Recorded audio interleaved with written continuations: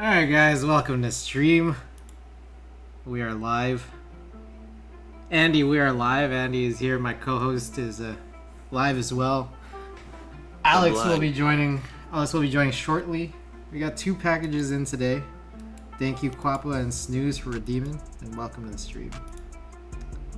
One of them is from Alex himself. But I guess until he gets here, he'll be hopping on soon. I'll open the other one. Alright. Let me find this box cutter. Okay. Real quick, this is the board we've been driving for the last less than 24 hours. I actually really like it. It's a long pole, but I actually enjoy it. Okay, so we got... thought keys. We got 70 Jwick nylon black switches, and then we got these about 20 of these, just 20. I have more coming in later. 20 of these Gateron CJ switches. Let's see how these feel. Wow, these are, what the hell? How are they so smooth? What the heck? These are crazy smooth. You guys tried these Gateron CJs before? These guys are smooth. How's my pimple? I think it's good. Oh, good.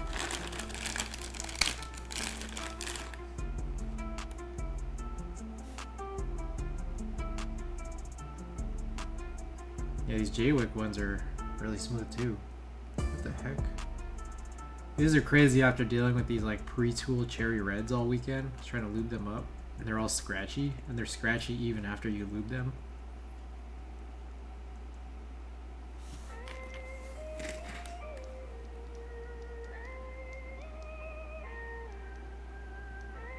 I don't know. Honestly, both of these guys are smooth. CJs and these Jwick black. And I think it's just a crazy jump from dealing with these cherry reds all weekend. I was tuning them up with Ada. So would recommend both. These are interesting because these have a pretty heavy spring, I think. Or maybe that black one is just light.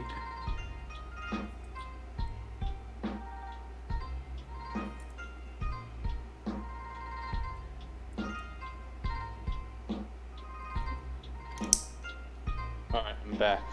You back? Alright, cool. I'm gonna catch a screen. Cool, because I just opened... Is that a sticker, Chris? What's up? Is that a sticker? It is a sticker, yeah. That's so cool. Do you want it? No. But it's sick. It is a pretty cool sticker. Hey, has your company started doing stickers? Yeah. Nice. You want to make some stickers for you? I do actually. I'm just I gotta catch up on life. So Yeah, make a design. yeah, no, I'm thinking honestly it's just like that 3D Cool S. I think I just want that on a sticker. Yeah, that'd be cool. Yeah. Holographic material would be sick. Yeah, seriously. Snooze, when did you open? I was AFK. Let me just bring it back out here. It was 70 Jwick black and 20 Gateron CJ. I'm getting more Gateron CJ from another vendor soon, so. Open my package. Yeah, dude. Alright, that was the first of 2 packages. The second of 2 packages is from Alex here. So, let's get this guy up and open. Your desk mat every time you stream? What's up? Do you change your desk mat every time you stream? No, I should though, but I'm just like, I'm kind of like, I'm gonna mess these up. If I do, different. like I'm messing these up all the time. Every time you stream, it looks like you have a different mat. Oh, this has been the one I've been driving for like the last like 2 months. CST Crid. I guess I'll open this up. Season's greetings. Whoa, cool car. Hipster pigeon. Merry Christmas, Chris. Keep up with the epic splatooning and streams. Hester. Oh. Hello, fellow CST teammate. You're probably streaming right now, so don't forget to stretch and drink water. I realize this mug isn't the most functional for you as a drinking vessel, so hopefully you can use it for keyboards. I hope you're proud of all you achieved this year, and I'm excited to see you keep on killing it. I'm always here if you need everything, Alex. Alex, thank you. That's very sweet. Very sweet of you to say. Let's take a look at this. We got it. Whoa, there's more than one. Oh, yeah, you put in film in here. Okay, so I'll push that when I can. Anything else under these packing peanuts? Okay, so it's film and apparently a mug. Let's take a look at this mug.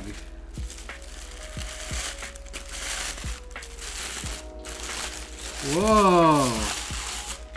Whoa! This is crazy! Whoa. Dude, Alex, thank you. You're welcome. Wait, is this your Enjoy. signature? I think so. That right there? Yeah. Yeah. Well, that's cool. Dude, this is really nice. What the heck?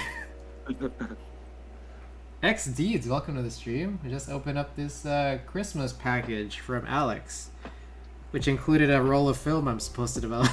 I feel like it's too small to be a good water cup. So. Really? I don't know. I drink out of this. Alright, sit. I don't know, or like, maybe I'll bring it to Ada's and then like Ada will drink tea out of it. I don't know. That's cool. I like it. The texture is really interesting. Tell us more about this. Or do you not want to tell because it's a secret, trade secret? I made it with a clay. The clay is black, and then I made it to this shape, and I painted it, and it got fired in a kiln, and here it is today in Chris's hands. Thank you. Zero says lick it. Should I lick it? Is it clean? I washed it, but you'll probably want to clean it. And I'll probably lick it later, Zero. But XD Zero, welcome to stream. This is really cool. You know what? This would be good for like putting stuff in, but also I think I could drink out of it. You could do both.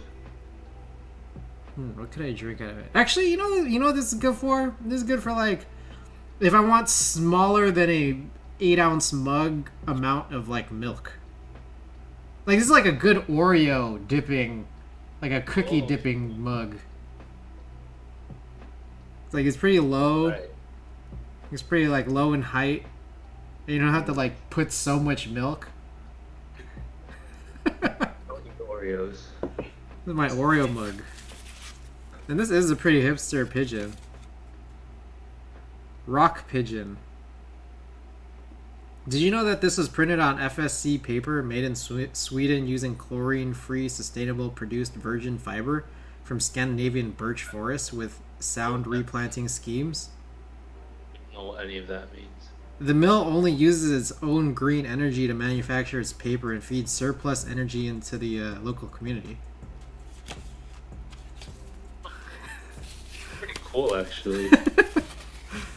Alex, thank you so much for this gift. This is very sweet. Appreciate it.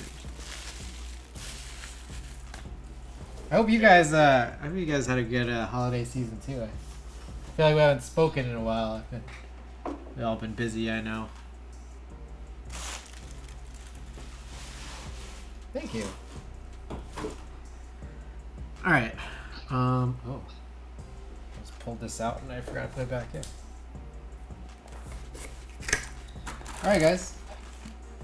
Welcome, second straight stream of doing a full new keyboard build, which makes me a little bit sad because that means I only had one day to drive this keyboard and I actually really like it.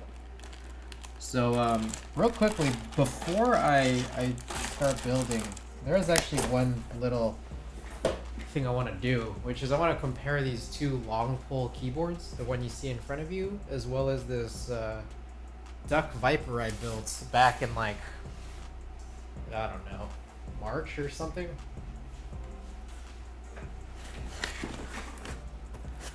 Let's just do like a little comparison.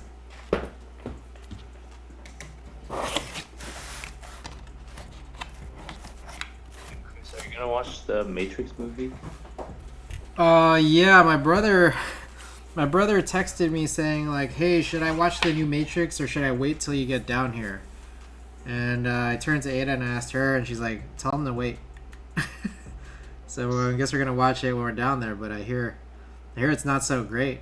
I saw the scene where they're in SF. Ah, they had a couple. There was at least a couple. I don't really know what SF looks like, so I couldn't really tell. What I'm guessing is, and I hope, like, how do I put this? I hope there's not a spoiler for anyone in chat, for anyone who hasn't seen it, but from what I understand, there is some kind of sky fighting scene, at least one, and that was filmed in San Francisco. And there's another scene that was in like a cafe of some kind. That was like across the street from where I used to work. What is? Yeah. Hi. Do either of those things sound familiar, Alex? Not really. This is probably just like cut scenes. Like scenes that are no longer in the film. Yeah, it was hard to tell what was going on in the movie, so... Okay. I'm gonna pause this Shout real out to quick. Hester, she just brought me in and out. Oh, nice. Oh, I didn't read anything. Ha. I forgot. They're all for me. Ah. Hester, thank you for the card and the gift. Oh, heck yeah, man. Thank you for the awesome stream. Thank you. Alright, we're gonna do a little type test here. So we got this thing that we've built yesterday. Okay, Zero says, they say if you're expecting the same as the old Matrix movies, you'll be disappointed. I see. So just expect this to be a brand new movie. I really only remember the first one. I saw the second two, but I really don't remember them at all. XD says the new one is a movie all on its own. I see. Alright. So, side by side, I will pause the music and let's just kind of try to listen here.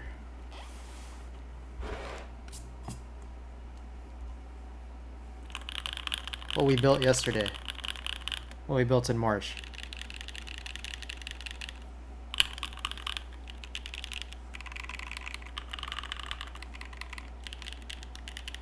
Okay. Interesting. So, you know what I think I realize I don't like that much? Is the fact that there's no... It's a half plate. I think that is actually what I don't like about this. And I actually was turned off a lot by this switch when I was building this so long ago. It was just weird doing this like a half plate long pull.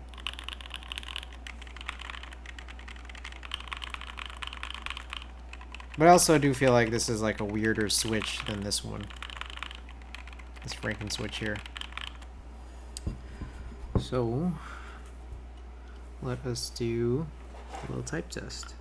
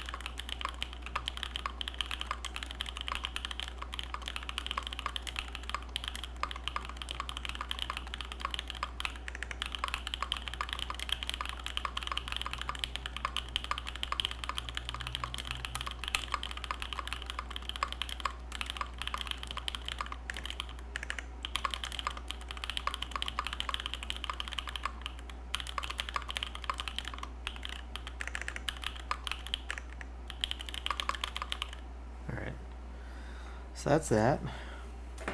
Now let's go back to the Viper. Play with this one here. Franken switch stream, let's go. Oh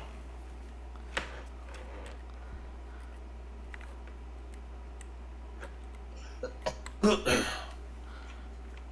Amphixious Bing Bong. Hey, welcome to the stream.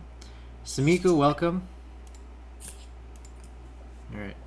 Let's go back to this Viper.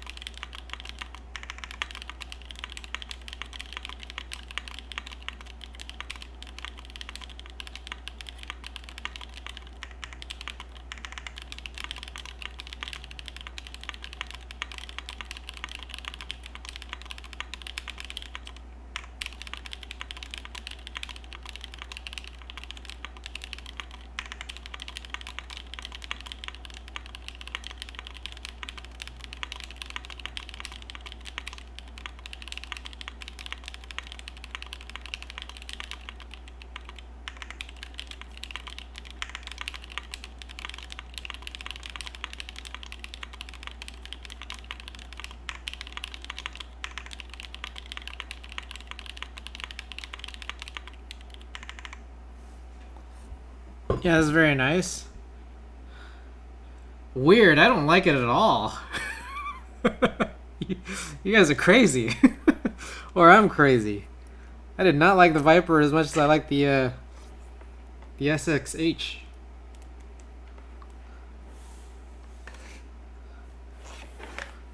Yeah, crazy.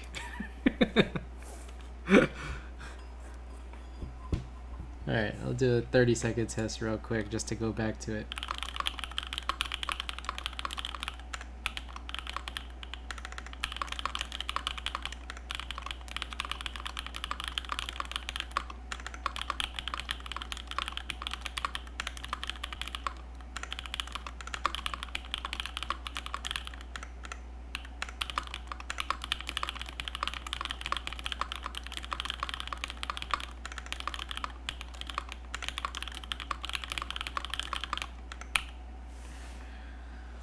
This one sounded cleaner, at least through the mic.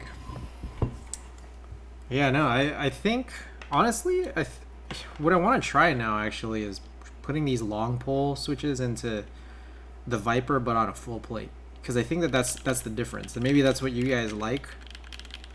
But I really don't like it quite as much as I like this right here. So it's worth a shot. But, yes. Thank you guys for listening into that. I think let's clean up a little bit, and then we will get started on the actual build here. Did I not have a foam for this?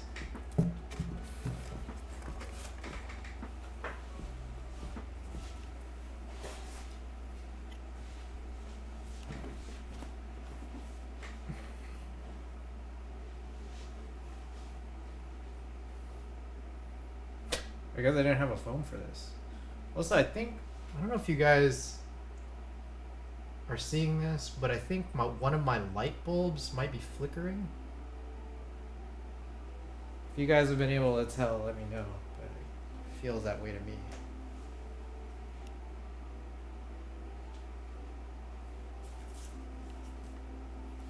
Alright, we'll clean up the Viper later. What switches in each? The last one was so the Viper had a cream stem, cream spring, and a tangerine housing, and that was on I think a half steel plate, I believe. Let me check just to be certain.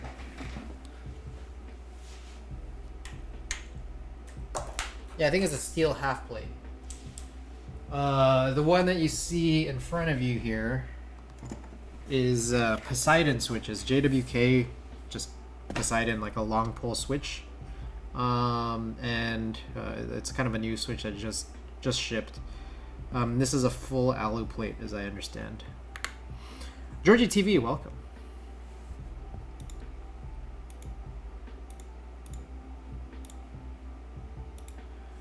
Okay, so we'll I guess we'll get started here. So let's take a look, see what we got. I'm actually surprised I like the other one more than the Viper.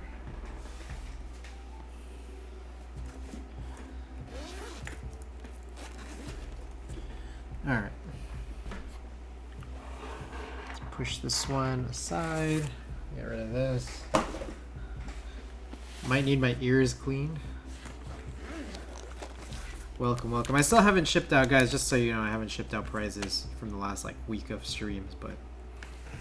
Okay, so here's the PCB. This is a, what is this called? An LDN keyboard PCB. 60R. It looks like it's an RGB PCB. It's like every key has RGB on it, so... That's interesting. Alright, I guess I'm ruining a warranty here. It also looks like, because it has per key RGB and it's like through the top here. I don't know if like the choice of switch I have is super appropriate. Let's see. Today's build is meant to be for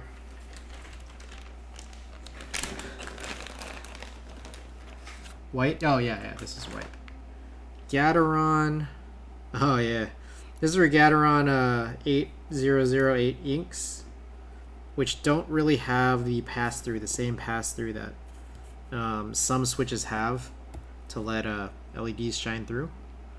So that's a little bit of a mistake on my part, admittedly, but at the same time, I don't typically use RGB very frequently, so I might just end up turning it off, possibly at the end of it. So at the end of the day, so this is the PCB. Meanwhile, for those who need to see the board, we'll test the PCB just after we take a quick look at this. This is the tx-60 polycarbonate with some. It looks like there's some added stuff here. I guess maybe some replacements for the handles, among other things. It is cool that it included a cable. We got some feet on here too. RGB bye-bye. They're nice switches, so let's take a look. Look at this. Let's look at the details on this, because truthfully, I sometimes just buy keyboards without really knowing every full detail. And you guys may have already figured that out. Like, I'll buy it, and then I'll figure out what the keyboard is about once it's in hand and I'm building it. So...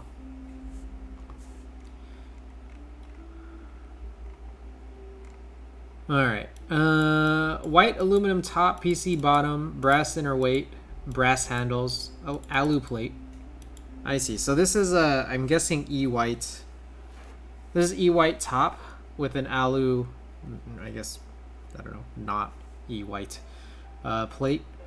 Everything in the inside right now is, these are brass handles and a brass weight. But it also looked like it came with just like another color of handles. And I don't know if you would also call this brass. Do you guys have any clue?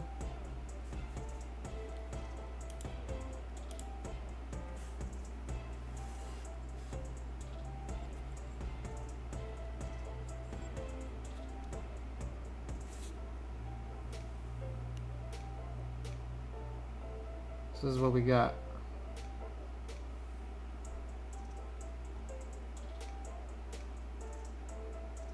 Are they both brass? Y'all know? Cause I don't. Nothing about this really explains much. Let's see. Is there a page that gives more information than the tx-60 page? I mean, maybe we could look at the old tx-60s and see if they have or include anything.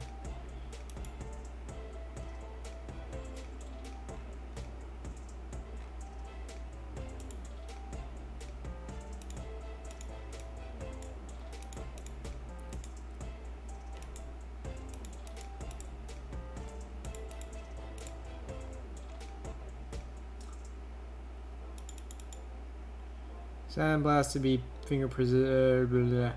Red brass.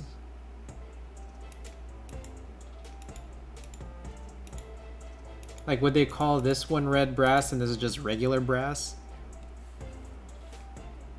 They both seem to have the same texture, but maybe it's just like the coloring methodology is just like different from one to another. So I guess that's what it is. I don't have much more than this, unless you guys could find any extra details. Feel free to drop it into chat, but I'm just gonna look at this and call it like brass versus red brass. And I guess knowing that the weight appears to be this red brass, I would find it a little bit weird to mix the brass handle with the red brass weight. So why not make it all match? I'm confused. Like I don't know who would do that, but I mean, I suppose it's never hurts to just, like, you know, have a vendor include more stuff than you really want or need. Okay, before we get started, before we even test the PCB, I honestly really just want to throw on these feet now. Why not? Quabba, thanks for the lurk. Enjoy your games of Valorant. Appreciate you stopping by, and I appreciate you guys, everybody, for being here tonight. I actually kind of honestly wanted to shift tonight's keyboard stream to tomorrow, but I did want to like make sure that I did do both this as well as the photo development or the photo scanning tomorrow. Some of those shots are going to be keyboards, so I'm going to try to take advantage of makers and crafting tag or a category for it. But I do like occasionally really like trying to hit that daytime audience when I can, and I know that like tomorrow I have an opportunity to, but I guess tomorrow's daytime audience will be for photos rather than keyboards. And hopefully you guys can come in for that.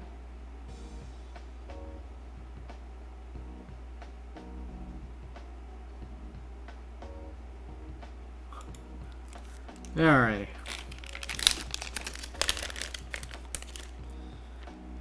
There's some extra feet and some extra screws in here. Not quite sure what I'll need those for yet. But what I understand is that this is like a sandwich mount case. Part of me gets this feeling that we can just look at it later. I think if we just do the build now, we'll learn more about this whole thing as we proceed later on. Maybe we could have this I always try to aspire to have something that resembles a quick stream, and it never happens, but we'll try. Happy Dragon, thank you for the follow, much appreciated. Welcome to the stream, and hope you are having a good holiday season. All right.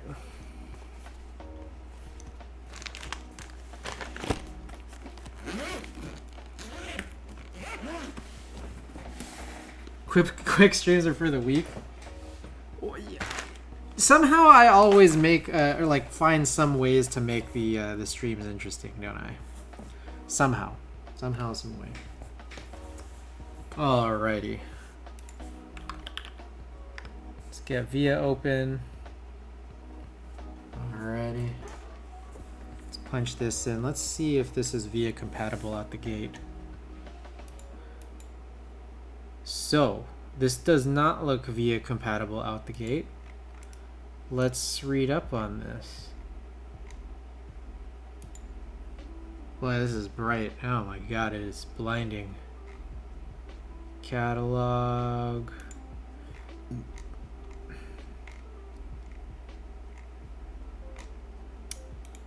Will it be under keyboards, this LDN PCB? Sumiko, thank you for the lurk.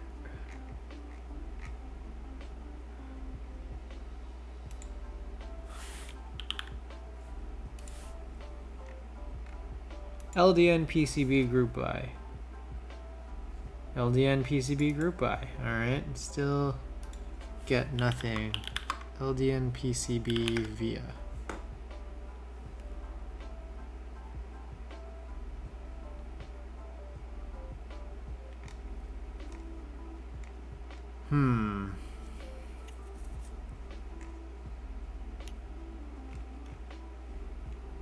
Trying to figure out. I feel like I'm getting no information about this.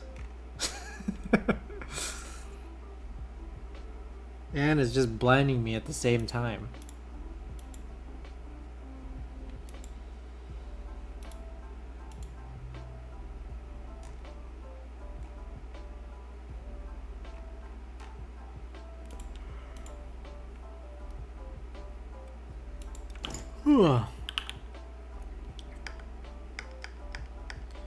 Okay, I have found this, which is talking about LDN RGB PCBs for an 80.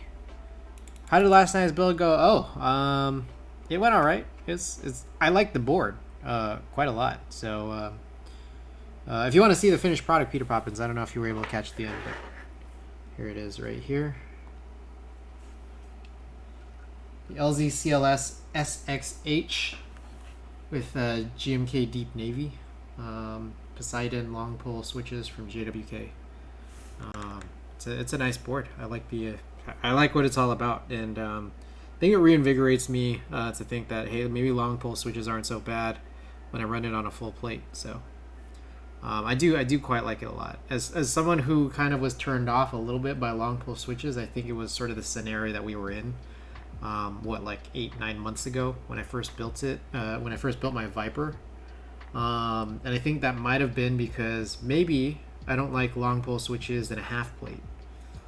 But in this situation, I do like what I get, so it's really quite nice. Ooh, 0, thank you. Let's take a look at what we got here. Okay, I figured this. So it looked like, yeah, something I was reading in here was the software support for LDN appears to be like, I guess, just some application you download in Windows. Then past that is like, I guess there's this, and I suppose it would be nice if we could translate this. Alright. Okay, so there is in English. You could download this. I guess we'll just download this on Windows 10 where we can. I guess that's this right here, Google Drive. We can figure this out. But before we even do that, let's just test the PCB first. It does look like it's a proprietary PCB, so we just have to hope that this PCB works. Yeah.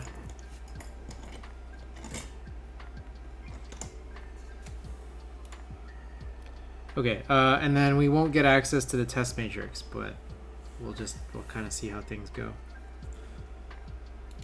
Alright, seems good so far.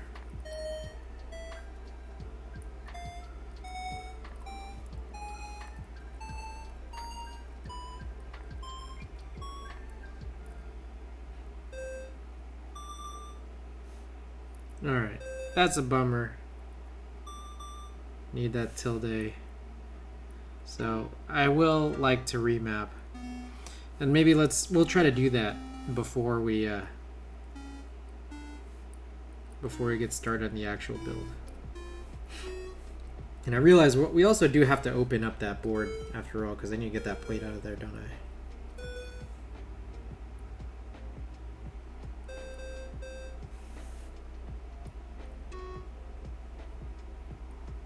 So weird when it's mapped all correctly.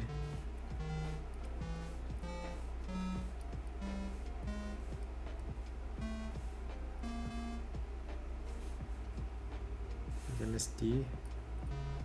There we go.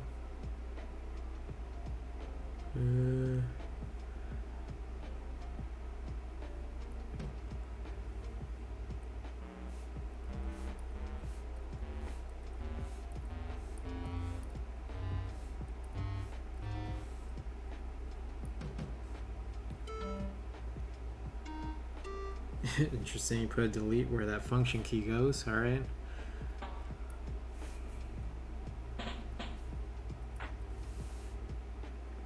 Ooh!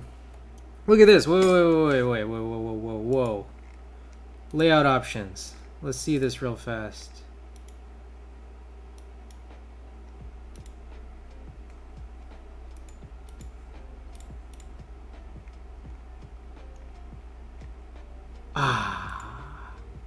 Doesn't have it. Nothing has it yet, man. I'm trying to look for that 313 spacebar. And we don't have it here, unfortunately. So, all good. I mean, this is the closest we get here. I mean, we get these like what is this?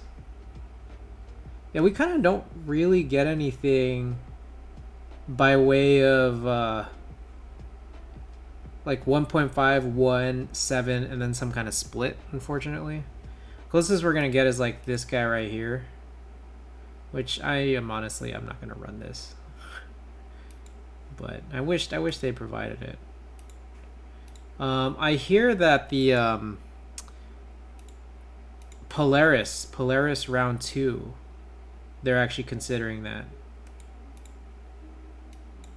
Aha, wait, here, no, oh, nah. 1.51U and then 1.25U. This is actually, I guess, one way to go here. That's an interesting one, but still, like, nah.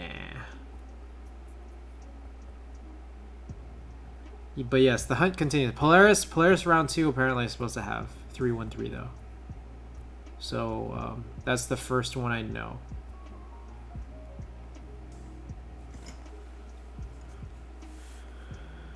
Okay, back to it here.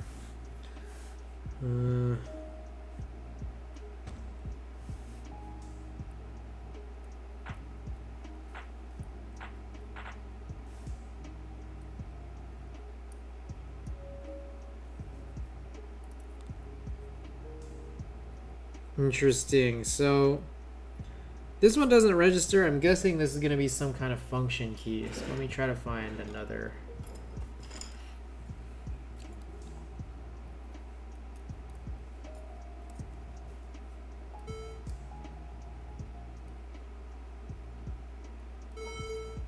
Whoa.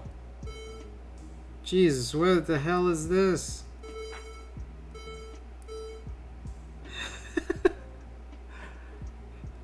Alright, I mean, this definitely works, but it's not really what I was anticipating.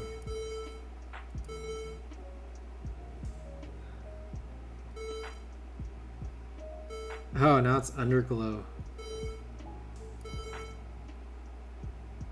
This one's so stupid.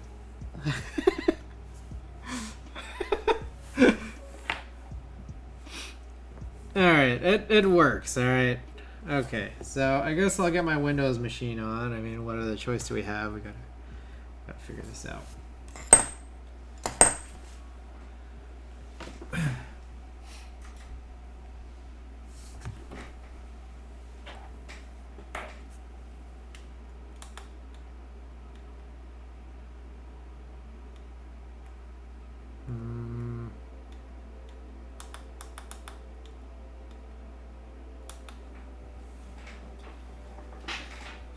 Alright, I guess while that's booting up,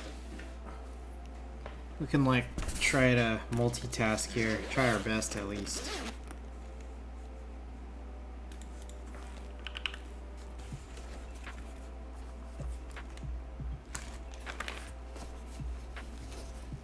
I do have to pull this out. And we do have to open this up.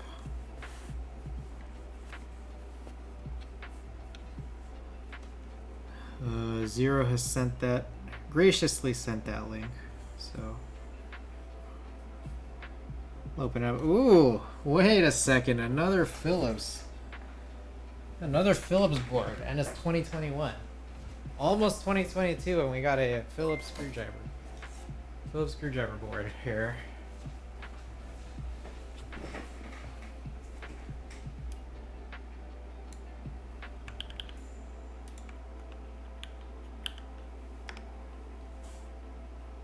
Hey man, Phillips screws are okay. It's just I don't hate them. It's just it's different. Like I don't anticipate this. TKL King 24, welcome to the stream. And thank you for the follow. Appreciate that. I don't want to unplug this. This is just too wild.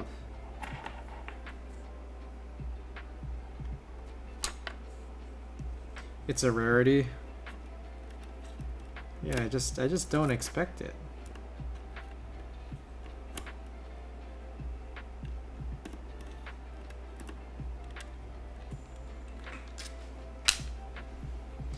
And you know, I am actually glad here that I waited to get a tx-60. I was thinking of getting one aftermarket for like a few months, but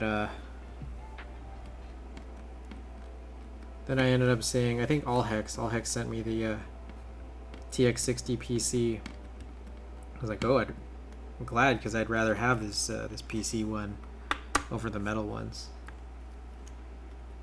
My keyboard bringing back the Philips. I wonder if my EO87 has them. I'd rather have a stripped Phillips screw than a hex one. Oh.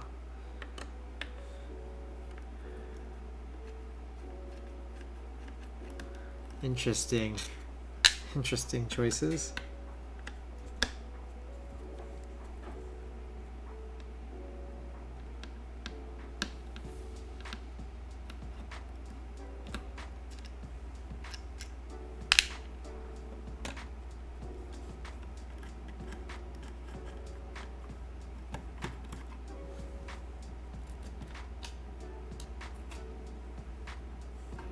That one is not fully unscrewed. Stripped hex. I thought you would rather have a stripped Phillips screw than an unstripped hex. Oh my god, look at this madness here, this bottom row. Crazy, just give me the cutouts, man. That's all I asked for. Okay, I dropped the screw.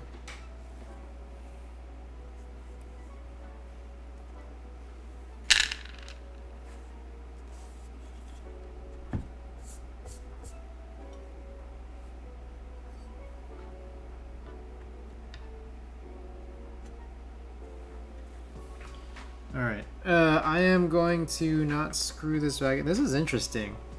This is like a very interesting sandwich situation here. I've never seen an actual tx-60 PC, but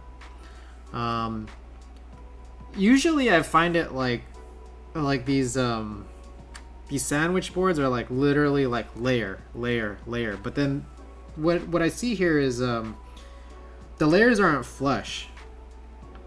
So like the plate and the top, they are flush, but then they like sit inside. It's like kind of like weld in, like a dipsel, and then there's a trim from the bottom, which is like pretty interesting, especially with PC. So interesting board, I gotta say. It's chunker for a 60 for sure. I have an old tx-60. Nice. All right, let's go back, put this away, and then in the meantime here we will try to figure out how to remap so we can get an HHKB layout. So very carefully put this away, knowing that I haven't screwed anything back in.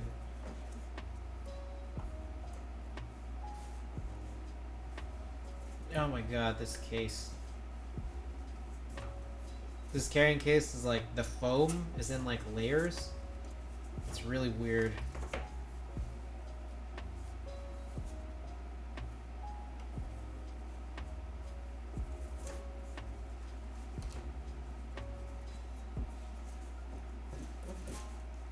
Oh my god, I can't even like put it in. Hold up.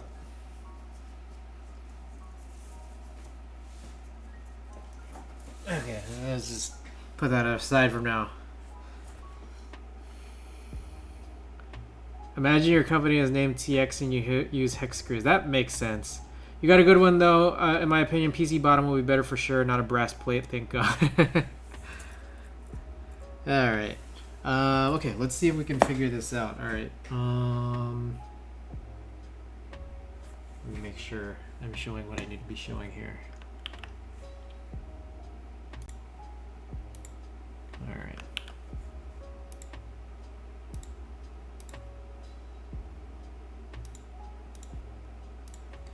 It's a .rar file. Okay, I got to unplug this cable.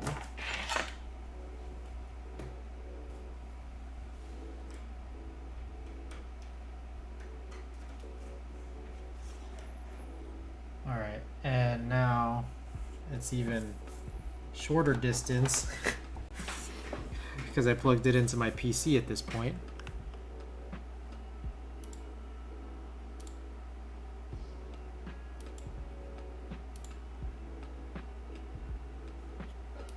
Okay. I realize I still haven't changed my scene yet, but bear with me here.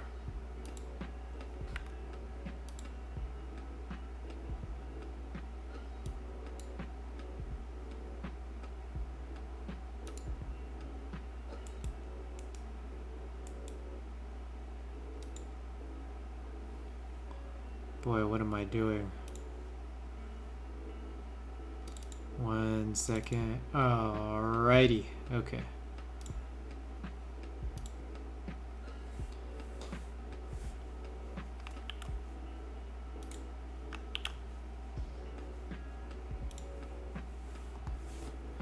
Okay, here we are. So, let's try to translate. I don't have the translate link, and it's like, it doesn't let me right click. The translate button that I saw in Chrome for Mac OS is not here.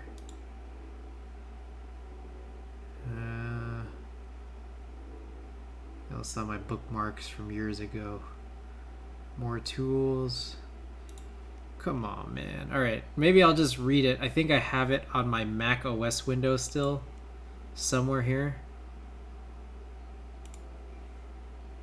Somewhere.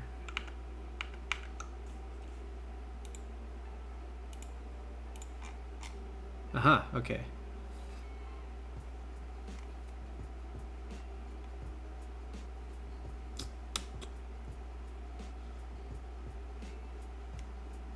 Let me figure out what to do. I'm guessing I'll just open this executable. I mean, what else I do?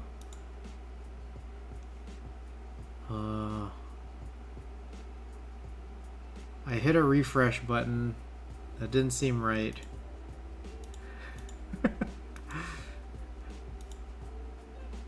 None of these seem to be working at the moment. Maybe it's that I need to plug this in first. Like maybe it will make you like it won't allow you to do anything until you plug this in, maybe. Aha. There we go.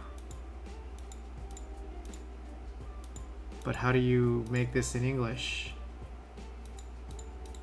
Alright, that's a theme. Well, let's see if we get some sick themes here. Turquoise gray. That's not a very turquoise gray.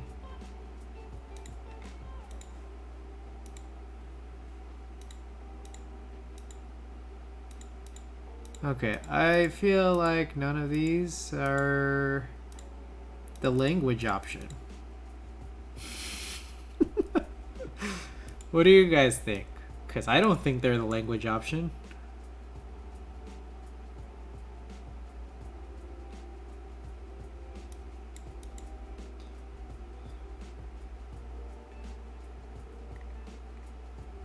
Wait.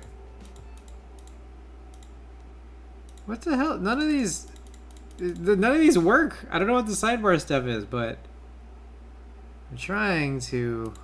Ah, there it is. Ha ha ha.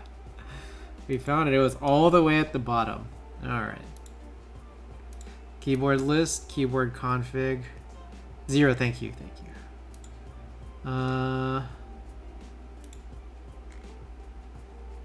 This is a funny thing, isn't it?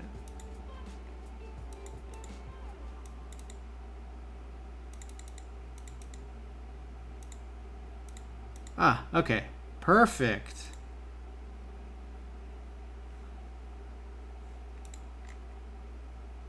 Okay, you have to double click. that was my next mistake, not double clicking. Keyboard config.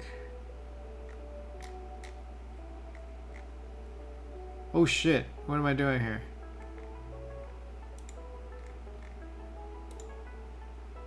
How do I reset? I don't know what it was before.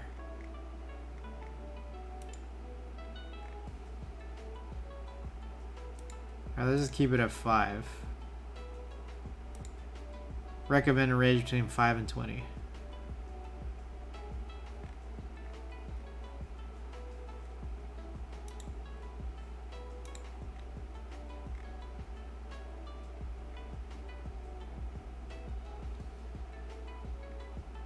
Change the keyboard settings by double clicking. Okay, so I did.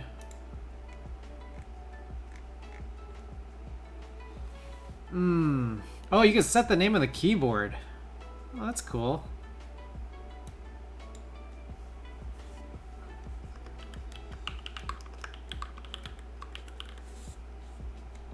Let's do that.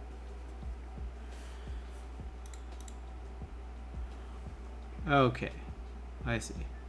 So those are what they were, blah blah blah. How do I update the layout? Because what ends up happening here is, here I am, and it thinks here that I'm this is my layout. I'm a little bit confused by that.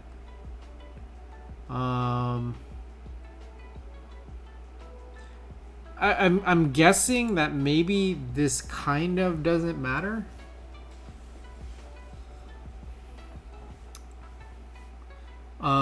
Because these still kind of refer to whatever you're soldering into, and it kind of will just know the positioning. So maybe that's okay. Maybe. I hope.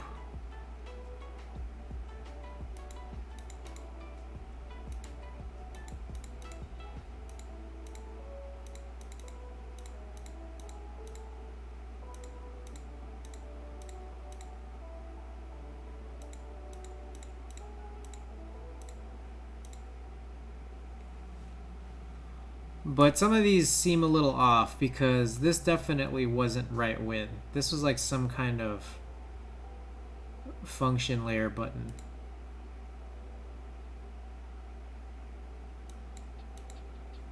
Right there.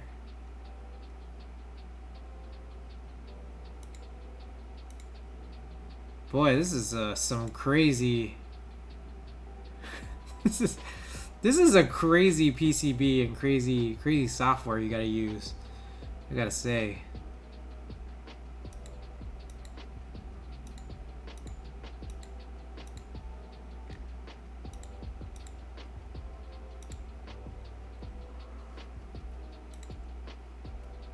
Whew.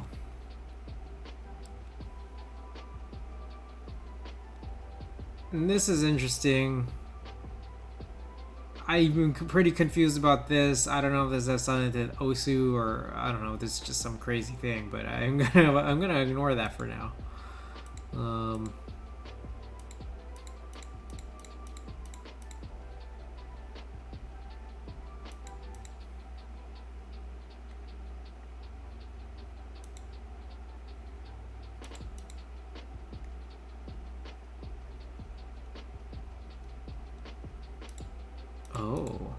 Oh no.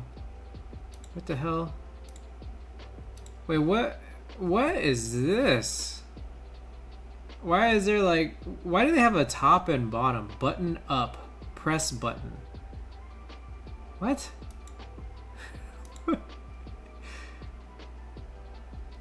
Okay, let me read this. I feel like there must be something here I don't quite understand. Nope, this documentation is not very straightforward, in my opinion. Like, why is there a top and bottom to each key? So like right here, what I want this to be is tilde. But do I have to change it both for the top and bottom? And also, why do I have to change it for both the top and bottom? You know?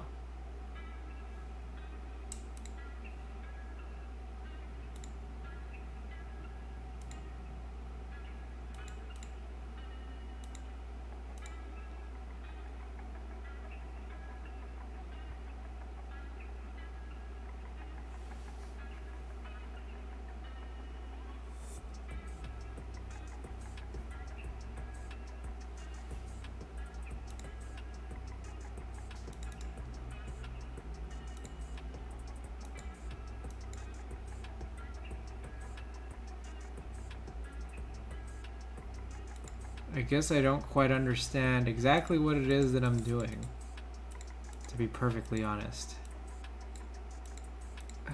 I don't know what this L0 and L1 stuff means. Alright, so here's some lighting adjustments to be made in function layer 1.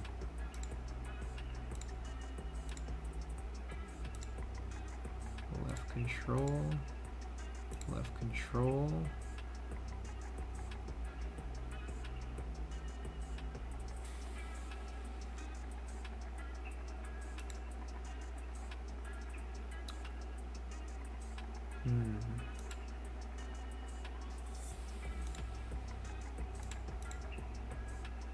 How do you clear? Like, how do you take this out?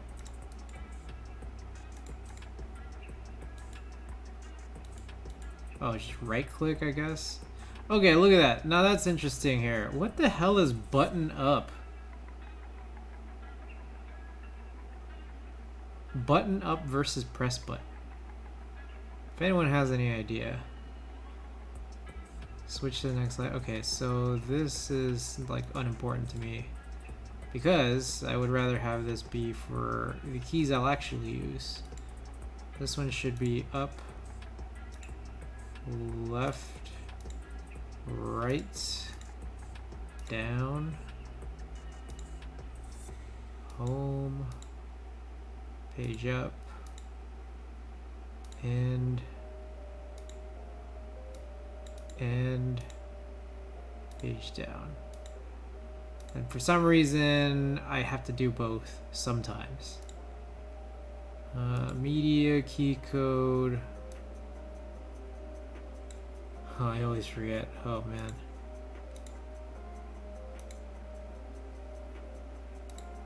Volume minus, volume plus.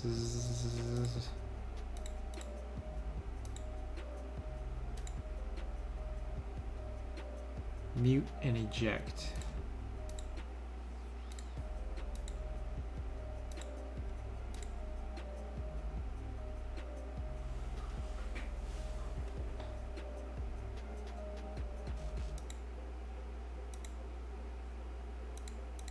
Not that I ever use eject, but I just always throw it in there. Alright.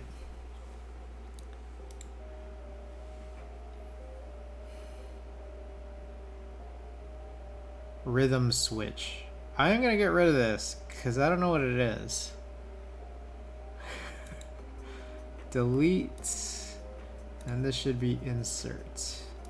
And I guess since we don't have anything here, we might as well put in some of our favorite keys here.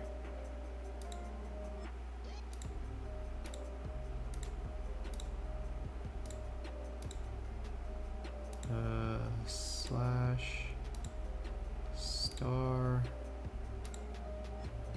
plus minus.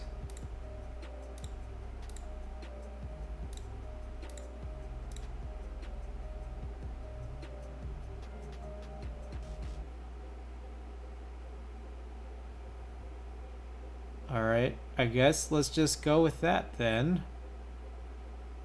I don't think we need anything else here. So does this save? Did I save this? Does this now work? I don't think I have via on this. So, let's see. Give me a second.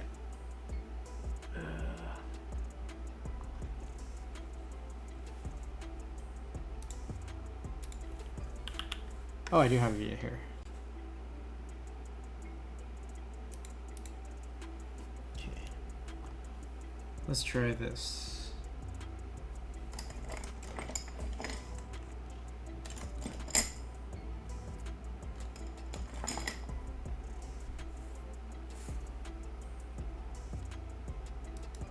That did not work.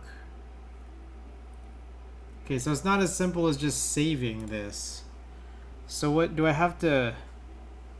How do you apply changes?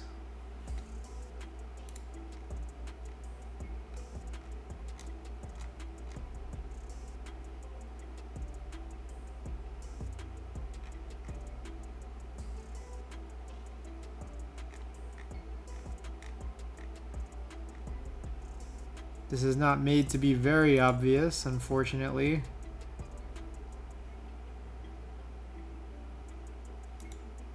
Also, I never changed this, I guess. Oh, maybe this otherwise did work. Okay, let's go back to this. Reset. Okay. I think this is actually correct so far. The only thing I can think of that will be a little problematic is there's something about a trigger layer and we need to sort of investigate, but let's just try this. Just see if this works and makes sense so far. Okay. Whoa.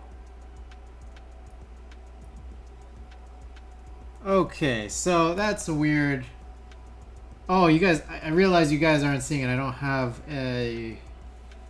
this here. Give me 1 second. Yeah, I don't know if you guys, and it's also like mostly off screen because this cable is a little too short. But when I got this, what is it, left arrow key, it registers the left arrow key, but it also at the same time is like changing LED modes. So I think I've got to figure that out.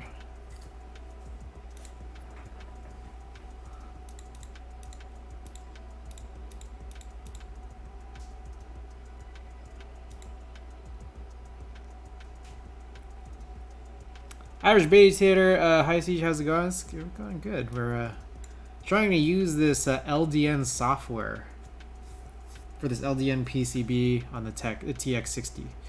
I'm noticing some pretty weird stuff.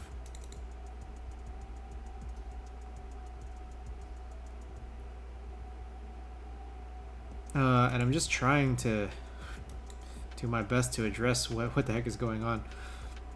So I think I've successfully programmed the function layer, but for some reason one of the, like when I hit left arrow on the second function, or like on the function layer, the next layer up, it's also changing LED modes, which seems absurd. So let me see if I can figure this out. What is this?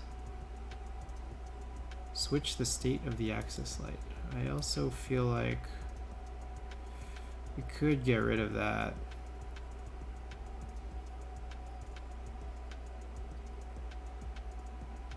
Did I hear DN? LDN. Take it for what you will.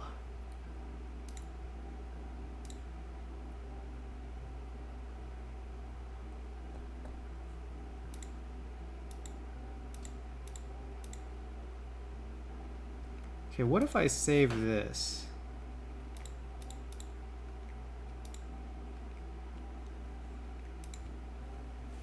All right, let's try this again.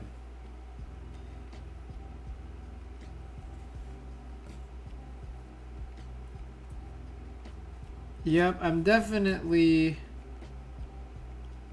hitting an arrow, which I think is, first of all, not even the correct arrow. But second of all, is changing the LED modes. And I realize it's hard to see off screen on the overhead because this cable's too short. So, but let's just see if we can do this. Now, a weird thing is that for some reason, what I believe I'm hitting is either the left or the right arrow, and it's registering as down. So I'm a little bit perplexed by that. I'm also pretty confused by these buttons here.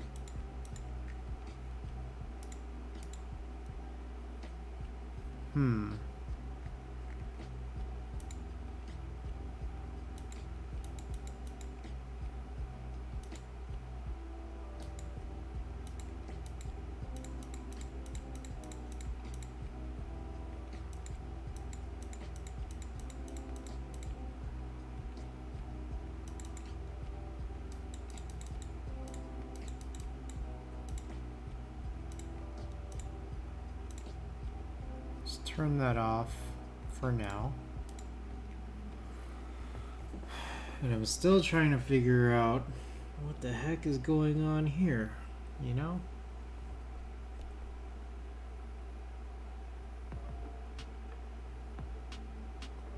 Switch the state of the axis light.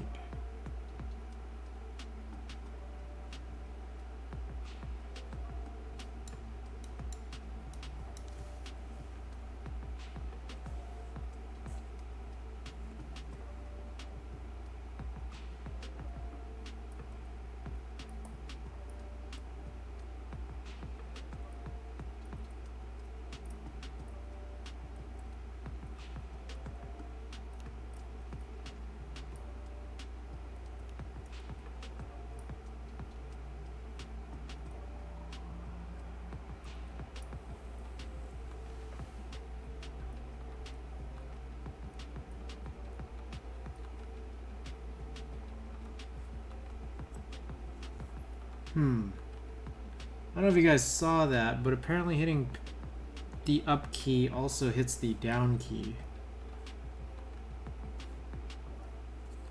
So something is acting a little bit awry here.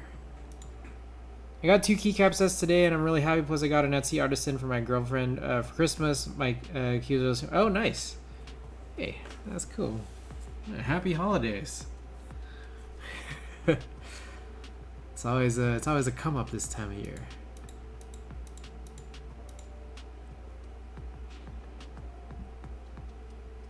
Meanwhile, if you guys have any clue what the heck I'm doing right now, please let me know. Macro editor. There's no macros in here.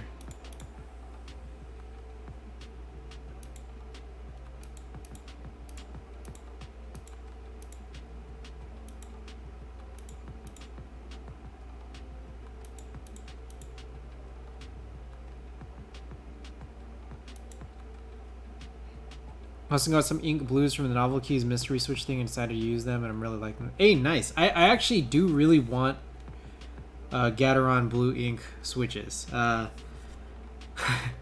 don't know. I didn't try the mystery thing, but I feel like people got some pretty good hauls out of that, didn't they? So I'm glad for you. I'm a little jealous because I've been meaning to get some blue ink switches, but I'm trying to figure out how I can do so and try to get a good deal out of it.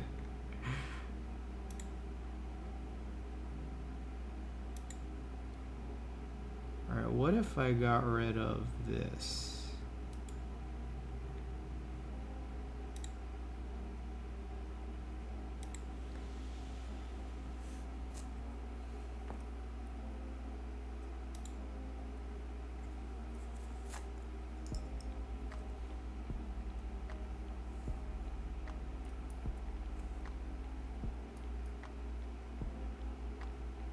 Why is this going so nuts? Is it Is it because like it's not like elevated? Like,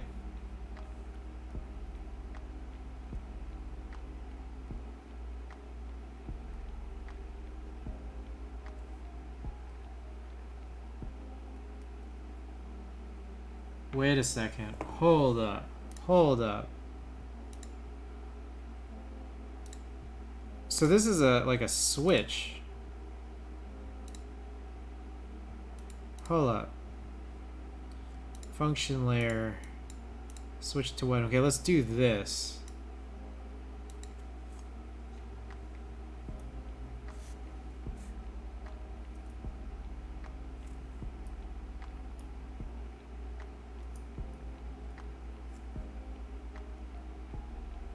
Okay. I'm getting some slightly better results here. So I'm now not getting multiple registers, and I think that's because this or this, whoops,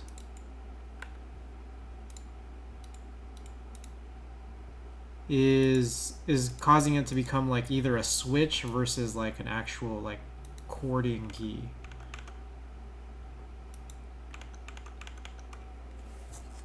Let's try again.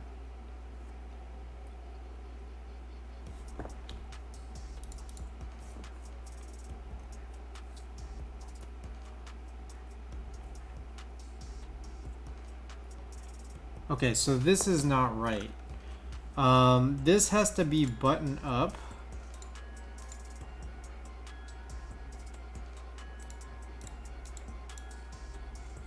So let's save that.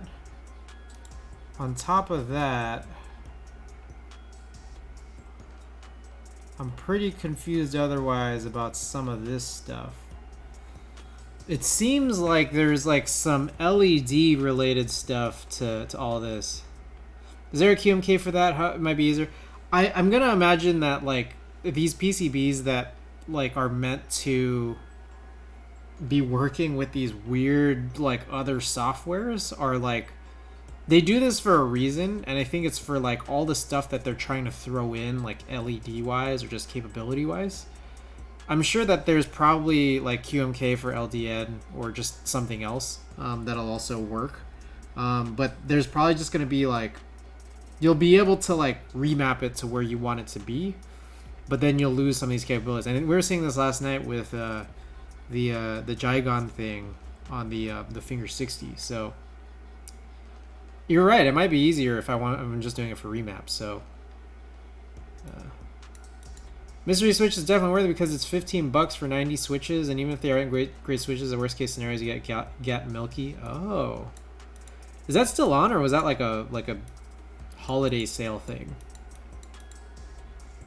Definitely curious about that, because if I could get $15 blue inks, like I would love that. What the heck?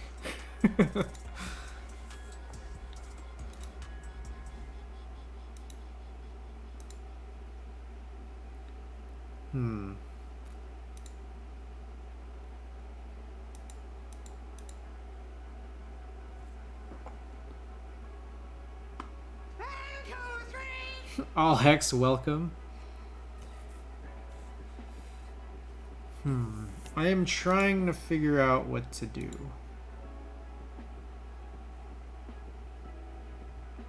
This lighting thing is really crazy. What if I got rid of... Only one still in stock is the 110. Ah, okay. Good to know. Let me take a look at that real quick, because I'm curious. I see. So 110 for 1650. That's a really good deal. Damn. Man, I want some blue inks, man.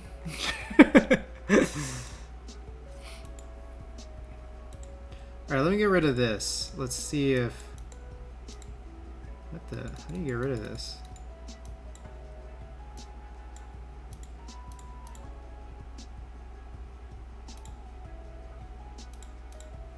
I don't understand what any of these buttons do.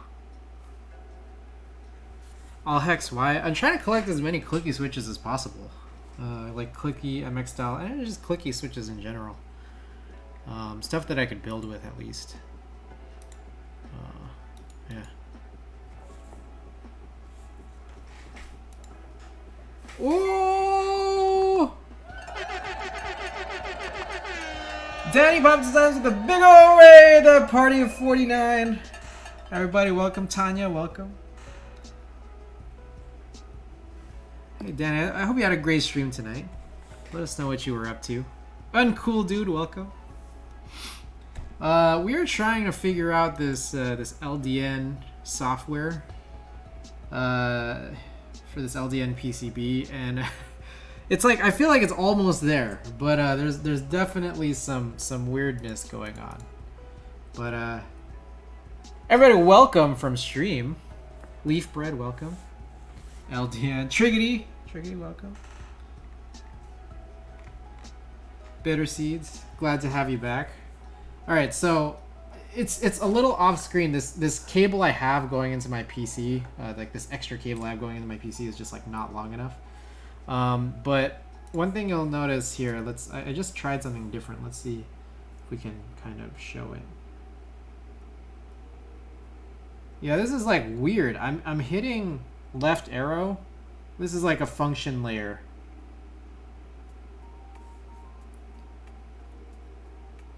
I'm trying to hit left arrow.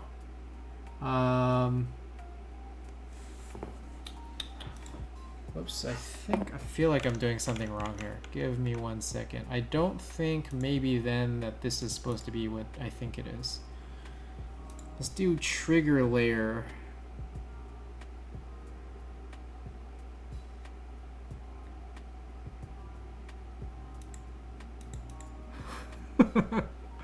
This is so confusing. LGN PCBs are always fun. Tanya, I'm gonna lurk. Hey, appreciate you being here. Thanks for dropping by and being along with the whole big crew. Guys, thanks so much.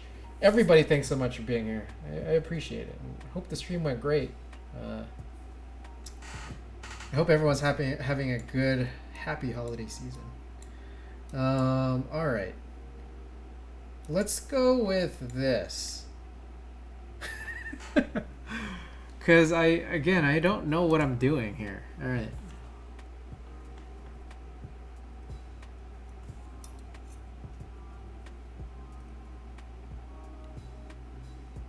Okay, more of the same. And again, I don't know if you guys can see, but I'm trying to hold down this function key. And I realize maybe I'm not supposed to be holding down the function key.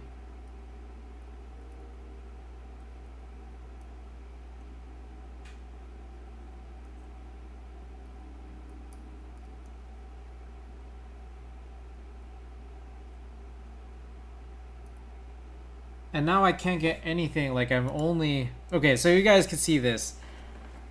How's your holiday weekend? Oh, it was good. We were chilling. We were working on tuning some switches, watching some Breaking Bad. What else? Playing with the dogs. It was all good. And now, second straight night, doing another build here. So things are good. And welcome back to streaming, by the way. All right. If anyone knows how to deal with an LDN PCB and just how to get a second layer working properly, please let me know. Because I very clearly do not know what it is that I'm doing. The way that they word what a functional layer is and a trigger layer is I'm very confused.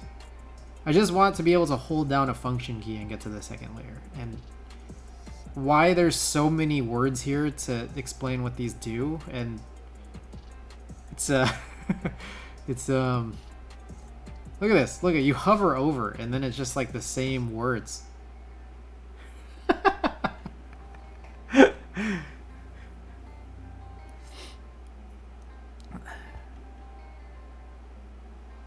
When the configured event is triggered, the function layer is switched to the specified layer. After switching, the other layers are not, it will be triggered, but the layer that is switched to is triggered first.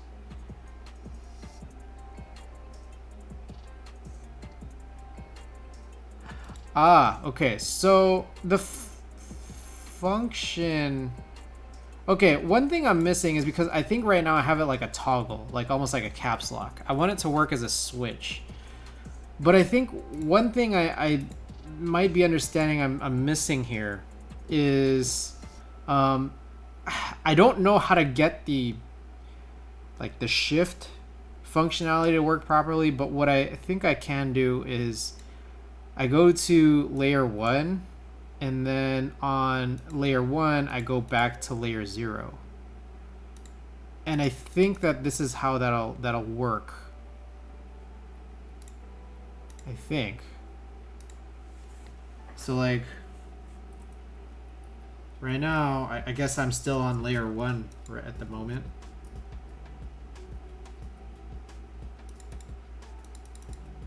I'm a little confused why Via is acting all weird.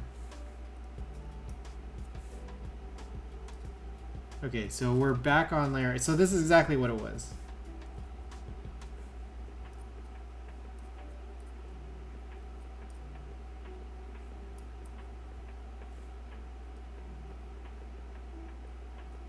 However, my left and right keys are like really finicky for some reason. Now, if I hold function, then I get some craziness. That's like not even right.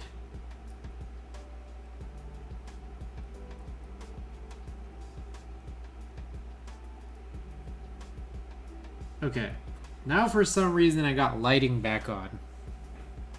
It could be a VIA and configure are both trying to control the board at the same time. So there's no VIA compatibility on this. This is not a VIA thing. So like even if I close it, I mean like I'm using VIA as a key tester. That's all I'm using it for. I don't know if I have switch hitter. Let me check. Give me 1 second.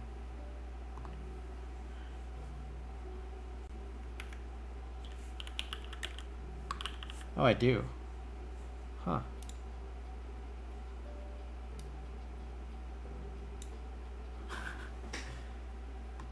Alright, you got switch hitter now. Oh my goodness. Alright. If there's any worry that it's VIA, well, let's make you more or less worried here. Okay. So, holding the function key is like most definitely not doing the thing that is correct.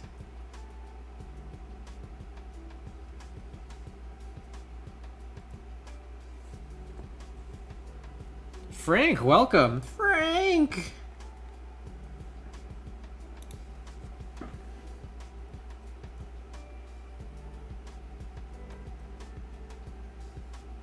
Alright, so I am apparently on the function layer right now. And now I'm back on the regular layer. So again, I have this working as a caps lock at the moment. And it's not what I want.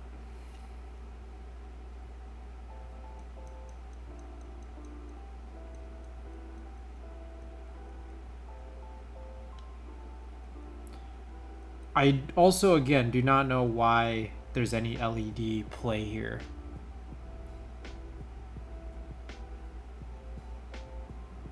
Switch status of switching layer. Switch layer is off, it'll be turned on.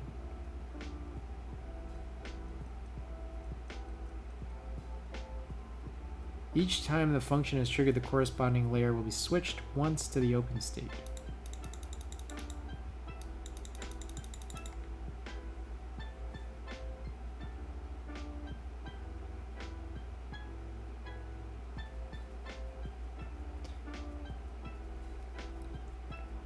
Good, had lots of fun. Nice. This is confusing as fuck. Yeah, no, this is really bad. We go back to trigger layer. Let's just try this out, because, I mean, what else are we gonna do, right? Save.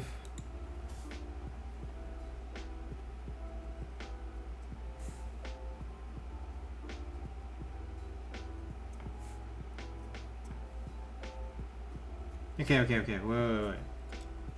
Now let's try this. Okay, that's still not actually it, is it? If I get rid of this.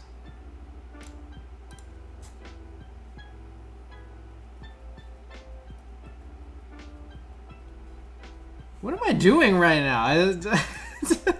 Does anyone know what it is that I'm doing? Cause okay, left and right may have been finicky because I removed these guys, the button ups. That could be it.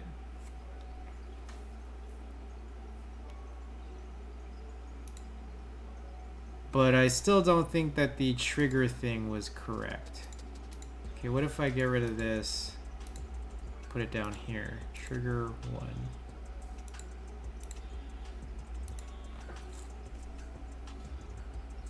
My god, at some point, like, I'm gonna find the right combination to get this to work.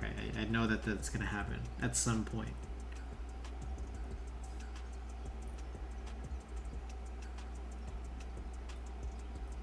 Okay, so this is not right. Trying to hit left and right now, and then I'm getting 3 keys to register. From 10 minutes ago, I got a follow, but unfortunately I'm not quite sure how to pronounce that. Manangaya. I'm trying my best here, but let me know how I should pronounce that. But thank you for the follow.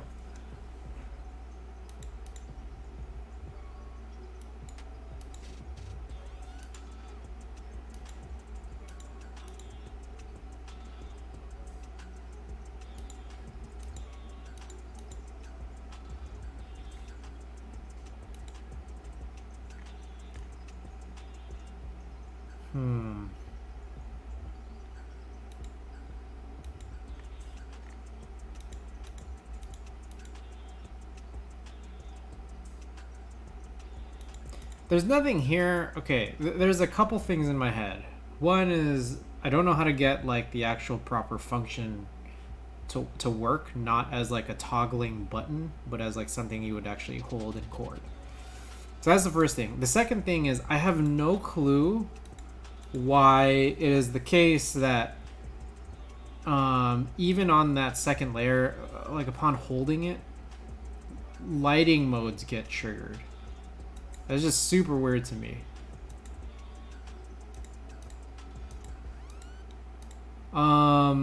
But here's what I have in my head. I feel like I want to build with this anyways, and then come back to this later because this is just really challenging to do with tweezers. And I feel like, hey, we've gotten so far as to be able to remap some of the keys that I wanted to remap, which include like this cluster here, this guy right here. Maybe we have to just get the function down first, and then like deal with the toggling aspect of it just like later. I'm also, again, I'm confused by the definitions of button up and press button.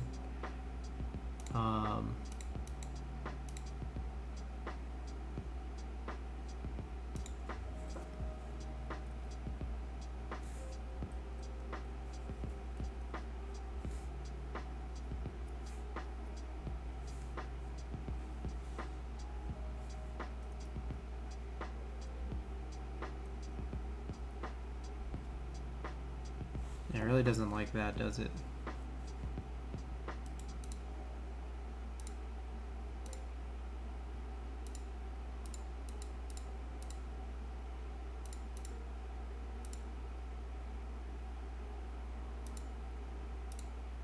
Okay, so for now, maybe we'll just do this for now, and then we'll come back to this. We'll revisit this a little bit later.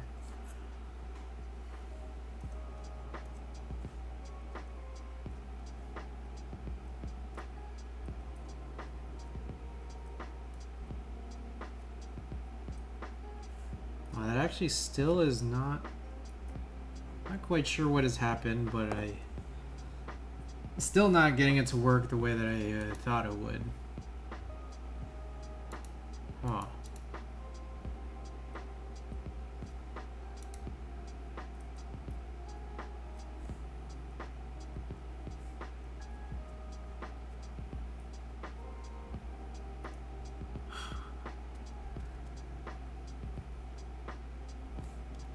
Alright, I'm then I feel like as soon as I start to hold this, will this not work? Yeah, this is where I'm getting like 3 things to register. Oh man, yeah, I got no clue, guys.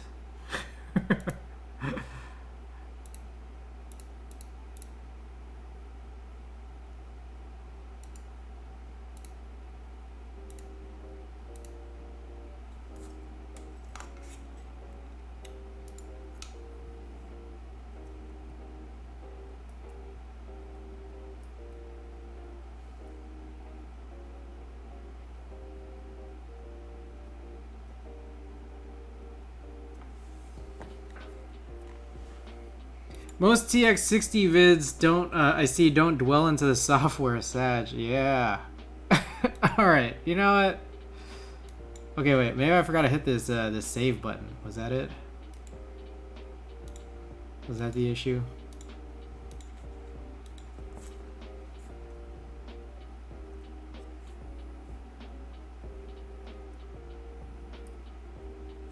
Aha, okay, I think I just forgot to hit that save button that time.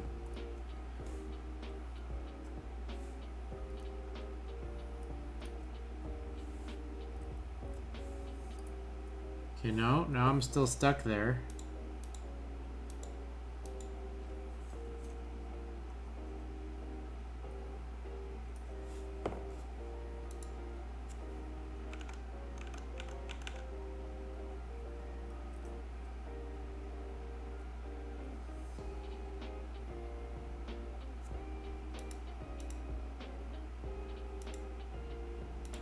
Ah, okay, wait. So I think this orange box is telling me what layer I'm currently on as I'm proceeding here. So if I hit this, I should still be on this this arrow layer. All right, sorry, I'm still getting like sucked in to like still trying to think I can figure this out. So I apologize for that, but God, this thing's got me like so curious.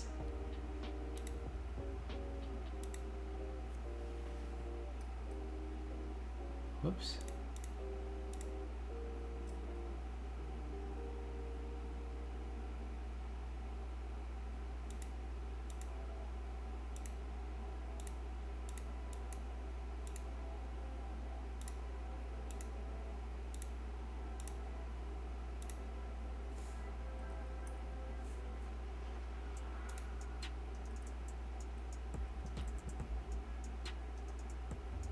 Okay, somehow, okay, check that out. I'm on layer 1 by default. And then when I hold this, I end up on layer 0.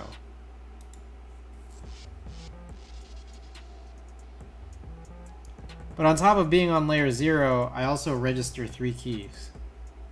So that's like a little weird.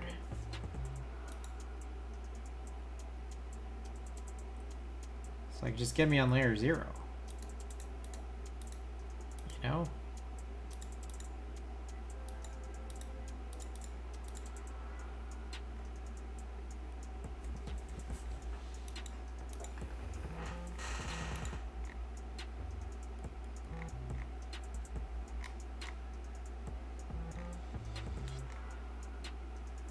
Okay, rewind by clicking any key on the function layer. Okay, so this is slightly more helpful than I think the guide that I was looking at before. Turn off the function key, usually mapped to RW. So I've done that. Oh, right win key. We will continue to update this. It just ends. This LDN software the documentation of just ends and says we'll continue updating it later.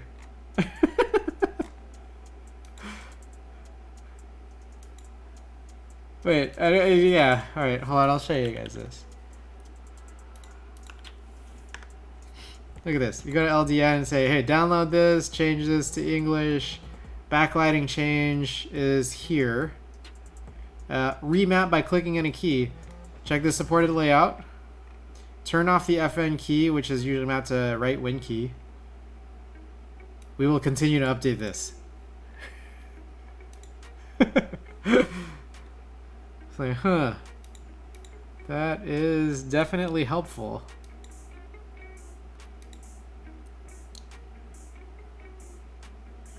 Alright. I'm just gonna build it. I'm gonna build it and then we'll handle it later once we have keys. Like once we have switches, once we have keys, we'll handle it then. What do you guys think? Because I realize I'm almost like 2 hours in and I haven't started, so this is turning out to be quite the yesterday stream, if I say so myself.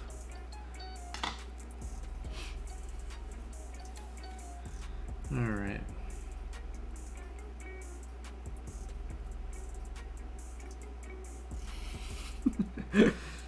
Okay, just making sure here. Alright.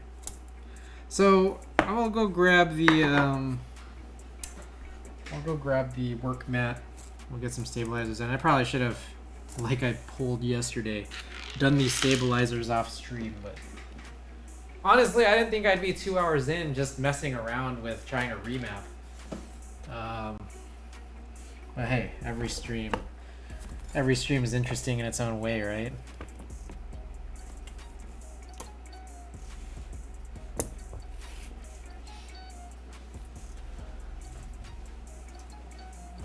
My goodness, I'm sure like I'll come up with something. We'll figure it out eventually. So my stabilizers right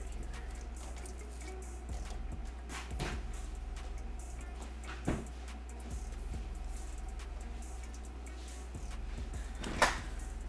Leaf Bread, thank you for streaming. I'm being dragged off to bed now. Have a wonderful day. Leaf Bread, thanks so much for being here.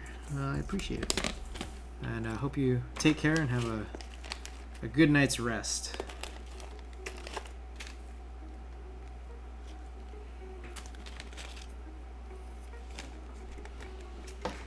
Alright, so, oh man, like, it's still just, like, swirling in my head. Like, I'm, like, amped to, like, figure it out. But, like, at the same time, it's like, I know that it's gonna be very, fruitless endeavor for now. So, trying not to hang my head too hard over it here, but I guess we could speak on other things, get my mind off of it until we revisit it. So you too when you get there. Appreciate it.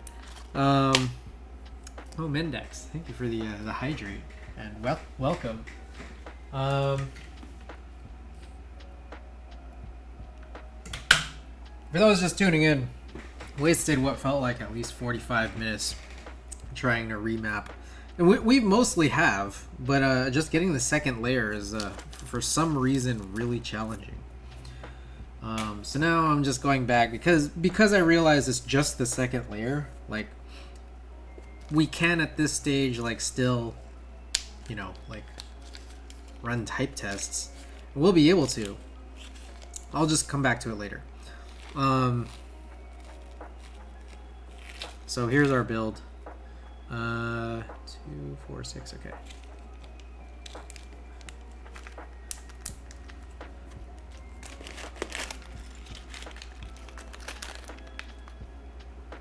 Speaking on, I don't know, just some other things we could chat about. I got in on some Zeal clickies today. I got both variants. It's pretty pricey. If you guys saw the Zeal clicky, that whole thing, it's pretty pricey. But I'm excited for it. And on top of that, I had a gift card for Zeal. Bro, those Zeal clickies are spinning. J-Perms, welcome. They are, but I got a gift card from spending so much money on them on Black Friday. It was like a deal. Like, you spend this much, you get this much of a gift card. Timoto, thank you for the follow. Appreciate it. So I spent that, and then like I also found like one of those like 5% off coupon codes. So it's still expensive, but it wasn't as terrible, like terrible, and especially considering, like, again, I only run 60s. I don't need very many.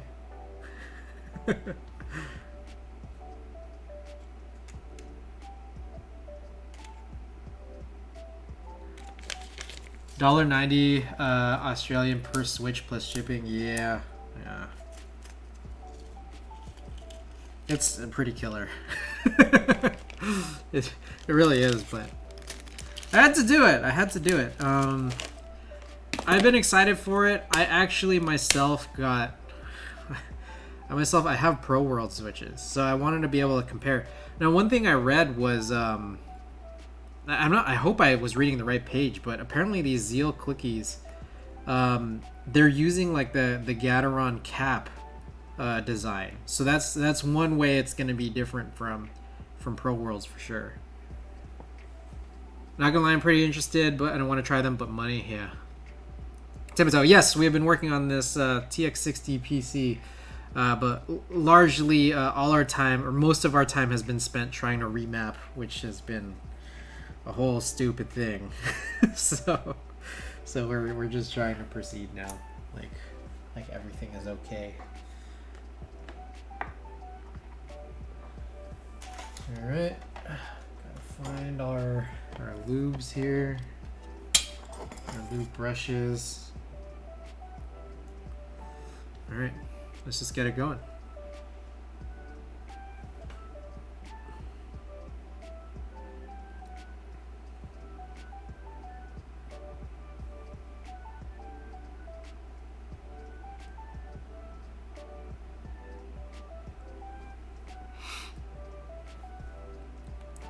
All good, keen for the build, yeah. Thanks so much. The tx-60 PC again, like the board is interesting. Its use of PCB also interesting, but it's cool. I like what I'm seeing so far. For those just tuning in, it's like I was mentioning a little story earlier of I was looking at tx-60s on the aftermarket for some time, but I just kept holding off. And then All Hex actually sent me a link to the when the PC version came out. I'm like, oh, I'm glad I waited, because I'd rather have this PC version over those like all metal versions.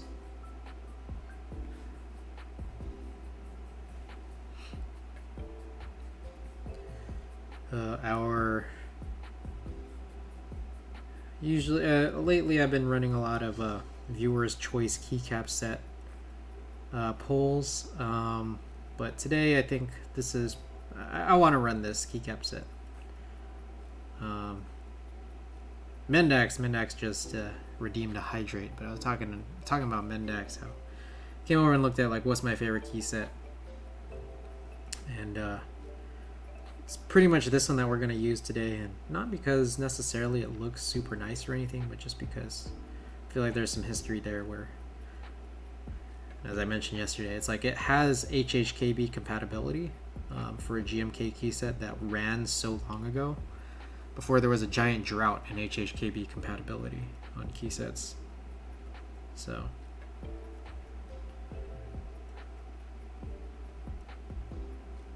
this one I quite like for that reason.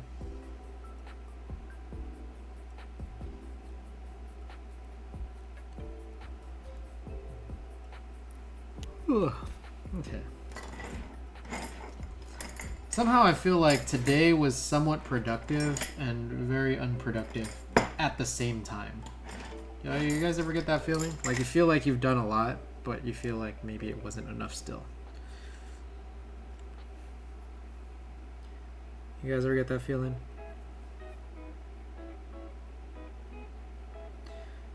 Truthfully, today's stream, schedule-wise, I wasn't intending on streaming a keyboard today. I was gonna stream some photo film scans, but timing just got a little funky. So here we are, and we're gonna do the photo film scanning stream tomorrow, and that'll be our last stream before the new year. Always questioning my productivity. Yeah.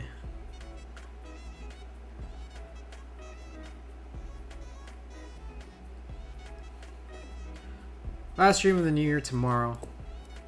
Photo film scans. Some of those are going to be keyboard photos. So stay tuned for that.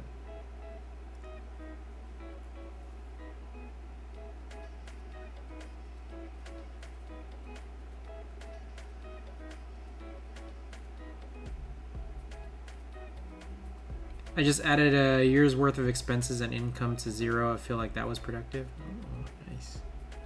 0, remind me what 0 is.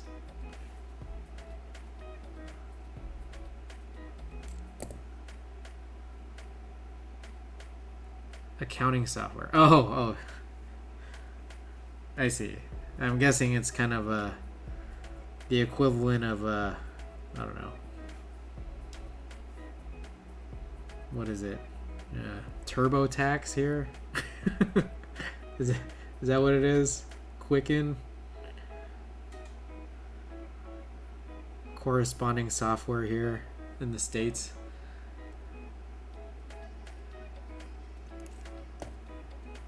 Grim.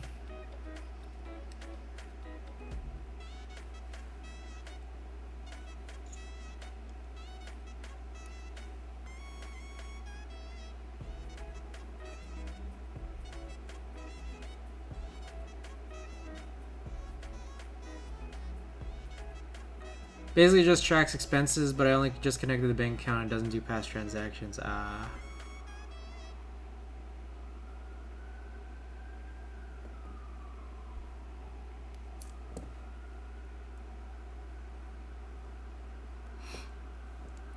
Netflix. What you been watching, guys? What y'all watching lately?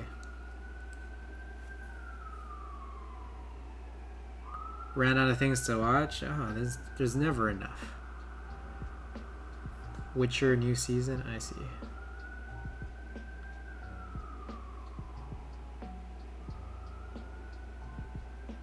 Lately, we've been watching Breaking Bad. Ada hasn't seen Breaking Bad before, and for me, I haven't seen it in several years, so feels kind of new. I watched Keyboard Streamers. Hey, Wheel of Time. Thoughts on Witcher? I haven't seen Witcher myself, but maybe Perms has some. I think it's straight crash. Oh, that's harsh.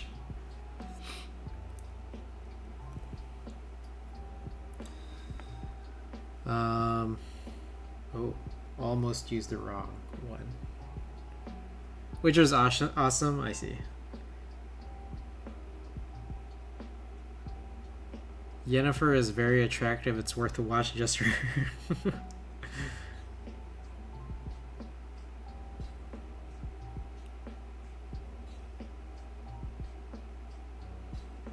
Pretty good, different from the books. Maybe you need to play the games. Yeah, I haven't played the Witcher games either. I know everyone's super into it, but I haven't played myself.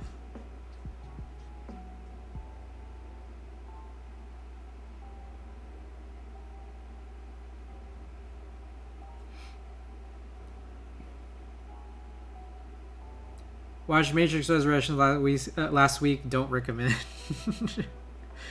I feel like I'm hearing it's getting a lot of very, very rough reviews from what I'm hearing. I'm gonna watch it for sure, though. My brother and Ada are both waiting to watch it. On top of that, I feel like I gotta watch it, considering that like a lot of it was filmed very, very close to me, or some of it at least. I don't know about a lot of it, but some of it was filmed very, very close to me. Celtic Spy 12, my favorite human friend. 2 out of 10 for me. Yeah, no, so I still haven't seen it yet, and again, like I was mentioning, I apologize if this is spoilers. I don't think it's spoilers, but if there was any such sky fighting scene, that was definitely like kind of near me, a few blocks down from me. I didn't actually see that being filmed, but like I'd seen pictures of people taking it, and it was very close. Frank knows. Anytime I refer to a human friend, Frank will come right on in.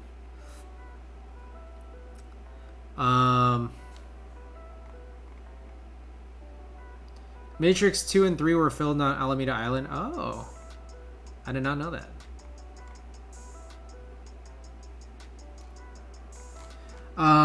If there was some scene in something that looked like a coffee shop, that was like literally across the street of where I used to work.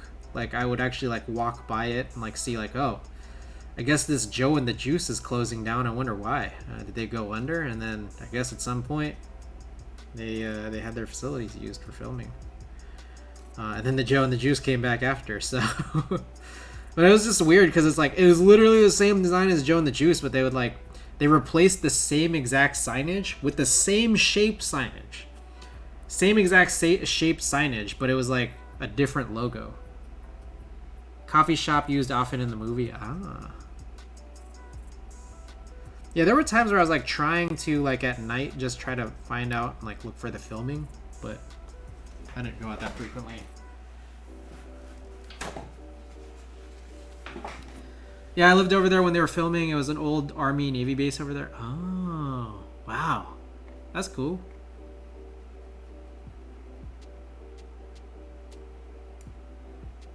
Yo. Don't shout me out. Hey, no, shout out J-Perms all the time. Oh, oh. Walkie slush.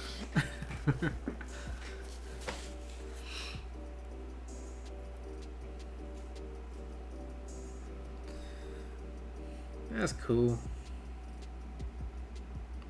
Alameda. That was Alameda in like the late 90s, early 2000s? Early 2000s, I'm guessing.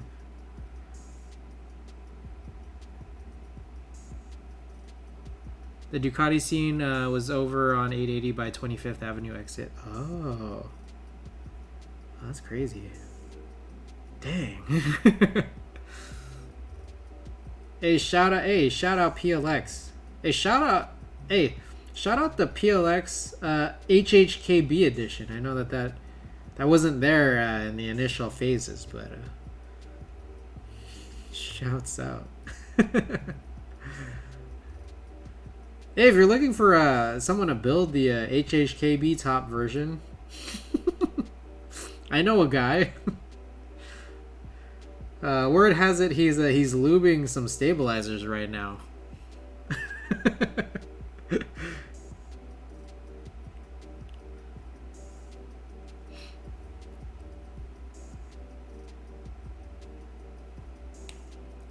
HHKB was in high demand. I do not understand.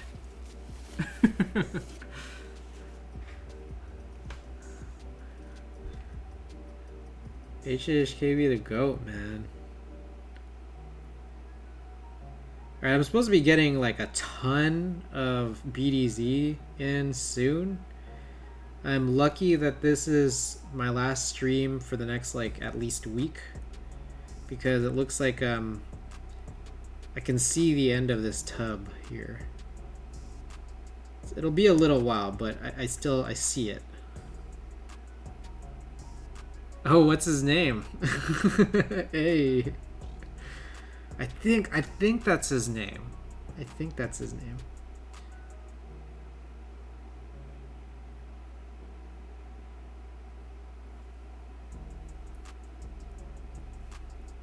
Whereabouts you located? I'm in San Francisco. San Francisco, California.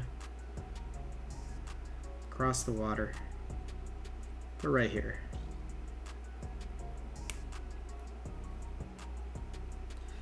Alright, last stabilizer. We're trying to speed through these stabilizers. I think this is the fastest I've lubed stabilizers in a little while. I usually take forever for no reason. Coffee cup and cigarette. Thank you for the follow. Not sure when. Not sure we're sending an HHKB unit over, but if we do, I'll let you know. When going to LA. Oh, right on. Okay. Cool. Yeah, let me know.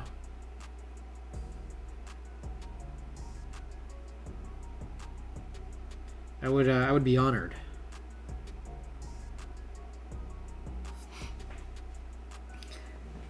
Where does he get remap LDN PCBs in seconds? Oh no. Not the LDN. Oh hex, do you have a tx-60 or tx anything? By any chance? It sounded like you had a little bit of familiarity, but... Gotta catch him stream sometime.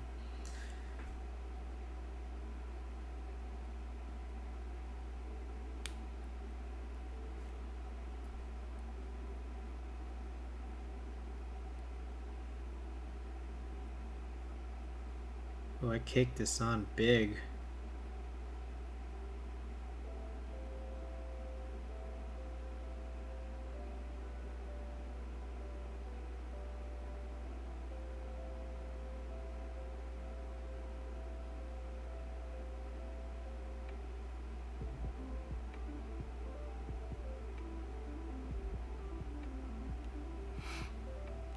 Yes, yes. Reprogram a TKL PCB with a version of that wretched software. Oh no.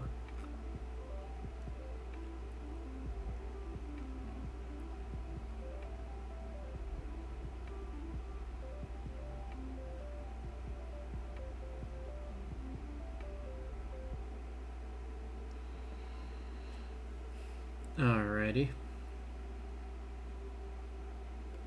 Last thing to insert here. Alright. Should be good. That, I think, was the fastest I've ever lubed these stabilizers. And I recognize it wasn't even that fast.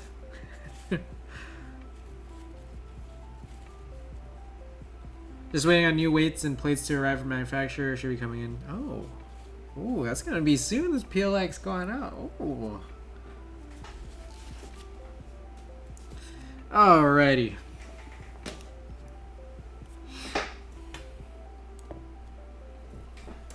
Let's get this going. Ooh, you know what? I need to do that that spacebar spring too. Always gotta get in that spacebar spring.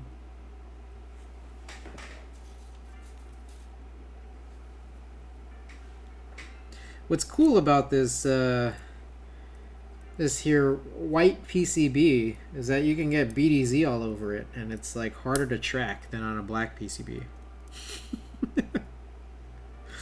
Future note to anyone who designs PCBs. Make your PCBs white.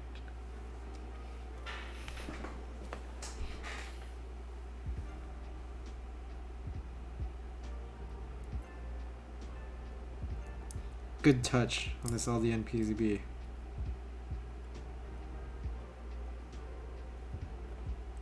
How do you get a... Oh my god. Is it possible to make a PCB clear?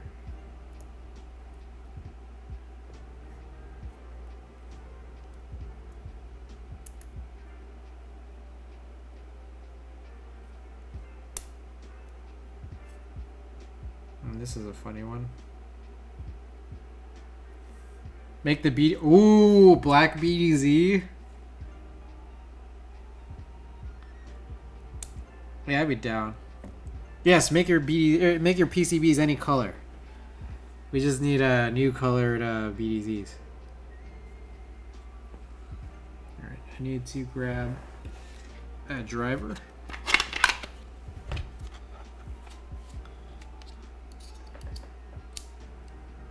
Damn, big brain. Timoto with the big brain.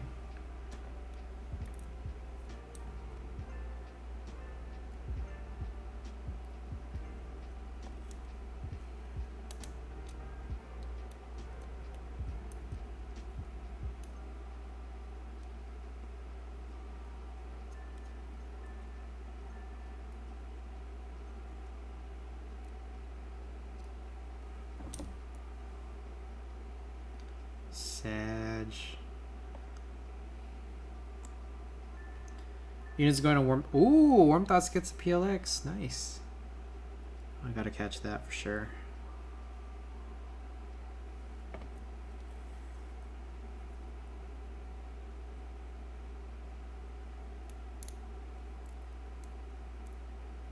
don't know why I'm doing it like this. Brainless, I tell you.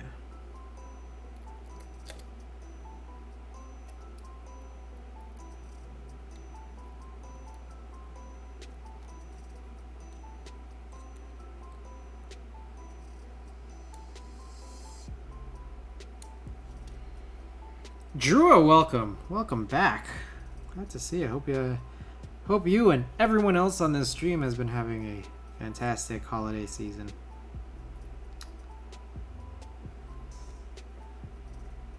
Been getting through it here with this this silly thing.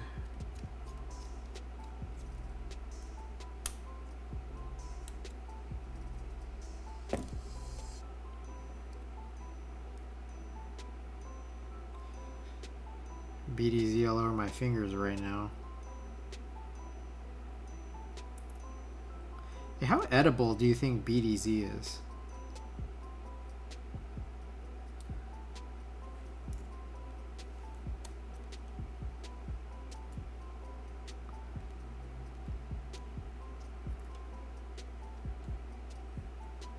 Oh man, I'm on the train at the moment. People that play their YouTube videos or whatever just on the speaker on their phone. You should fight back.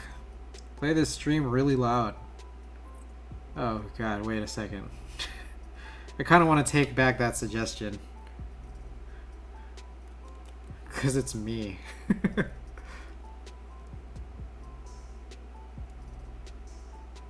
No rattle next time you shit.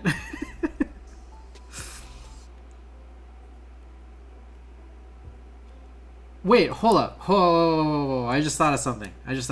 Hold up. Wait a second.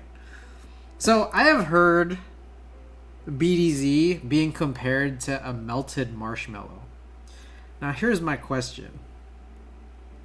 What would happen if you tried... Oh, shit. What would happen if you tried to actually use marshmallow as a lube?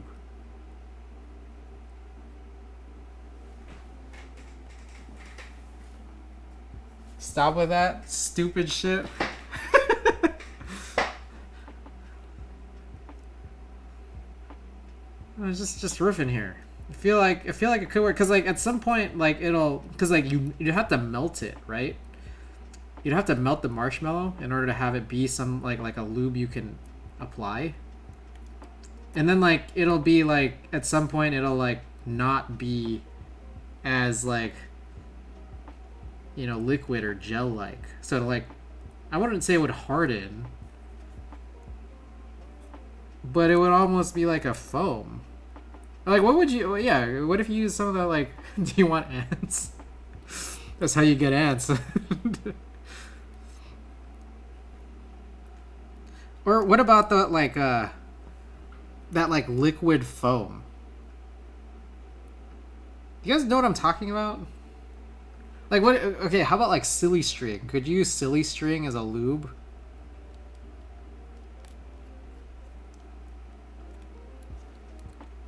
Then you can lick your keyboard, which everyone seems to enjoy.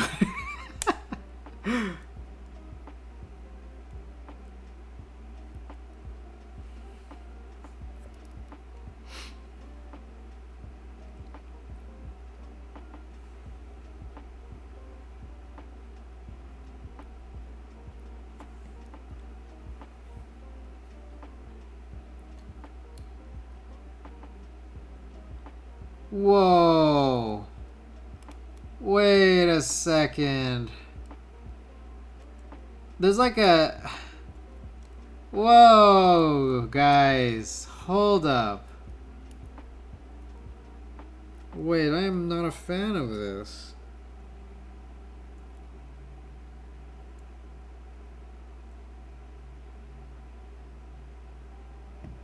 Look at this.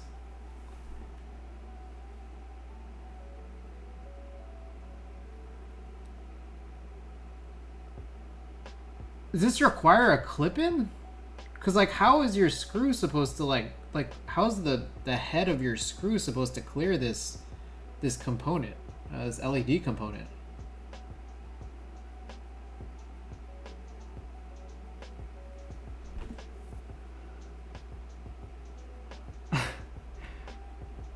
All Hex is enjoying this. The magic of the LDN PCB.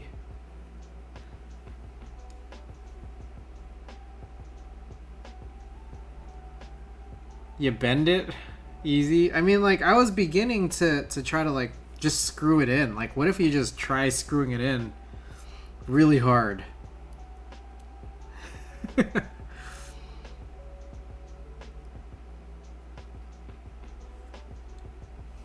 You guys want to watch me just try to screw it in over the component?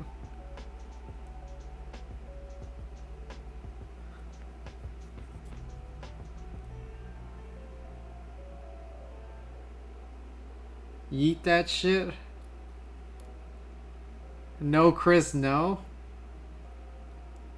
Well, one thing I could do is not screw it in all the way, and then it'll just be super rattly. Here's another thought I have. What if we get rid of the washer? Grab some flux and remove that LED. Just have one LED go. Well, actually, that's not a bad idea. Removing that LED is actually not a bad idea because it's not like I'm going to be using that key anyways. That's like the that ISO key that's like next to the ISO enter. So removing that's not a terrible idea at all.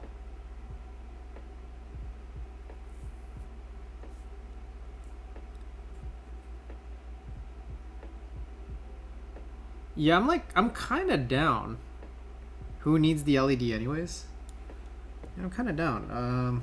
I guess the funky thing about this is like I just screwed in the rest of them. But let's go and do this. All right, where is all my stuff here? So we'll wick this away, I guess.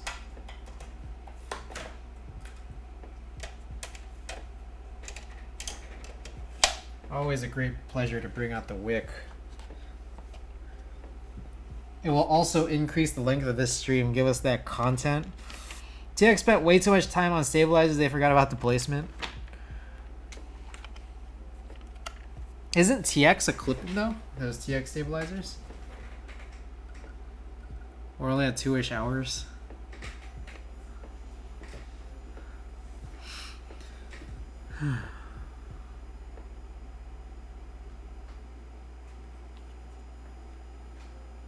TX's clip-ins. It's like they wanted you to use their stabilizers for this before they even came out.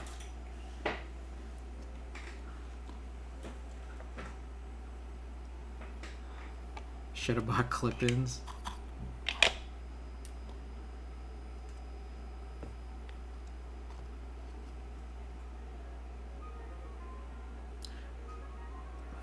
How do you know when wick is dead? Like, I feel like there's parts of this wick that are dead. Like, this one looks pretty dead right here where my nail is.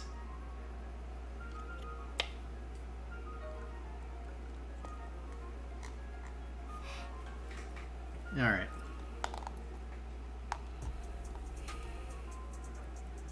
Let's try to just get rid of this.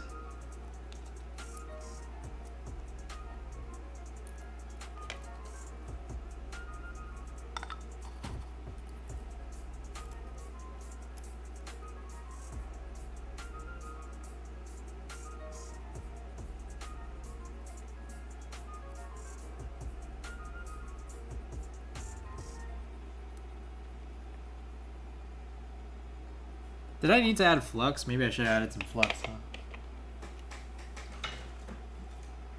I don't have any dedicated flux brushes.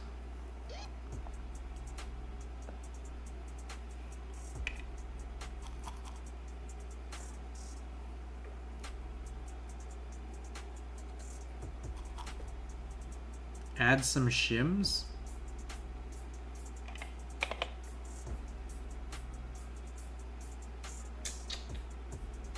It'll be fine.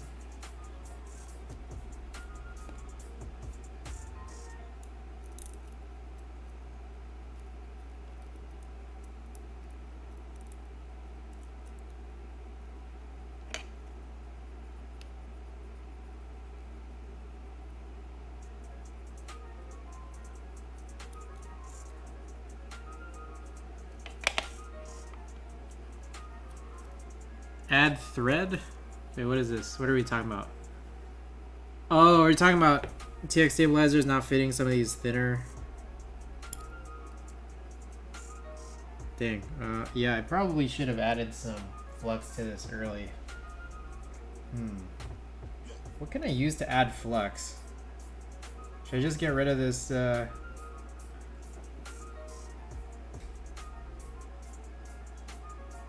guess I'll just use this BDZ brush.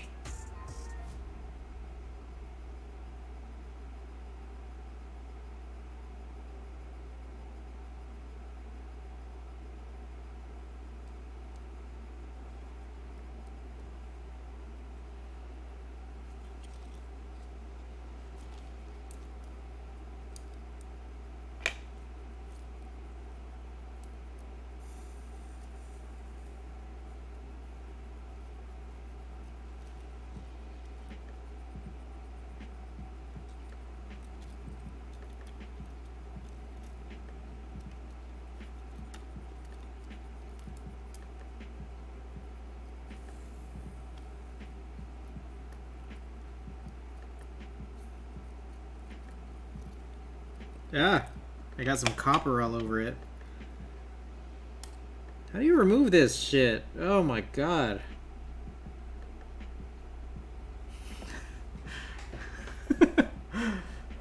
There's like a huge copper stain on there now.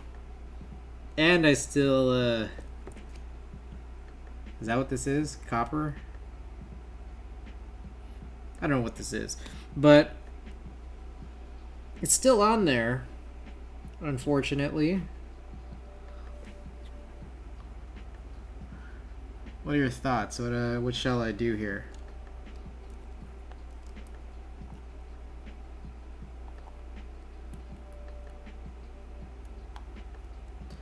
Gotta move it at the same time as desoldering. Any tiny bit of solder underneath IC. Okay, wait, should I reapply some solder? Just so that it's easy to wick away again? I feel like that's the move, right?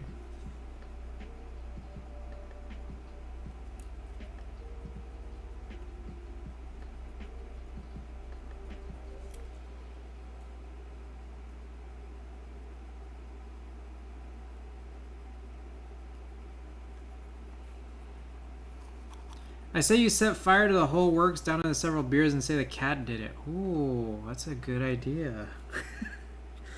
Huh. Didn't think of that one.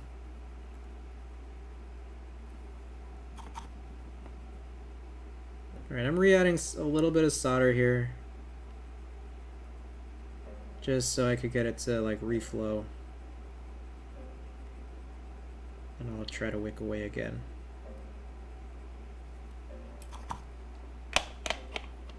Whichever is easier.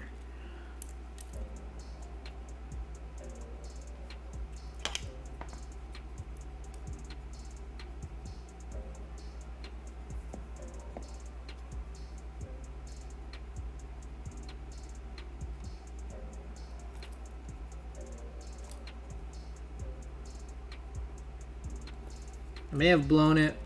Let's find out. It's hard to do it like this is like on both sides.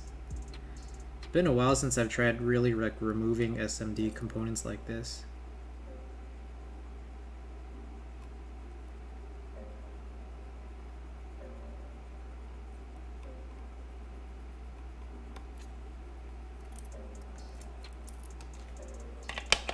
Best way is to just yank it out.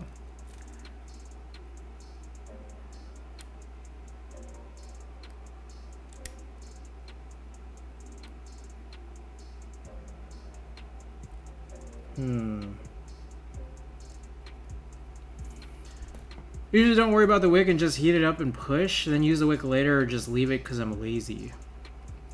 Let's see. I think...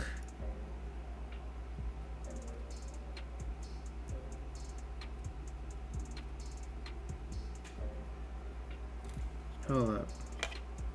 You're probably right. Hold on. This is hard. I wish I had like two left hands, you know?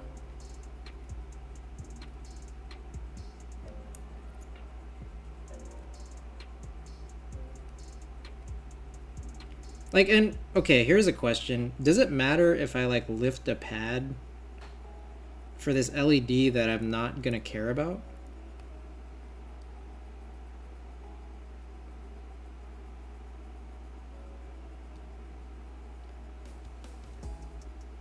How the hell you do this? I feel like I'm most definitely doing some like nasty bullshit right now.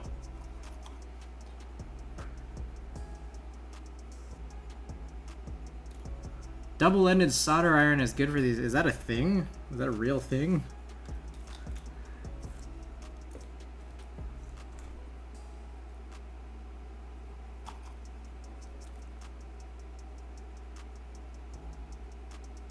Ooh, just right in my nose. Oh, real good.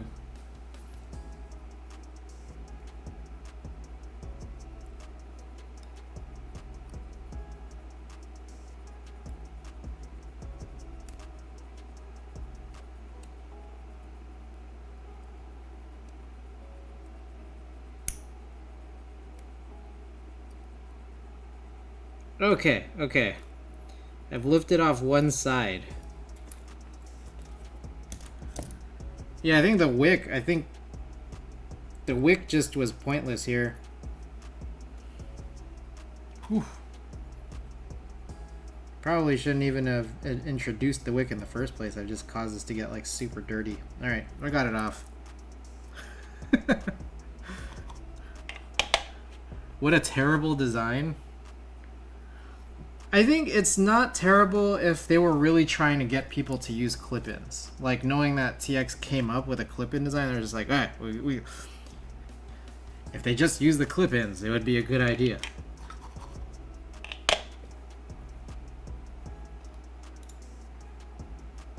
Oh, wow, I didn't know that was a real thing. Wait, hold up, that's sick as hell. What the heck?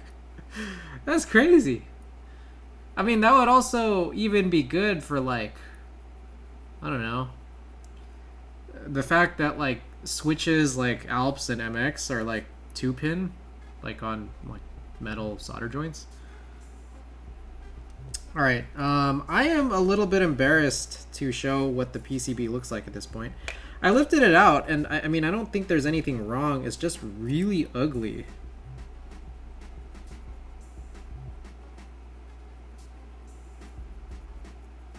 So, raise your hands if you guys really want to see it, because it's bad. I feel like this is one of those situations where, hey, maybe it's time to use a toothbrush here.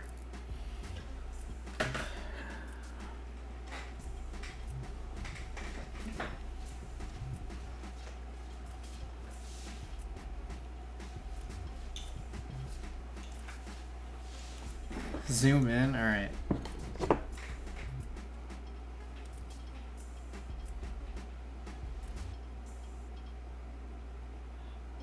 I don't think I needed to point to it. You guys could just see it. Alright,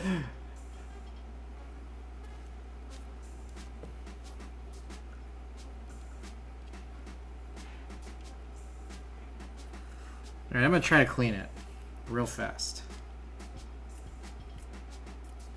Like, how much is it? Like, is one of those things, like, I guess it would depend on, like, your iron setup for it, but I just wonder, like, I have a pretty ridiculous iron.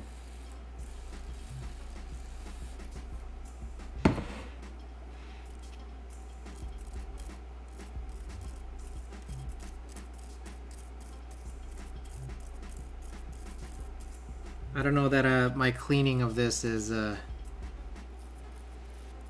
one, a very good idea, or two, very useful. I don't think I'm cleaning it. And two is I think I'm getting it on some of that stabilizer plastic.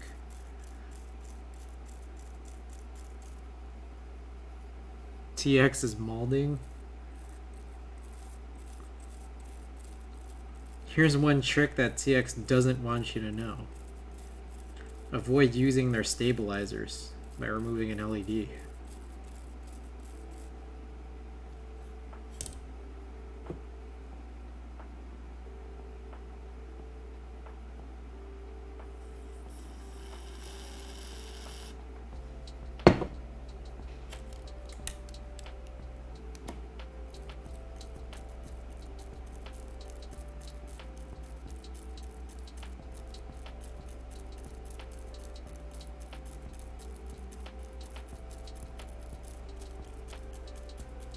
Alright, I have made it marginally less ugly. Ah, it's working. I'm just worried I'm ruining the stabilizer now, because according to all hex, we are not supposed to put 99.9% isopropyl alcohol in this stabilizer housing.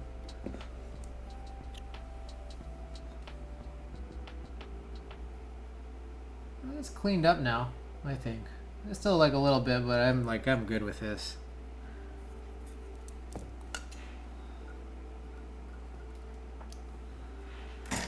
Oh my god, 2.5 hours in, still working on these stabilizers.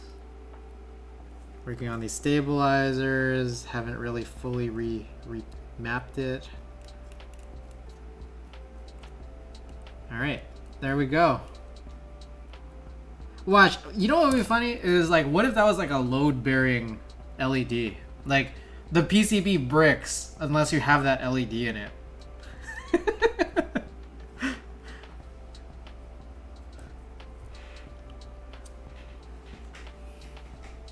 Watch, like the build is completely ruined now. Can't work. Did it really die? No, I don't know. I'm just saying. Like, I thought they did that on purpose, you know. I'll get this iron back off. Can always put it back. I kind of bent the pins on that LED a little funny. I mean, it'll still work, but also I don't know which direction. I guess I could look at the rest of them, or I could look at the VOD. What kind of flux are you using? I just threw on this C flux, Rector Seal C flux, but the flux wasn't really even useful for how I removed the LED anyways, because I just ended up throwing on more solder and then just lifting it out with the solder.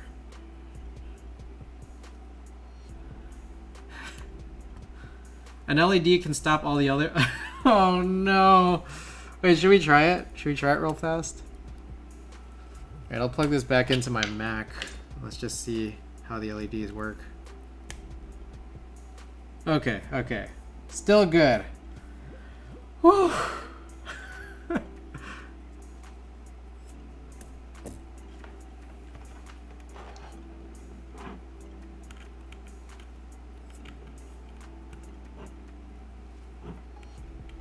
Dude, I can never find this. Okay, this is the worst part of the CLS SXH. Is that like that stupid USB port is so big that like I don't know where to like stab it in the back without looking. Okay. Anyways. Let's proceed.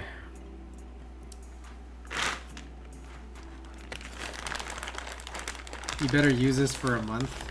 Dude, I use this CLS SXH, which is otherwise a pretty nice keyboard. I like how it feels.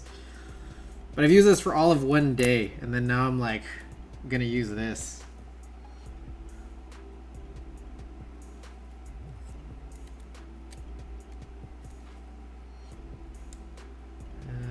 Let's get this out of here.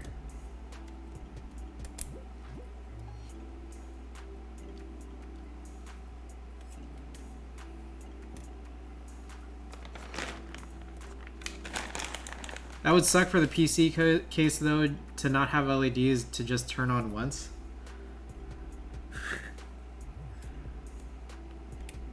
I don't know, it's fine. We'll get this working.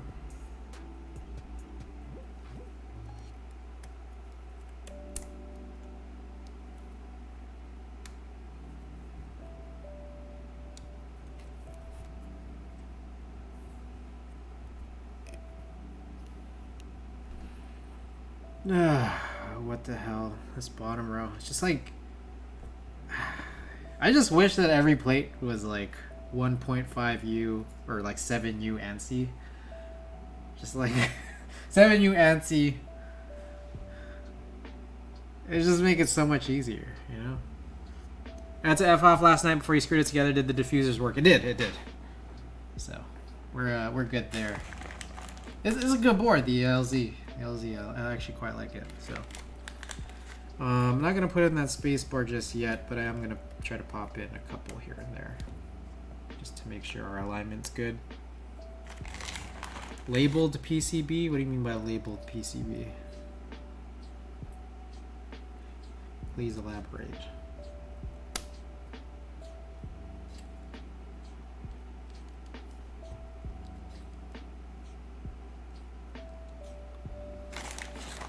Alright, we're gonna crack one of these open and put our trusty 70-gram slow spring in here.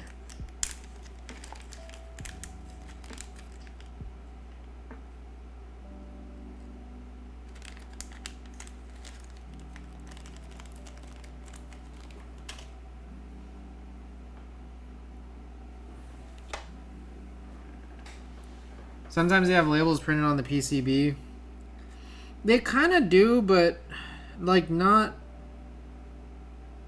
Oh, they kind of do. Hold on, maybe that's like a little bit helpful. But shit, I just like turned this thing off.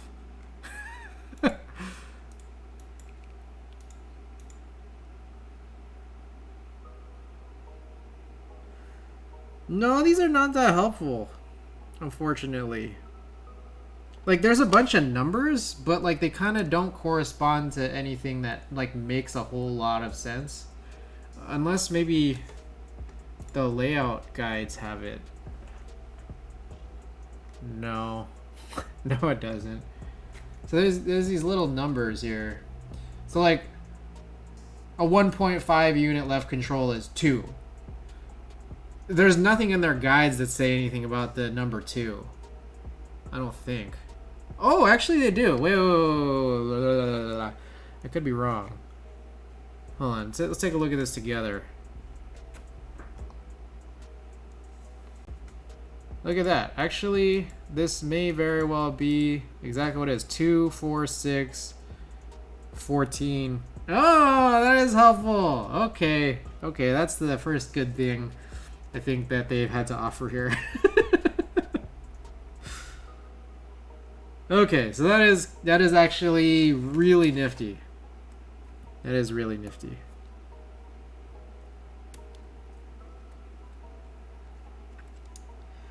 Thank you for that, Sumiko. Here I was about to be all bitter about this.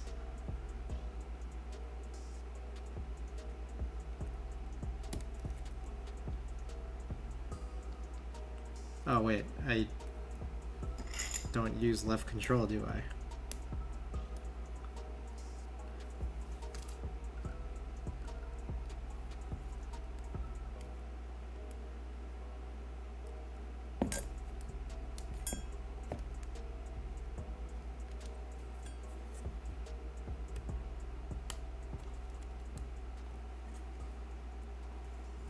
The hell? Okay, mode 3, we gotta put that into 7. That's pretty cool.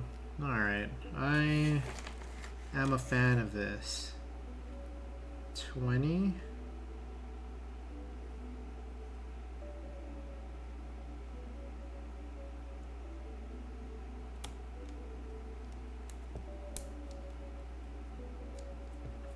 And 24.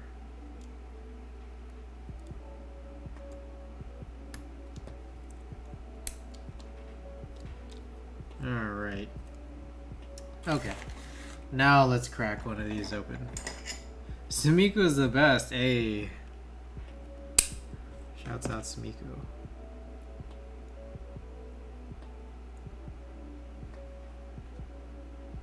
Alright, let's toss a GAT ink spring. Switch back. Oh, my bad. Thank you. Thank you for calling that out.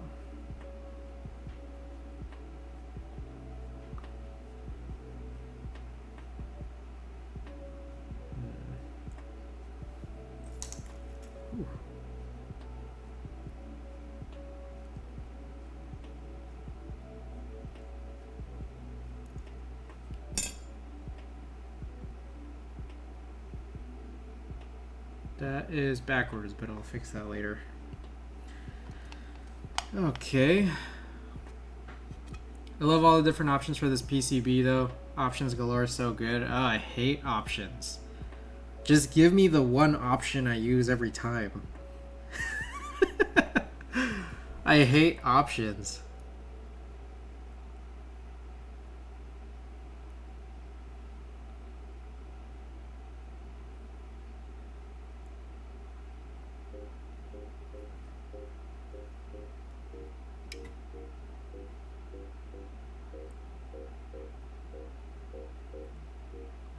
So what's the goal of this spring swap? The goal here is to ensure that the spacebar has enough force to, or the spacebar switch has enough force to be able to throw back up the spacebar key, which is usually, you know, typically much heavier than the rest of the keys. And this is like, I don't know. I don't know how people are not having this issue as badly as I do, but I've always had this issue, and people have suggested it, like even in the distant past, and is even found like in like old cherry boards, like the fact that you have to come up with a solution for this, in that you'll have a different spacebar switch in like cherry G80s, you know, tactile grays, MX blacks on MX red boards, tactile grays on clear boards, clears on brown boards, linear grays on black boards. And so this is really a problem with cherry stabilizers specifically. The Co-Star style stabilizers that I guess no one really uses at this point, like in the keyboard hobby, those actually don't have this problem. I think it's literally the physics of it don't actually require it. Everyone does it? Does everyone do it? I don't know. Like, so I'm doing this spacebar swap. I look at it like, is this something that people frequently do, or I don't know, because usually I don't see people stop in the middle of their stream to like work on a like actually do the spring swap. Maybe everyone does it in advance and they just have their why am I here? Everyone does it in advance and then just they have a like a spacebar switch, you know, denoted beforehand. Glad I asked my question. Oh, okay. Alright. And then also one thing, maybe I forgot to do this on my Poseidon yesterday, but one thing I'll also do is like, yeah, I'll actually mark the switch. So, anyone wants to see it. I'll mark this stem. I feel like this silver Sharpie has been giving out. I'll mark the stem and then I'll mark the left side of the top housing. I keep hearing Co-Star is loved by the Chinese keyboard community. Interesting. I mean, it's like Co-Star is really prevalent in like pre-builts, I feel like, but loved by a community. I find that interesting. I don't think I've heard that. I remember when I was like first in the hobby, I think Co-Star was kind of preferred over Cherry before people realized you could like clip the like the PCB mounted like little fangs on the inserts, and also because you didn't have to do this whole song and dance here that I've been doing. Why am I here?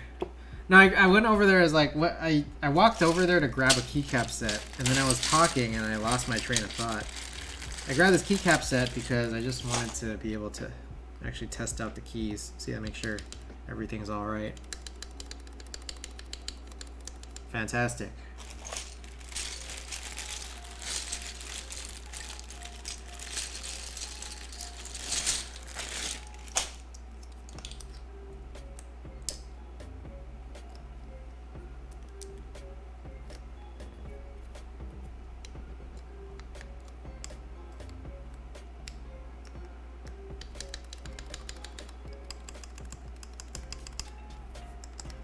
Oh yeah, great job, Chris. Well done.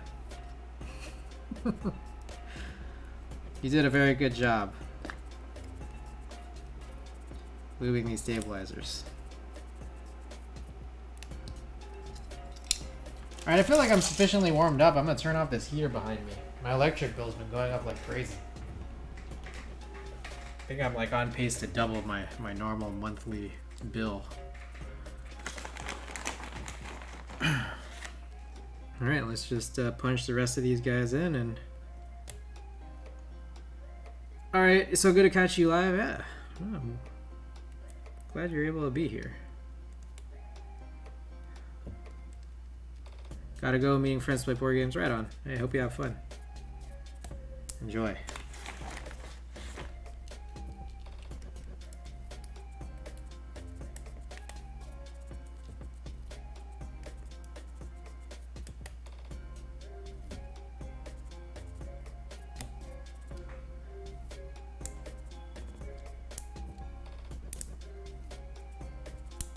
Oh, interesting. The little like front tab on the bottom housings, you do really gotta push in to make sure like it clicks into the plate. Have a great Dungeons and Dragons day. I've always been a Scrabble man myself. I took a couple of student-taught classes on Scrabble when I was in college.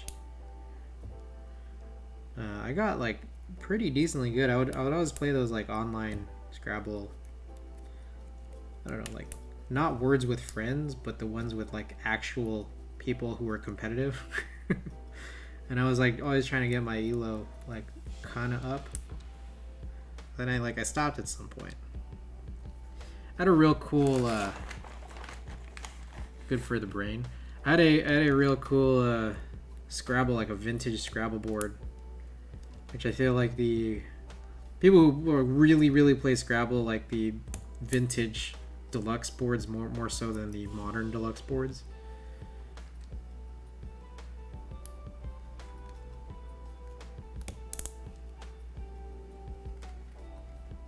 And I remember there were people who would like they get like custom Scrabble boards and they would like be pretty legit. Like custom tiles, all that. Man, it was nuts.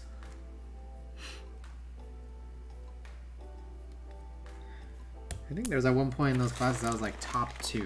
But I think there was one guy who was always beating me. That guy was pretty good.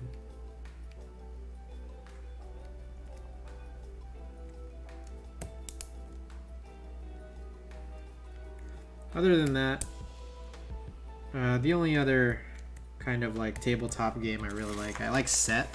It's a card game. If anyone's ever up for some Set.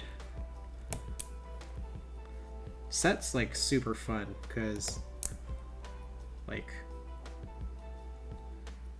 I don't know, any game can take any amount of time. You could play with one player if you really wanted to. Like you could play with 1 to infinity players.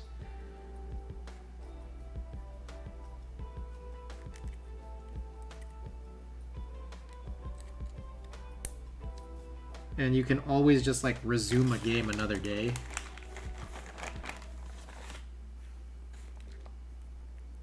You could be as like competitive as you want.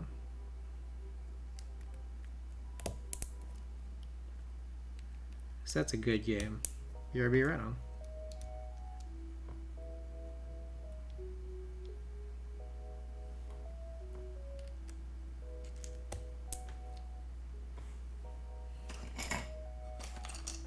Alright, I'm gonna clean up a tiny bit here. No reason for everything to be as messy as it currently is. So, just tidying up a tiny bit.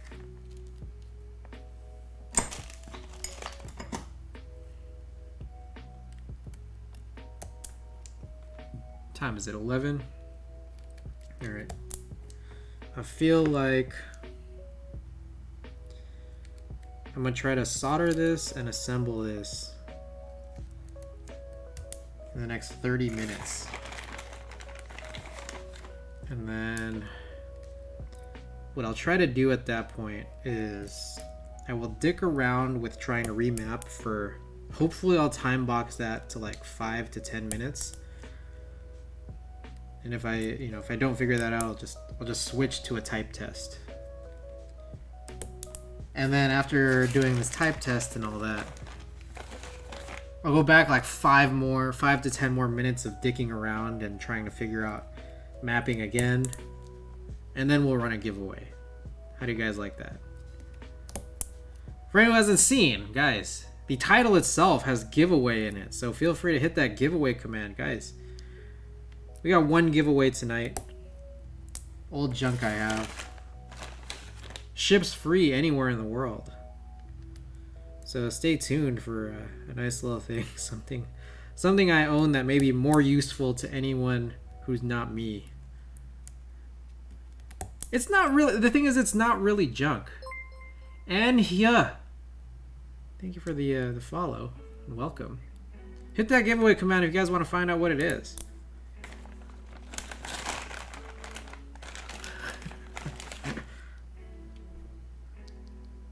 But Kevin T. Dam, welcome, welcome.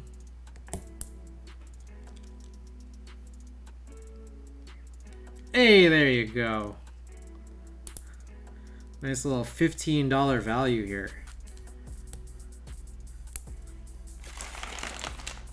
It's about time. Anytime I talk about giveaways, that's what it's all about. That's how I lure you guys in. Give away my old junk. TKL sleeve? I don't even use TKLs, guys.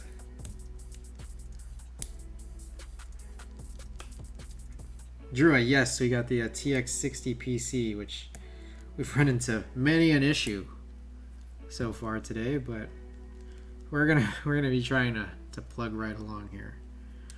All right, let's take a look and see, is everything aligned the way we want it to? Gotta use my eagle eyes to be certain that these plastic legs are all kind of like even looking, poking through this side of the PCB. Looks pretty good. Eagle eyes, looking good. Let's take a look at how the switches sit into the plate and what they look like. That section of the switch that's in between the PCB and the plate. Looks pretty good, pretty solid. Ooh, that one needed some extra little push there. These edges probably do. Especially that bottom row. The bottom row is pretty gnarly. These guys up here might need a little extra encouragement as well.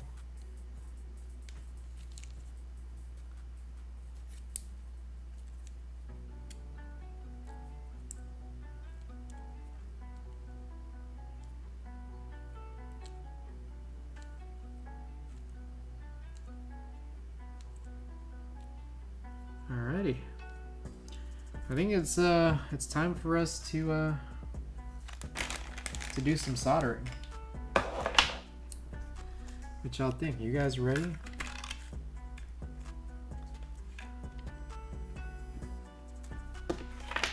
Let's get our fume extractor all set up. We'll turn off the secondary mic, so I will become a little quieter, and the remaining mic I have will make my voice sound super buzzy as we gate some of the silent noise here.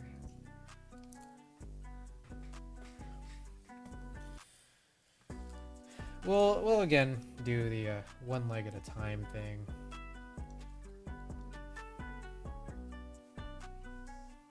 I apologize for anyone who might have been bothered by the fact that this work mat has been crooked on camera. Sorry.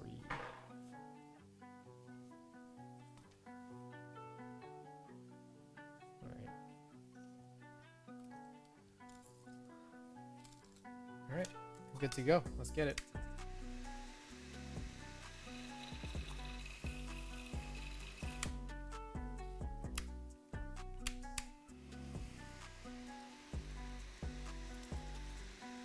Do it upside down. One leg at a time.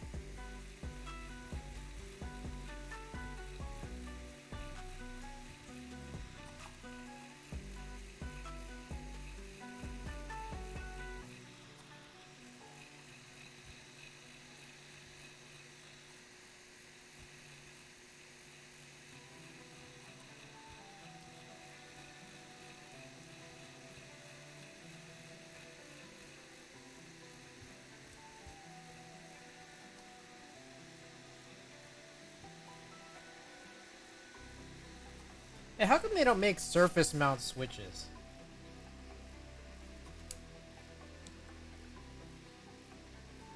Like instead of through hole switches, they should make like surface mount switches.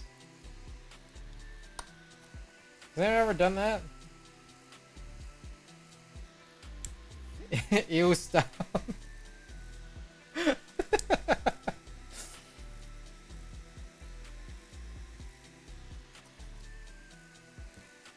Just triggering everybody on stream today. Marshmallow as lube. Silly string as lube. Surface mount switches.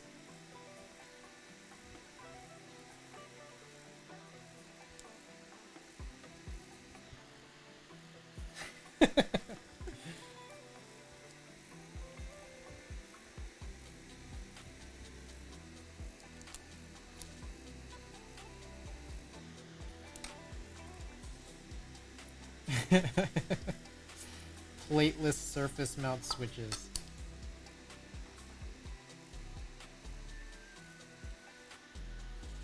Hot swappable.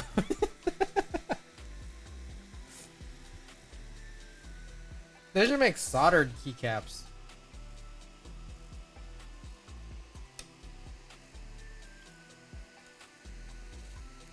Like in order to change the keycaps, you have to desolder them.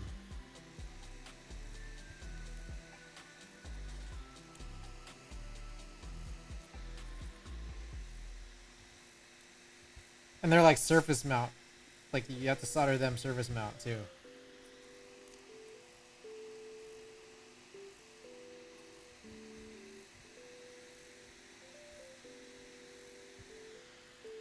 Separate.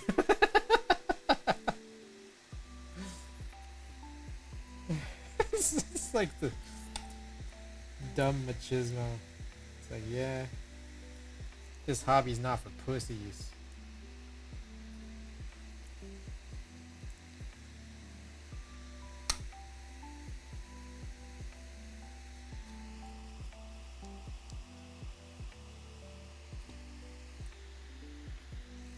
My god. It's so stupid.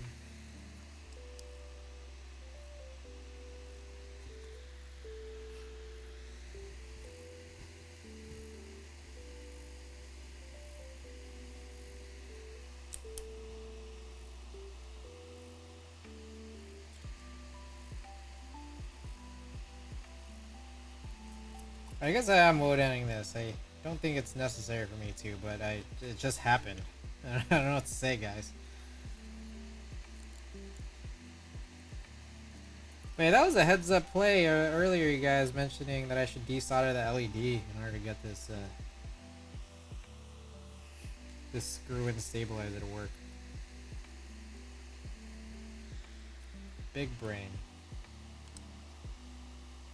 Big brain this chat is. Thank you guys for being here, by the way.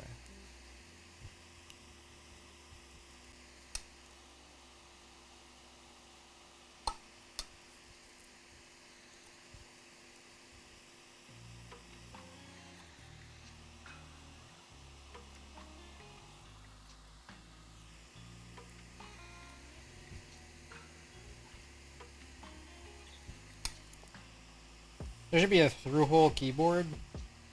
But like all the components are through hole except for the switches. Those are SMD.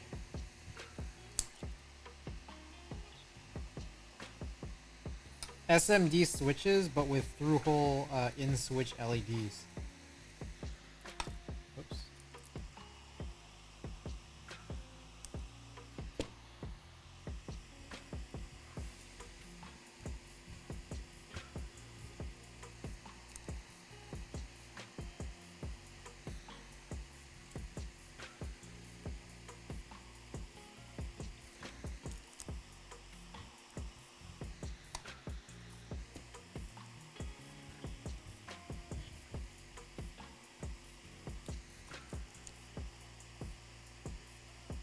I remember like an early build I had from this year was I got a little worried about over tightening stabilizers.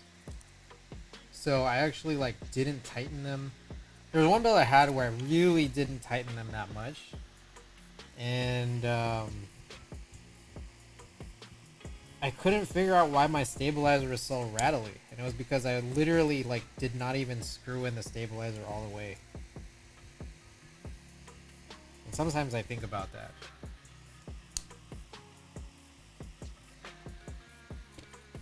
Whoa, let's check this out. What is this? I'm gonna mute this. I gotta.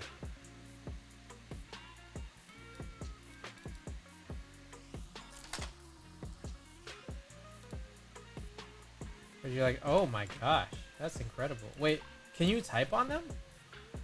Oh, you can. Well, that's pretty cool. Oh, A+.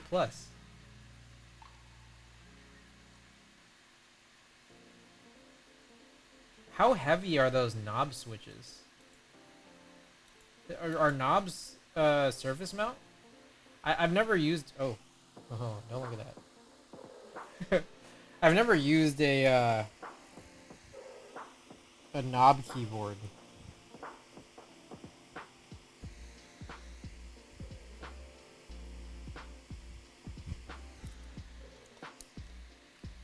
You see the dust shaking? Is how heavy it is?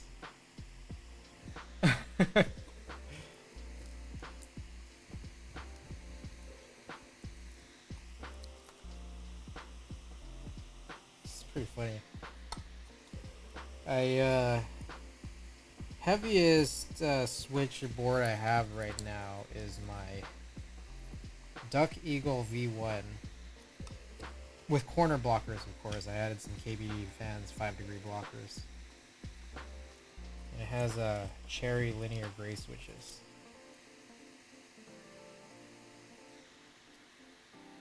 Granted, it's a 40s user with an anime card on their desk. Probably like, whoa. Oh, those are fighting words, all hex. Fighting words.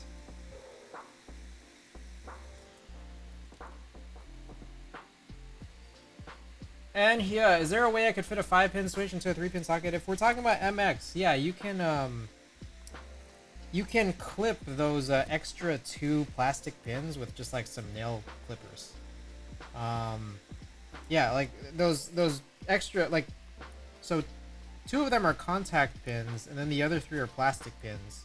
The plastic pins are kind of just really there for alignment. And really, to be perfectly honest, the middle one, the biggest one, is the one that really matters.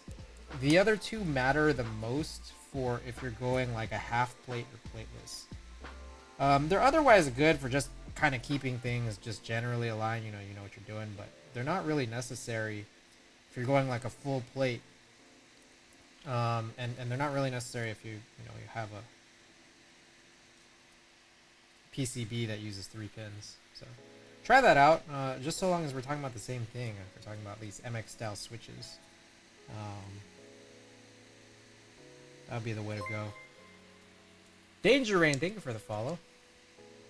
Put a ballpoint pen spring in a switch. Man, I know that like they've made like those crazy like 100, 200, like 500 gram springs. I've never gotten my hands on them, but I know that like Lolstacks has had a bunch of times where he would like meme that for typing tests when he has guests.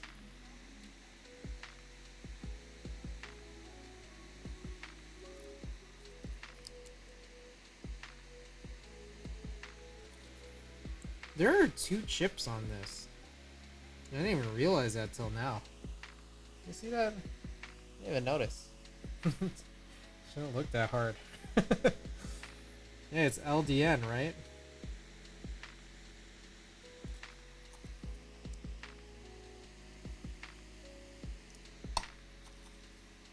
What do you guys think LDN stands for?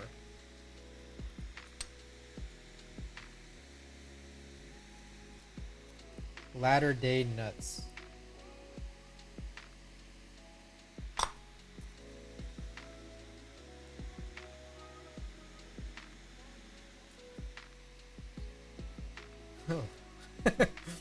The L stands for look it.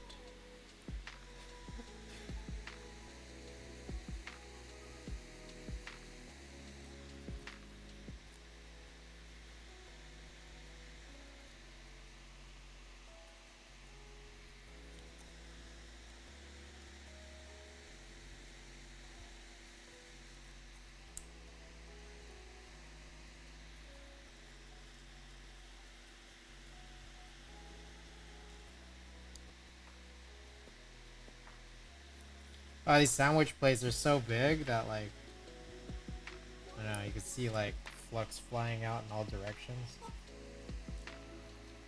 onto the plate.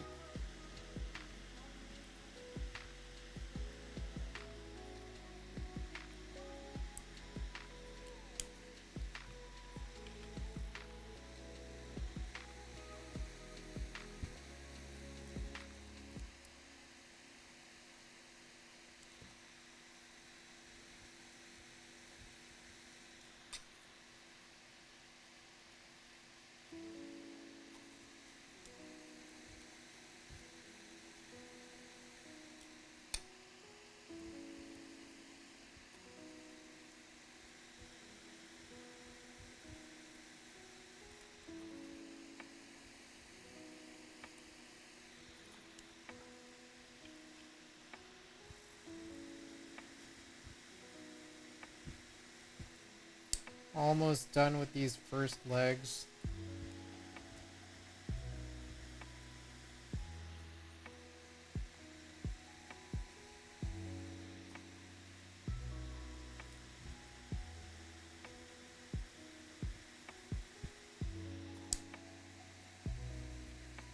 And yeah, I hope my answer helped. I realized I should be very, very clear.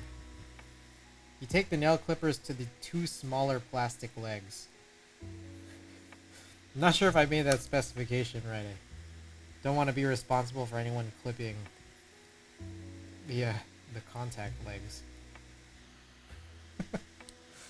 It just occurred to me there. Alright, let's take a look again.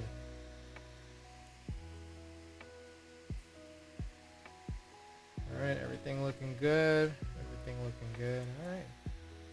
Everything looks good. Alright, let's come back around. Let's try to speed through the rest of the remaining legs here. Okay.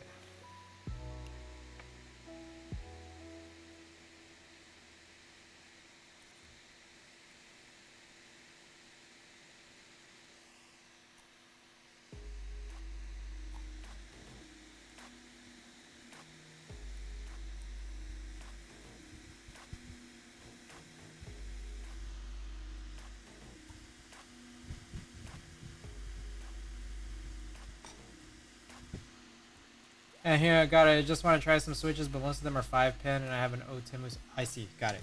Yeah. Yes. Please clip the plastic, the smaller plastic pins, not any of the other 3 pins. Just don't want to be responsible for clipping the wrong ones. Yeah, that would be the way to go.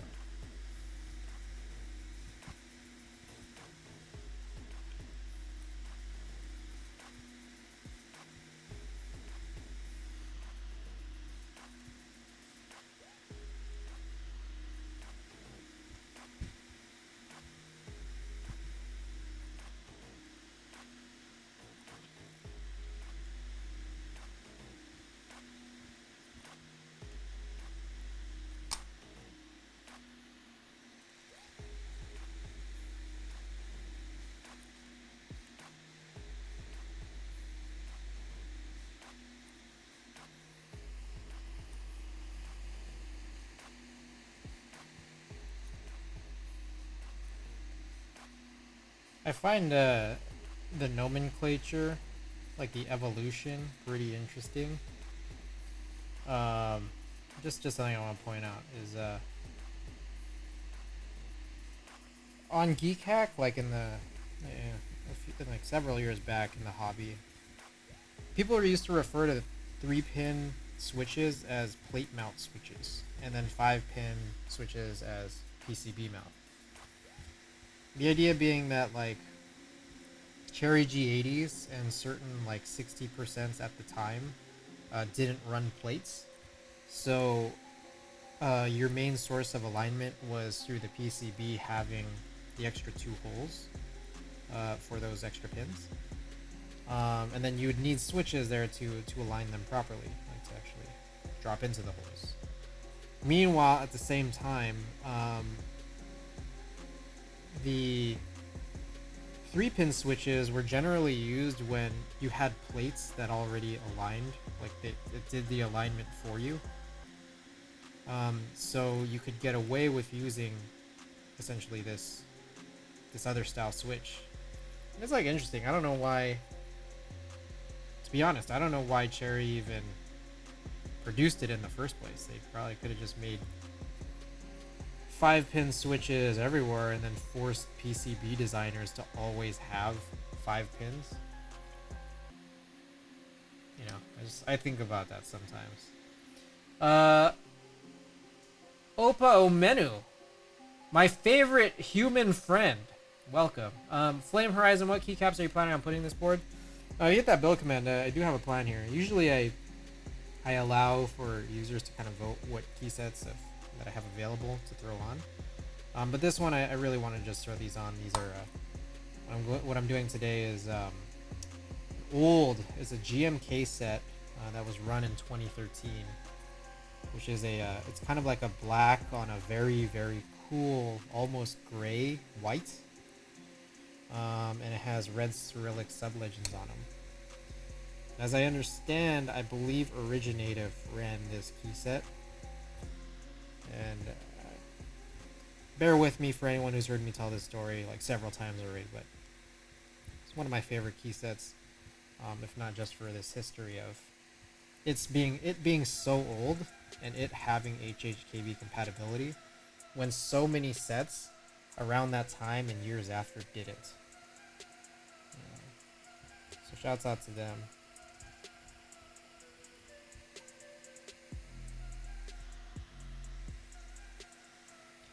A few others did, definitely for sure have them.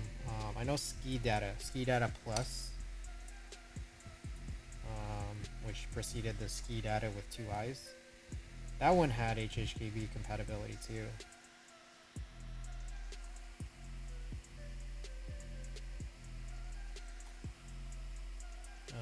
But something always kind of brought me back to this one. I always really like this one.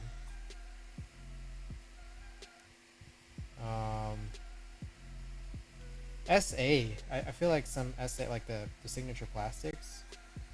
SA, DSA.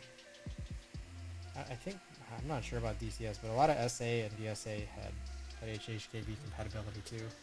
Yeah, I'm all the way from 2013, crazy. Yeah, I wasn't in on the original buy. I think I ended up like buying it off of someone else, like probably 2014 or 2015 or so.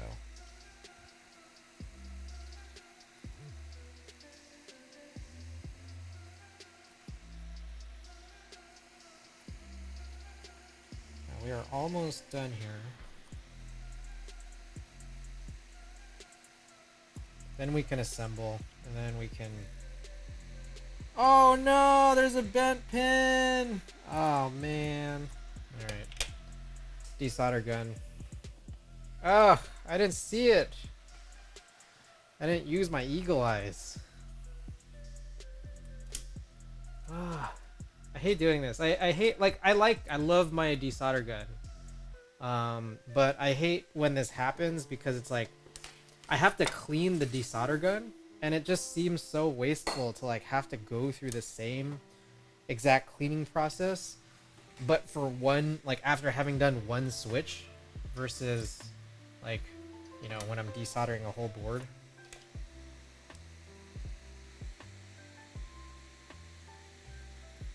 Damn, my eagle eyes failed me.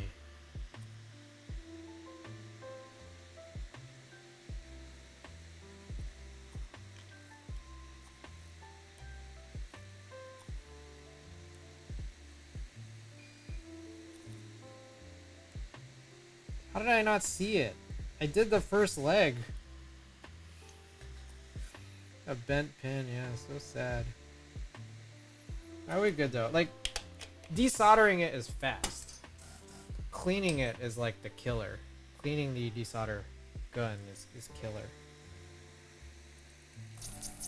That's like a, I don't know, 5-minute process.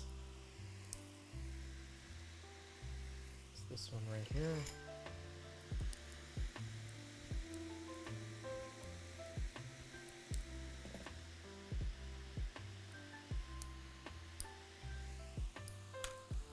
And I see why it got bent. It's because like sometimes like the tips of those contact leaves, they're bent a little bit, and then when they try to get through the hole, they don't make it. So then they just like they fold over entirely. All right.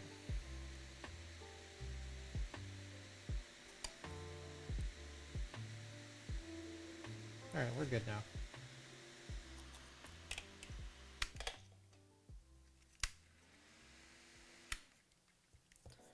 Okay. Let's do a cursory test here.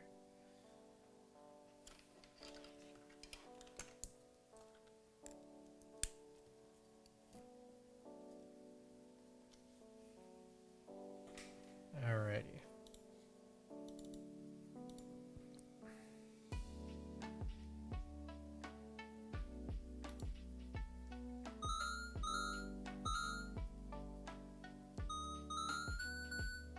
Oh, I'm on layer 1, aren't I? How do I get out of... I don't know how to get out of layer 1. Oh my god.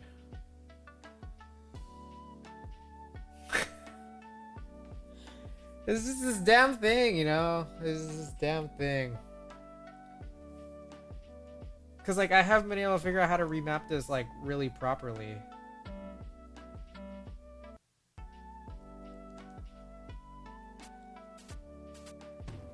Like it...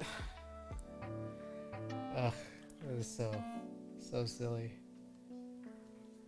Okay. I know it works. It's just the remapping for this is just so insane. So here's what I'm gonna do. I'm gonna assemble it.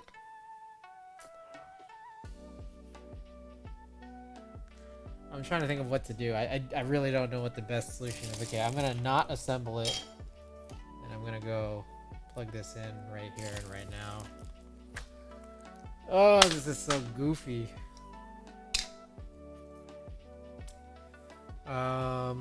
I guess I'll leave my work mat out, even though like I don't like having my work mat out, but I guess I got to. Okay, we'll go here to my Windows machine. And I guess we'll come back and again, like I was mentioning, dick around here with this.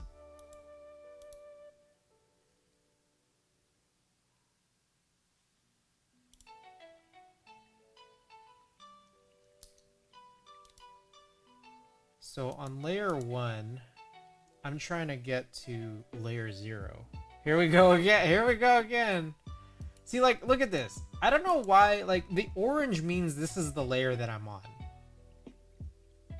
Right click on another layer to switch. Oh. Oh, wait. Okay, wait. Okay, so now this doesn't work. Like, okay. So it's almost here, like... Hold up. Press down. Trigger. Let's do trigger layer 1. And then save. This is so stupid. Doesn't work. This software's trash, bro. It's not trash, it just doesn't make sense. You know, there's a difference. There's a difference.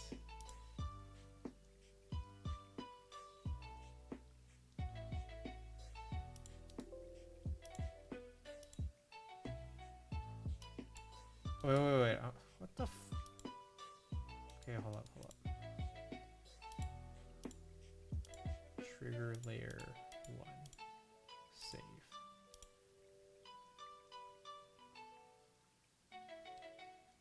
Okay, still doesn't work. Trigger layer 1. Save. Okay, still doesn't work. Because of course. Function layer 1.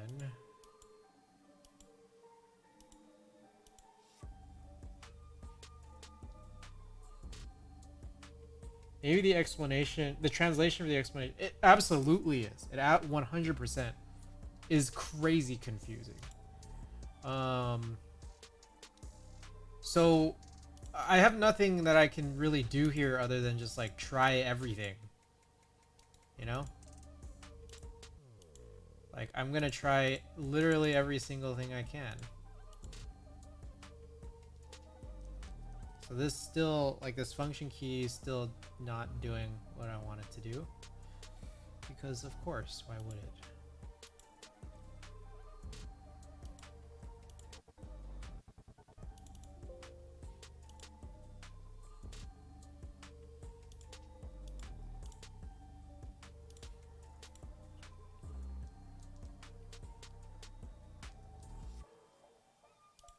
Now, what if it's not this? What if I get rid of anything here and then just I come back here and then I do this? Will this work? Oh shit, what if this is it? Oh shit, guys. No, it's still not it.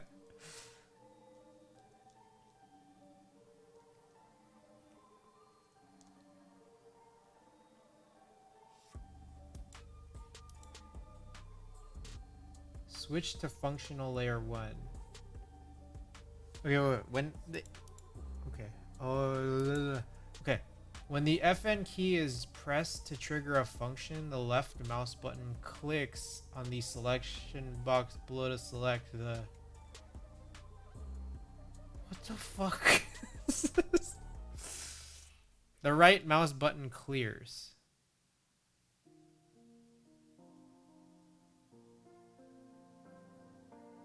Oh, okay. Ignore these two sentence fragments. When the FN key is pressed to trigger a function. When the FN key is up to trigger a function. Switch to function. Okay, this should work. 100% this should work. I don't think it does. But it should. This literally should be it.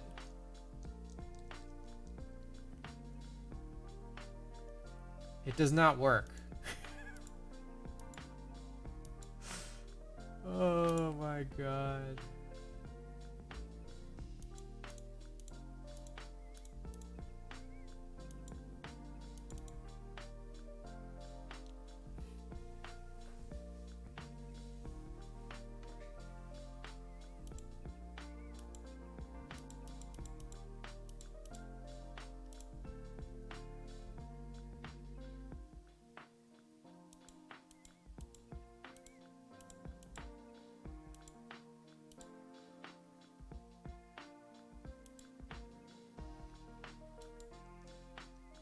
Okay, what if I plug and unplug?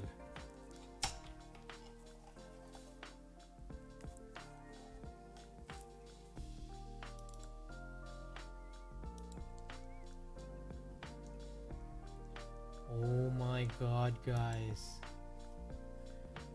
Why?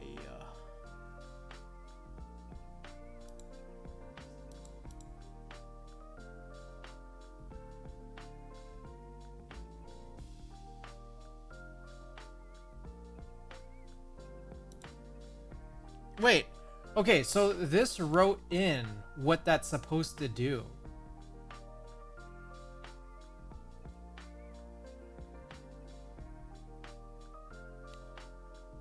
Beg for Greg, welcome to the stream.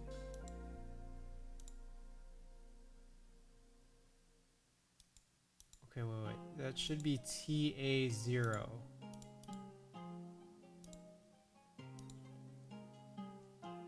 Oh my god, it's so bad. Bro, beg for Greg. This is so bad, dude. This is the tx-60, like the LDN PCB. It's a nightmare, bro. It's like, it's a nightmare. Alright, hold on. Let's try VIA. Oops.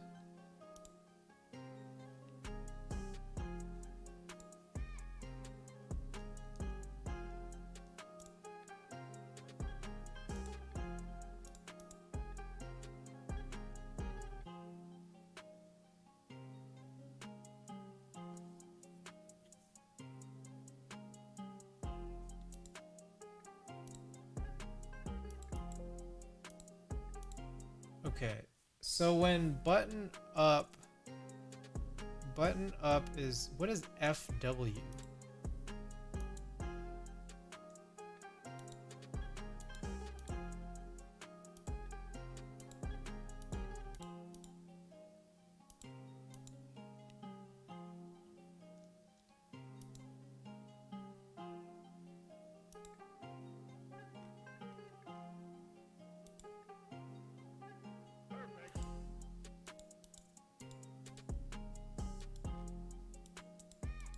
Oh my god, bro.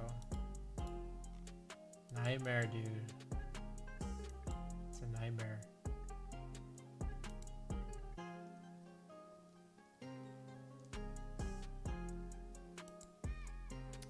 How?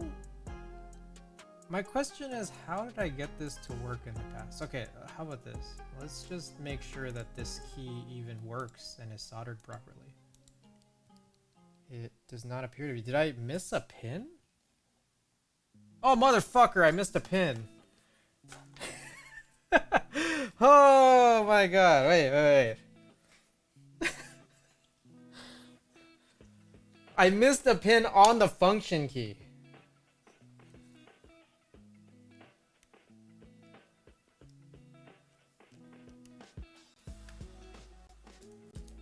Can I reset? Can you use QMK? That's been like the theme of the last two nights, huh? Can you use QMK?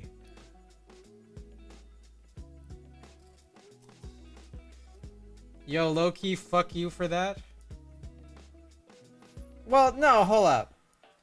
The last 5 minutes have been the problem for me. In the last 5 minutes have been I didn't solder in the next, but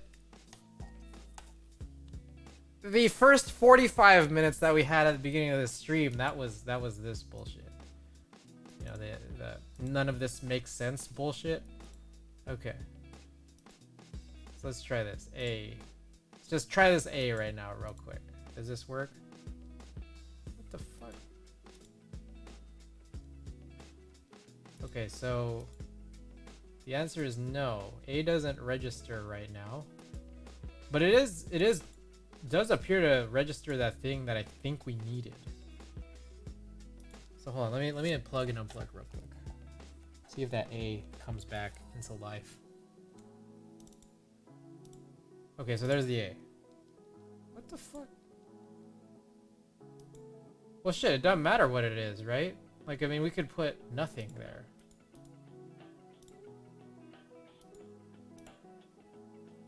But I think it's still gonna work. Oh, let's try this. Hey, wait. Hey, we got it. Hey, we got it, dude. Oh, okay. Let's go back to good via on my Mac OS machine here, knowing that I can position myself properly. Okay. Let's try this.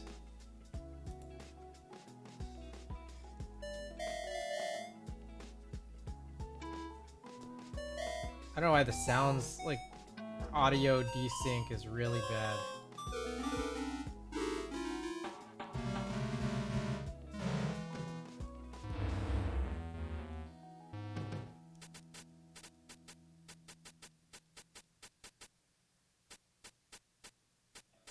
Oh. Interesting. So that is a weird map. But okay, let's just pretend like everything is okay. Guys, I think we got it.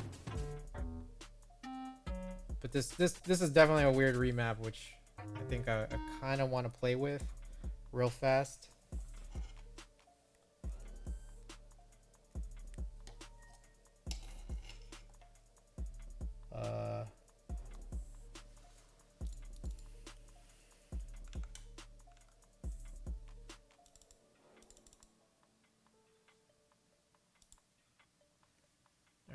Let's see if we can get this right.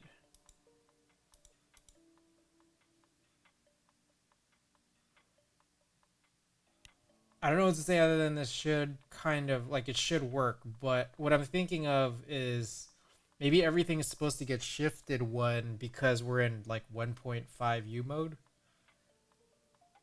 Are you able to export your layout?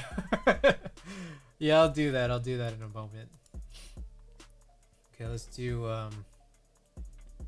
right alt here and right win here. Let's just throw the menu or whatever here, just so it's there. Save as.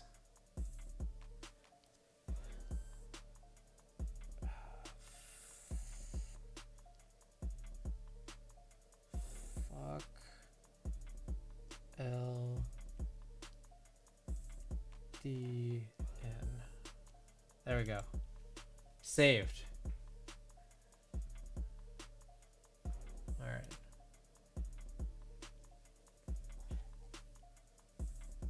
Let's try and see here. There we go. Should be good now.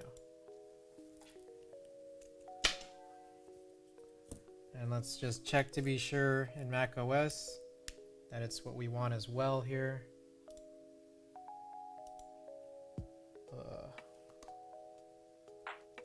There we go. Guys, we did it.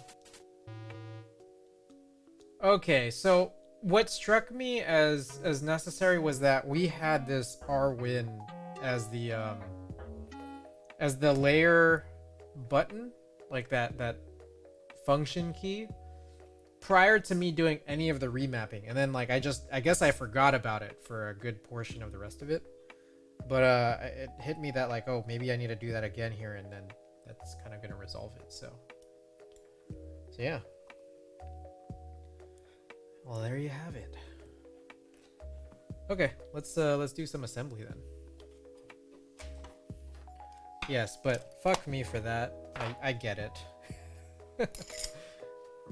We did figure it out at the end here. So.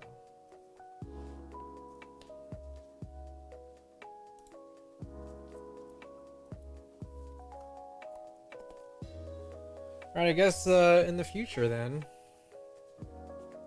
for any future LDN 60% boards, I need to have something that I can use. Okay. Now it's time for assembly. Anyone up for assembling a keyboard? I know I am.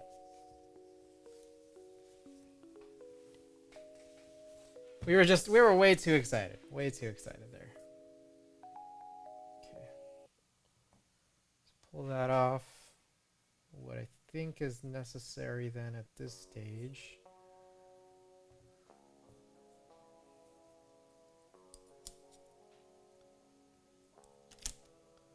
I guess it just goes like this. And just flip it over. For future tx-60s, buy a DZ60. There's a problem with that, all hex. Like that's why I never suggested just use DZ60, which I did last night for the LZ. But the reason why I didn't suggest it this time around is because it's literally a different PCB shape. I'll show that actually. Take a look. Oops.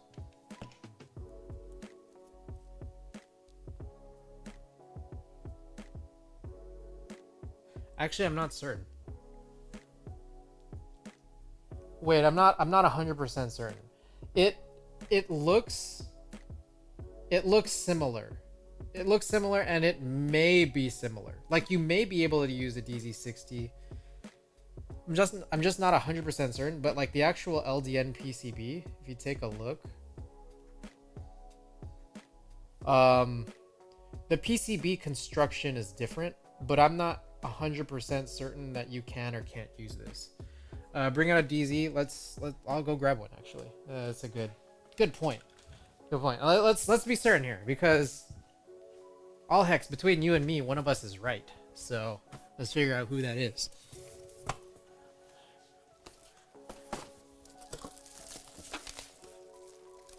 Actually, I could grab any PCB here. Off the bat, I'm actually kind of looking, and it's like there may be a difference. there may be a difference, but like we could probably meet in the middle between our two answers. Because what I think is gonna happen here is take a look at that. Then take a look at that.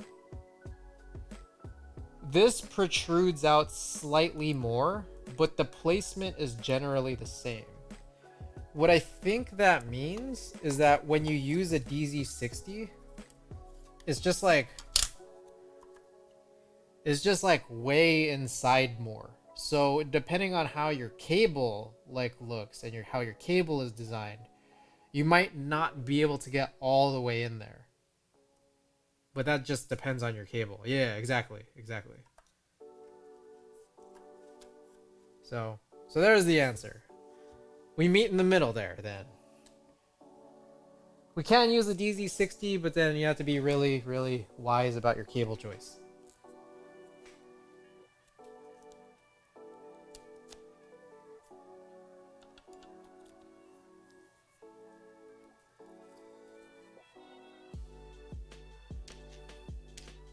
Alright, I'm just gonna hold it in my hands here as I screw some of these in. I'd rather buy a cable than relearn LDN software.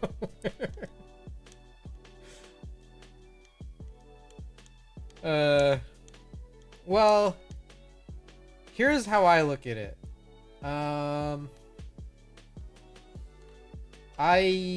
have this VOD. This VOD will go up to YouTube. So, relearning the LDN software entails me watching this, what is now going to become probably a 4+ hour VOD. But I'll know to just look at the little panning thumbnails for the parts where I struggle. All that aside, this board looks super good. It's so... The tx-60 has always intrigued me, but I've always found it to be pretty funky looking. I don't know if I would say good. I would definitely say it was enough to interest me. Go the extra mile and solder another Type-C. A really long one. Alright, I feel like... I'll do one more corner. Sandblasted brass.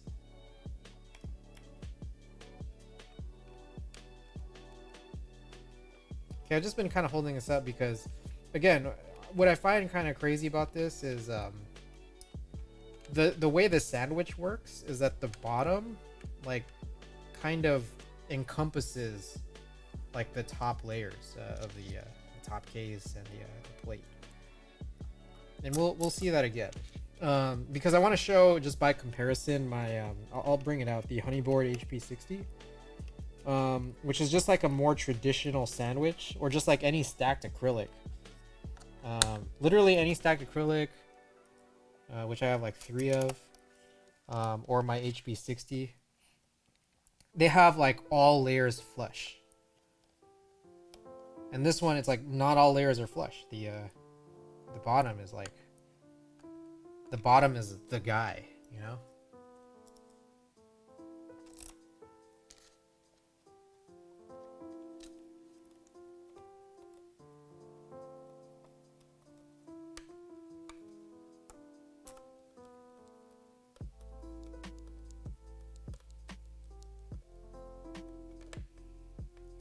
That is cute though, that notion of using Phillips because it's TX.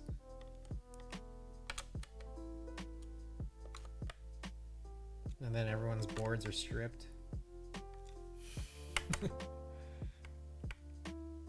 So what are we building next year? Ooh, a lot in store. All right, guys, you know I could spoil that. So just as a heads up, I am gonna stream tomorrow, but it's not gonna be a keyboard build. We're gonna be scanning some film photos, but the film photos will include some keyboard photos. So if you guys want to see me do that, I feel like I have pretty much turned all of you off from this because it's not a keyboard build, but I still had to promo it anyways. What are we building next year? While you guys are all here, maybe I'll spoil some of it for you guys. So for next year, I have a calendar. I'm trying to get it right. Like, I'm trying to like plan my builds in advance, and it entails like a lot of switch tuning. So the perspective next couple of builds here, and we'll just go through all of them. We're gonna do a rebuild in that series, or a number 2 build on that series with some cobalt switches. We're gonna do a Falcon rebuild. A lot of these are rebuilds. A Brutal 60 rebuild. KMAC Happy. I'm gonna switch out a couple of those switches in that stupid ass cursed build, because some of them are long poles, some of them are switches I don't have enough of. So we're gonna do that. I have an Alupao tray case, like one of those resin cases. I've played with that a little bit before, but we're gonna do like a real build in that. Yeah, I'm realizing a lot of these are rebuilds as I've kind of just like punched all of these in. And it's gonna be, yeah, a lot of rebuilds, a lot of second builds are on my calendar right now because I'm waiting on new boards to come in. And I know that I do have new boards that will come in amidst these, you know, what I have scheduled here. So like there's gonna be some calendar shuffling. But among like new stuff that will show up, I have one of those concrete cases coming in. Literally like the material concrete. It's a concrete tray case. I think that's on its way. So that's a new thing that we'll see, and I'm very, very intrigued by that. In terms of like other new stuff, the Heavy Grail is supposed to apparently be finished shipping by the end of January. Mine still hasn't shipped yet. I know a bunch of people have theirs, but Heavy Grail is supposed to be coming in at some point. That's the Veracity Steel. Let's see. We're gonna do a that Litster stacked acrylic rebuild, which I know I've shown off on stream a couple times, but I don't think I've ever opened it up. So we're gonna do a rebuild that one's I think gonna be interesting. In terms of new other boards that are supposed to like slated to come in, I have a Piggy 60, an M0110, like one of those Hello M0110s, a D60 Lite, a thermal, and then a couple of these are going to be several months out. So a CW60, a Y6, and a Victus Sin. We're also going to do a tofu, like an Alps tofu, and one of those walnut tofu cases. Yeah, that's kind of what I have up here for now, but more to come for sure. Balder, did I say Balder already? Yeah, we definitely got to do that Balder when that one comes in. Anything else? There's a funny one. There's a funny one. I mentioned this before. It's a rebuild of a board that I've talked about a lot. I own it. So it's my KMAC LE. It's a TKL. Win keyless TKL.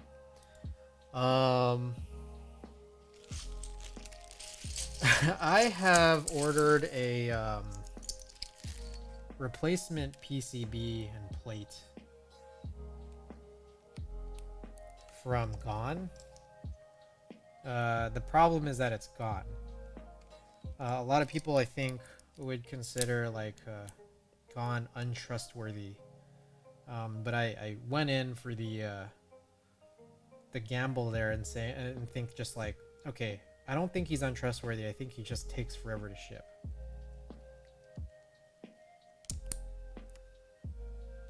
So whenever that thing ships is when I'm gonna be building that KMAC. I ordered it last May, and it said it was in stock. So there's a chance there that I may have just poured money down the toilet, which I think a lot of people might assume, but I think it was worth the gamble, like in my personal opinion.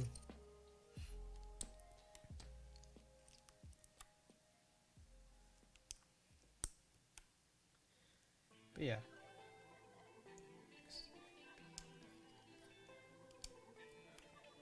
A lot of rebuilds, it's like, and that's the thing. It's gonna be interesting to revisit a lot of these boards, because I know that like some people who may have followed me here like might not have seen those first builds, but I think there's also like, you know, just the advancement of trends are also important. But we'll definitely sprinkle in new boards as they come in.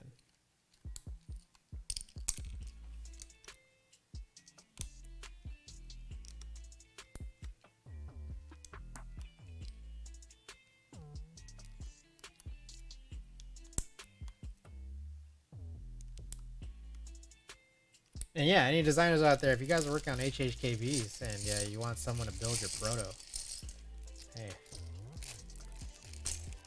I'm gonna be that guy.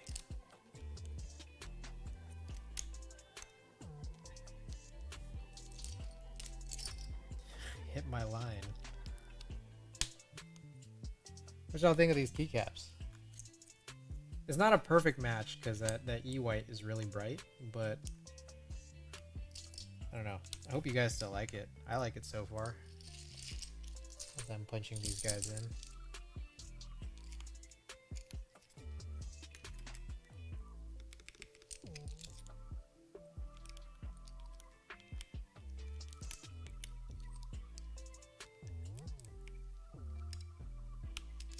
I think they did rerun this recently. Yes, they absolutely did. Part of me is like, it's one of those funny things, and I try not to be bad about it, but it's like oh, I guess it's like not as exclusive anymore. But at the same time, I'm like, oh, I'm glad people get to have it. You know, I'm glad people get to see this. But yeah, Originative reran this. They also reran their rendition of the white on black version of this, literally at the same time that the guy who was running it through Space Cables was too, which I feel like was like a little bit. I feel like, I don't know. Could it have been a coincidence, or is it Originative, kind of putting on like a dick move, or was it the guy who running the separate group by putting the dick move? I don't know who it was, but all right, here we go. Oh, I had never turned on that secondary mic back on, so here it is now. Ken's Keys, welcome. Originative has done shit like that before. Yeah, I picture it. I see it. Again, I'm glad they reran it, but in the way they've done it, especially with the white on black version. Okay. So side by side, 2 days in a row, we put together a couple of really nice keyboards, and I forgot to show this off, but you can see here this is a sandwich mount board, but what's very interesting is that the bottom case covers the plate and also like is wider than the top case. It's just like an interesting thing. Ken's Keys, how's it going, sir? It's going real well. Ken's Keyboards, welcome. If anyone wants to hear these, this is a long pole switch. Not even a long pole Franken switch, but a long pole switch. These are GAT 8008 ink switches here.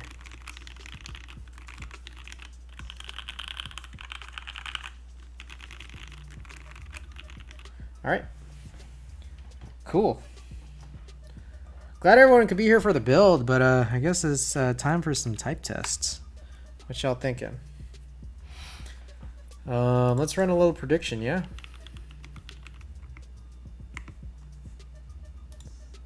I feel like I've been blowing it on the 129s, so let's go down to 128.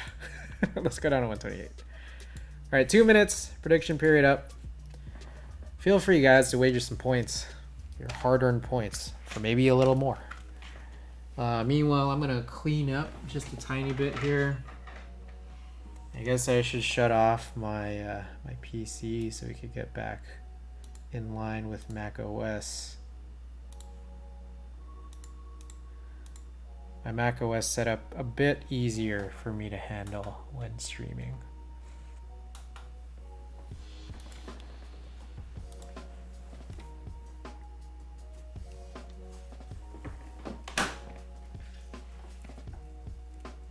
I'll go wash my hands as well. Believer A. Lala, welcome back to the stream. Ooh, my screen went a little funky.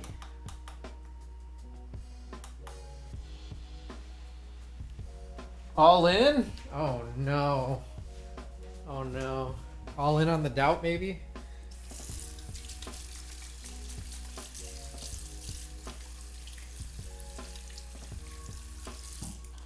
Guys, you know what all in means, right? All in means that someone stands to gain a lot. LED madness, it's like nothing's missing. You're right. You are so right. Alright, let's see if we could change these modes. How do you change the underglow? I really have no idea. I don't know. Oh, whatever. I don't care enough.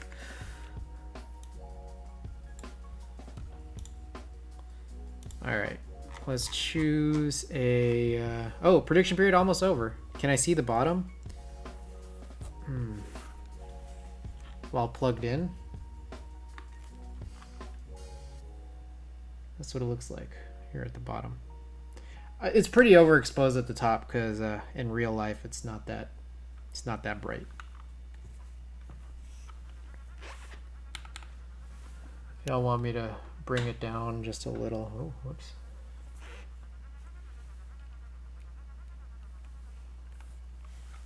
Let's try again. That's more in line of what it looks like, I think.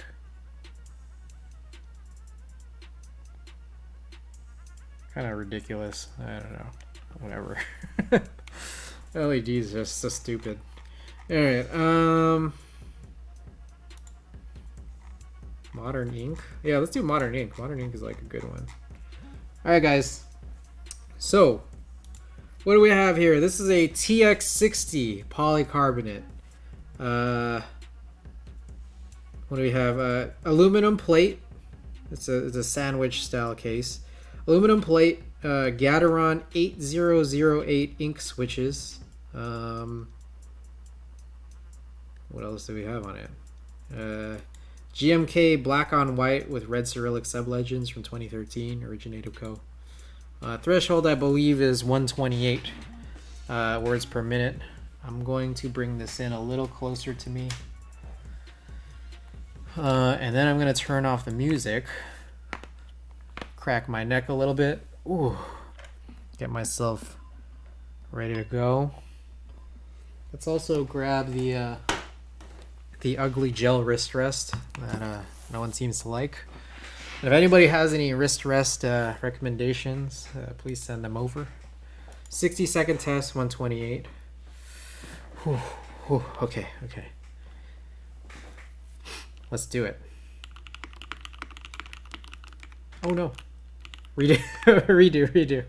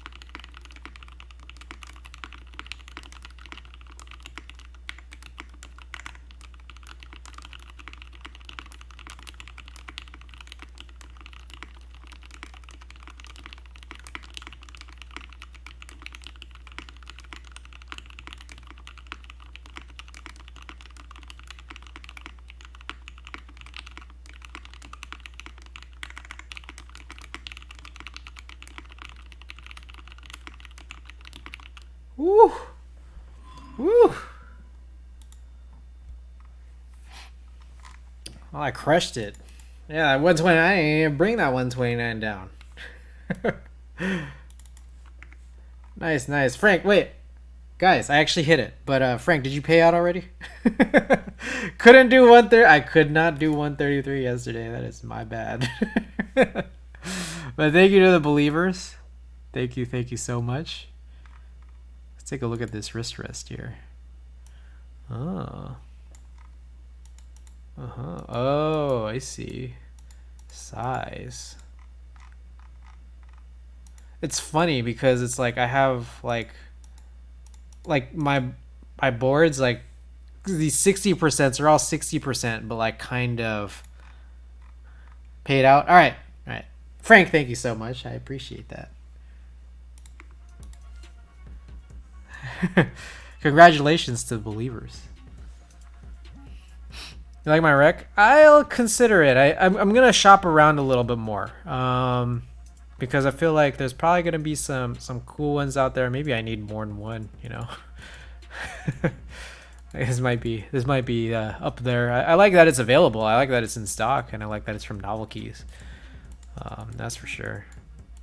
Ooh, clear. Wait, is this one the clear? Oh, clear is pretty sick. I only got 400 points. All 60%, but not all. Yeah, exactly. They're not all the same length. Hand oil is gonna fuck it up. Ah. Have you seen mine? Frank, show us yours.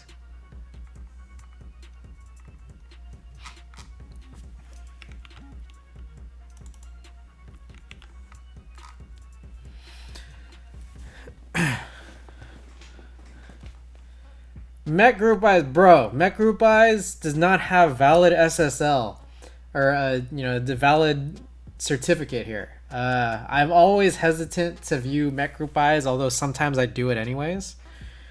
Look, guys, I got a story for you guys. Cybersecurity 2021 is, I don't want to visit Met Group Buys because they don't have a valid certificate. Now here's cybersecurity in 2007. Guys, I got a story for you guys. Has nothing to do with anything tonight, but I want to tell you this story. Cybersecurity 2007 is this. My AIM screen name was ABCDE12345667. And I had that screen name for about 4 years. I think I had it like in the 7th grade, 8th grade maybe. But in 2007, I was I think a senior, or like start of my senior year of high school. It does if you type HTTPS in first. The problem is that not all browsers accept that specific type of certificate. So like when I'm running the version of Chrome that I have, and I don't know, with whatever settings I have, it says, hey, this is not a certificate that I like. But let me continue my story. 2007, I started my senior year.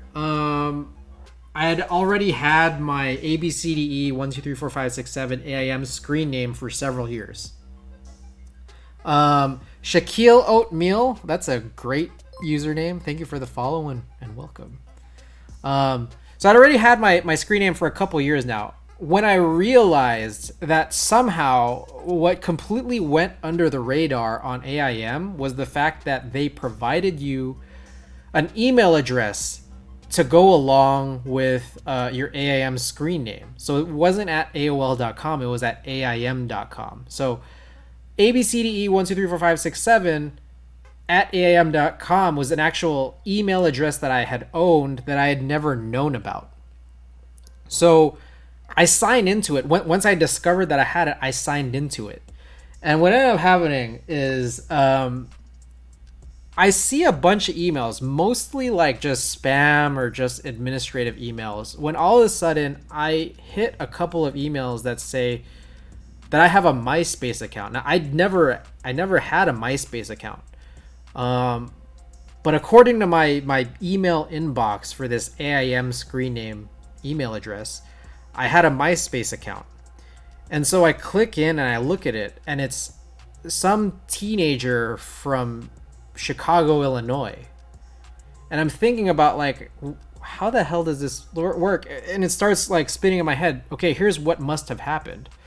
MySpace in 2007 required an email address, but did not require email verification to actually like use the account that you create with it. And my screen name being so stupid, someone must have actually punched it in thinking like it was a joke. ABCDE12345667 at AIM.com was the email address they chose. So someone had an active usable MySpace account under my email address without ever having needed to verify anything. And I was able to get into my inbox. Now, senior in high school, 17-year-old me is thinking, okay, what there's a plan, like there's a ploy here to do something. So, and it was a teenager. She was from Illinois, and she had a full-on account. She had a bunch of friends, you know, and she had her own like online presence, as much as you can have an online presence in 2007. So I'm looking at this and I'm thinking, wait a second. I can do a password recovery on this. So I go in and I go into MySpace's login. I say like, hey, I forgot my password for this email address. And they actually send me back not a password reset because it's 2007. They send me her password in plain text. So in 2007, I get a password for a MySpace account under my email address, but that didn't actually like conceptually belong to me. But I go in and I change the password to something stupid. I probably put something like Jordan23, knowing that she was from Illinois. And so I go into her account, like I change the password, and it's just mine now. Like, I mean, as it should be. It was under my email address, but it's just mine. And so we start changing a bunch of shit.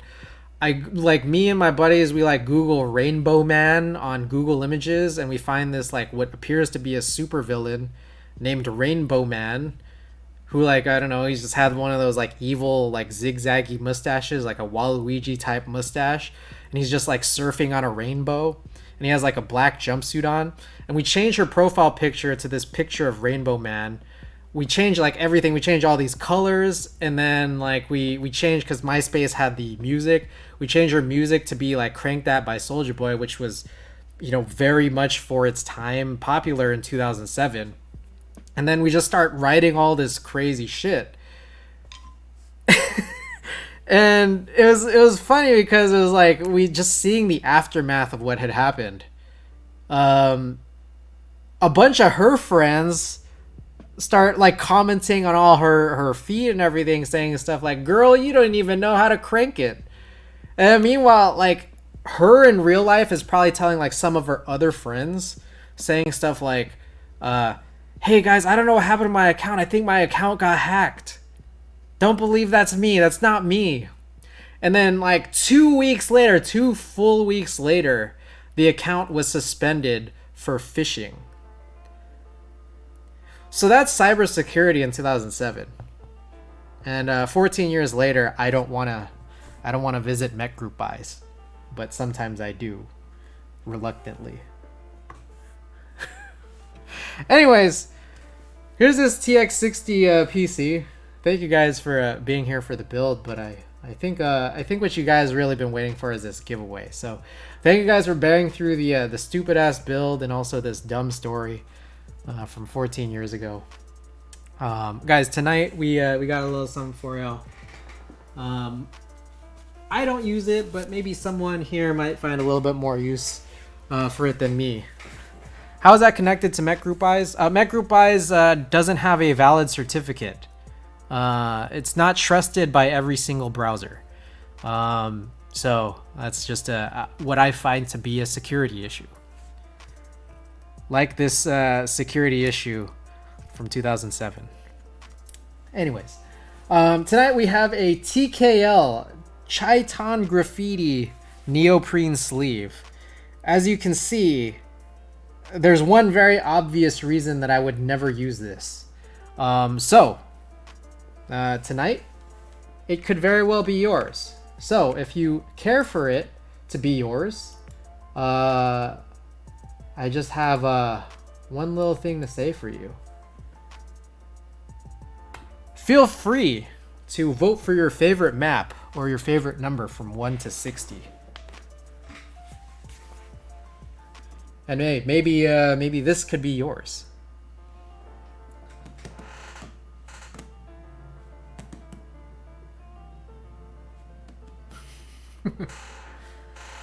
We'll let this run for a little bit. Got a couple of votes in here. Let this run for another like 25 seconds. and we'll get right to it.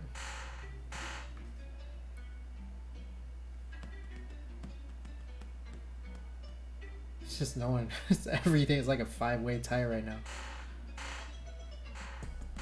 All right, I'm thinking about what to eat. I have a bunch of stuff from that that holiday box still. Some processed cheeses. I don't know, a bunch of other stuff. I'm sure I can find something to eat. I need to develop some film so I can scan it tomorrow. That's a big thing. Anyways, oh sorry, I went way longer than I thought. Okay, everything is a tie. So if anyone wants to break a tie the next 10 seconds, whatever it is, I'm gonna land on at 15 is where we'll stop. All right, there we are. The Delta, number 3. All right, guys.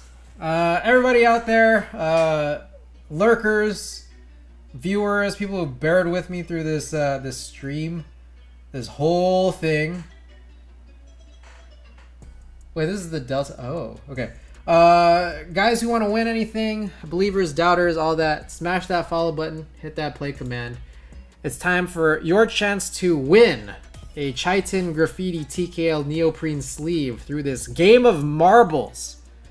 Should you like to win a little something through marbles. So let's start this countdown. And let's whoops, let's get the ball rolling here.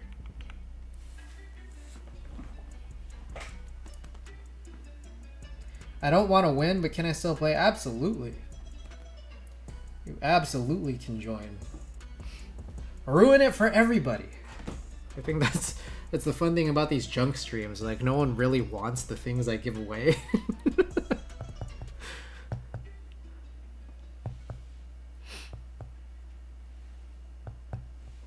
Alright. I had a long timer here, so 3-minute timer. I'm gonna go look for some snacks. I guess I should probably clean up or something.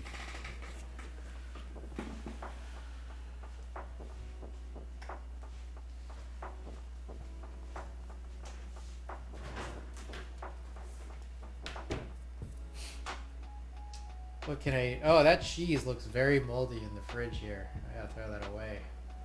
Oh, that doesn't look so good at all.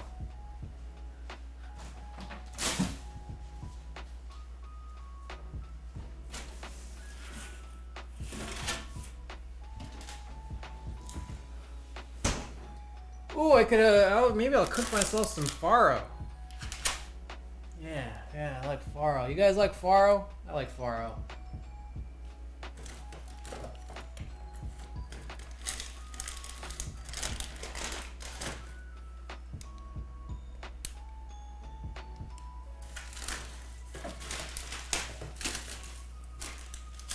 Man, I don't have enough snacks, man.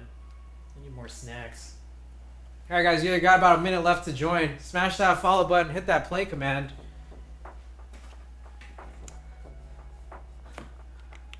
Tonight is no different.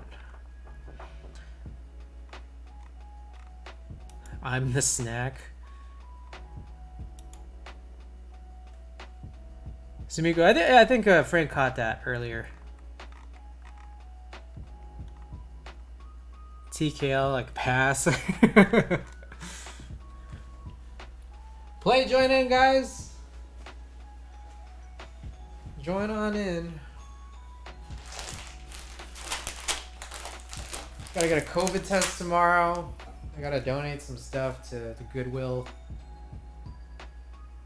Got a few things to do.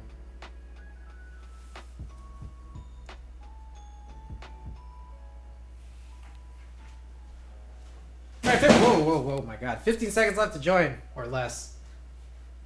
I bumped into a very small trash bin that's being unused. Alright. Early lead. Early lead goes to Hobby Lobby for Gundams. Right on. Early lead goes to Snooze. Snooze with the early lead. Okay, there's like a couple laps. This is here. Ooh, Launch, welcome. Guys, I might have missed all the people who joined in, but Launch, Quackers, Instigator, welcome to the stream, and best of luck. winning this TKL sleeve. It's like Instigator's got this lead here. These lap ones are kind of funny, especially on these like simple tracks. Like I don't know if it's gonna be anyone but Quackers or Instigator, but we'll see how this goes. I think that map number 1 is like the worst, because like map number 1 is like whoever's in first at the beginning is the winner. At least like this one's kind of interesting with like the slopes.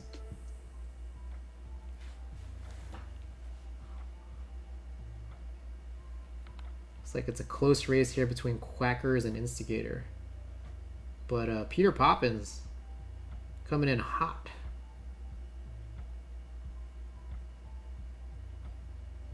Launch is up there too. Zero, Sumiku, Lala, Frank. Alright guys, one more lap. One more lap. Peter Poppins. Ooh, Peter Poppins passed up Instigator by quite a bit. Let's see. Let's see if anything crazy might happen here at the end between Quackers and Peter Poppins, but Quackers come back. Alright, bearing some unforeseen circumstances. Oh my god, Peter Poppins! Peter Poppins jumped Quackers! Oh my goodness!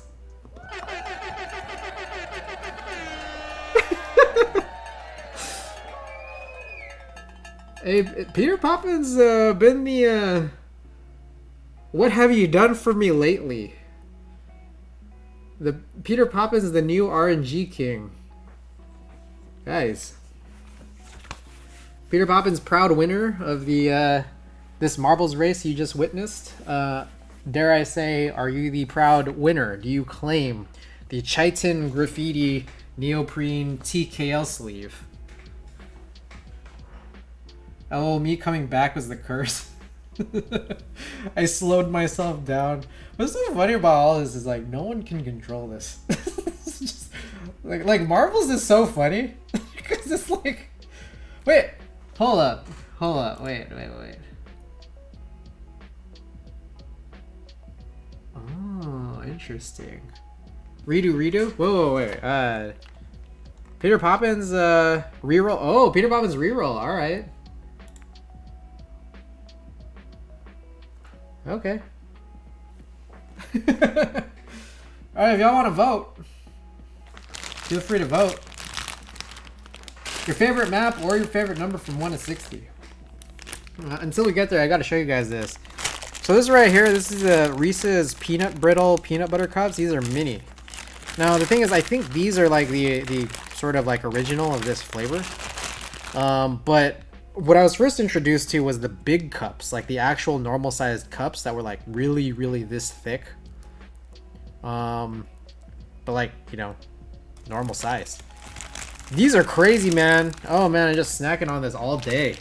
All day. Oh my goodness. These things are crazy good.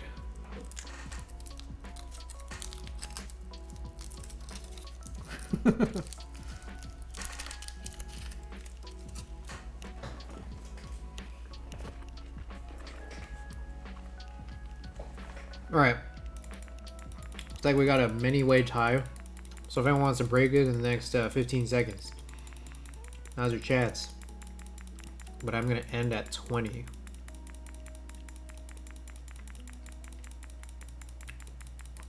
Alright, here we go. Oh, whoa, Cosmic Chaos.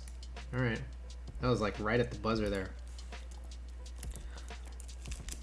It seems like a stuff I would want then regret because it's too sweet for me. The funny thing about these chocolate-free Reese's, I got the best comment. So I don't eat chocolate, but I got the best comment from someone who I offered this to. Do a 2-minute timer.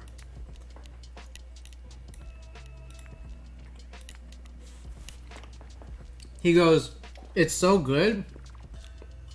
It made him realize he doesn't really care for chocolate. He just cares for sugar. Because it literally just tastes like chocolate Reese's. But it's just, there's no chocolate. Alright guys, smash that follow button. Hit that play command. Jump right on in. Hammer Brother, welcome.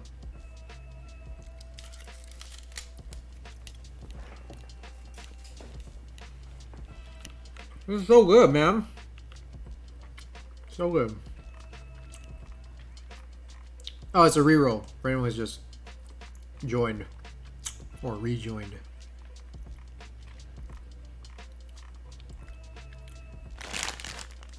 Alright, one more. One more. I can't keep eating these. They're too good. Minute left to join, guys.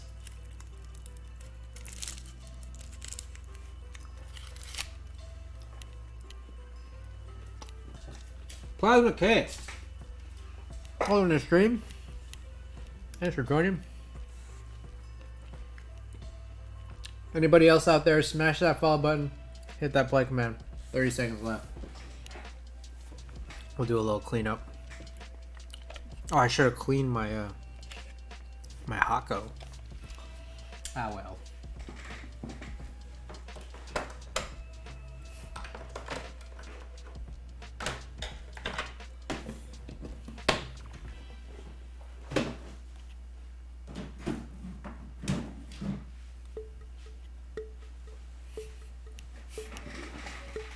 Alrighty.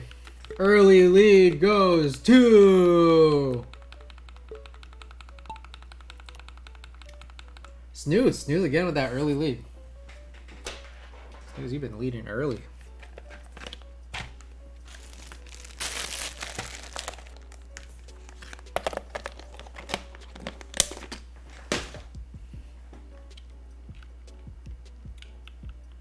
Alright. We'll get away from here. Let's see. Oh, is Hammer Brother already through? What the hell? Oh, Hammer Brother's already through. Alright.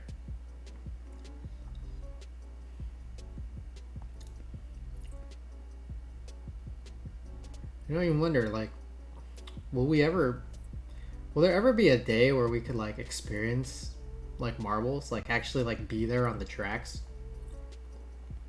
That'd be crazy. VR marbles, but, like, not VR, like, real life.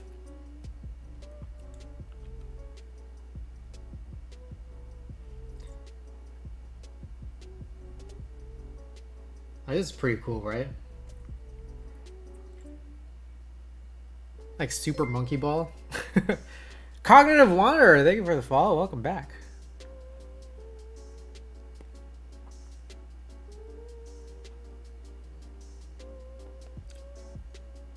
Up for grabs here is a Chitin Graffiti neoprene TKL case, or a sleeve, rather. Alright, Hammer Brother just barely pulling his medium slow whack-a-moles. Oh, Allhex. Allhex takes another lead here to go along with his potential second win with that space bar from yesterday. Let's take a look and see. You got these these speed bumps tripping everybody up. Zero's coming in hot right behind. Baby Tina. Bro. Baby Tina's pog, man. Oh! Oh! Who's gonna get it? Who's gonna get it? Allhex! Allhex made it!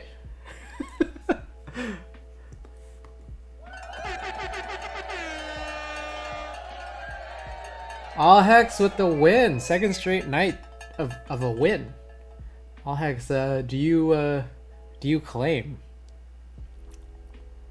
Good taste. Great taste. Bob's Burgers. Goated. Alright, Allhex claims. Perfect. Alright, I can put your space bar in here. Alright, guys. Thank you so much. Thank you so much for joining. Appreciate y'all. Let's take a look at these final winners. Real good, real good. I appreciate y'all being here. Oh my goodness. I need to remap some of these keys here. Let's take a look and see who's live. Ooh, Tim's live. Anybody else live? Thick Thack Thok. Cujo. Alright, who you guys recommend? You guys recommend guys recommend anybody to raid here?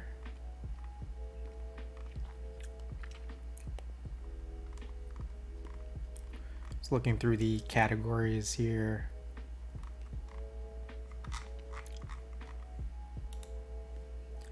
Tim, John, Cujo. Let's do Cujo. We haven't hit up Cujo in a while, huh? All right, everybody. Appreciate y'all being here. We're gonna be back tomorrow for some photo film scans. So some of those shots are gonna be keyboards. So if you care to join in, please hop in. It'll probably be in the afternoon, or probably late-ish afternoon. So see y'all then. Till tomorrow. Good night from San Francisco. We're gonna be raiding Cujo. Peace, everybody.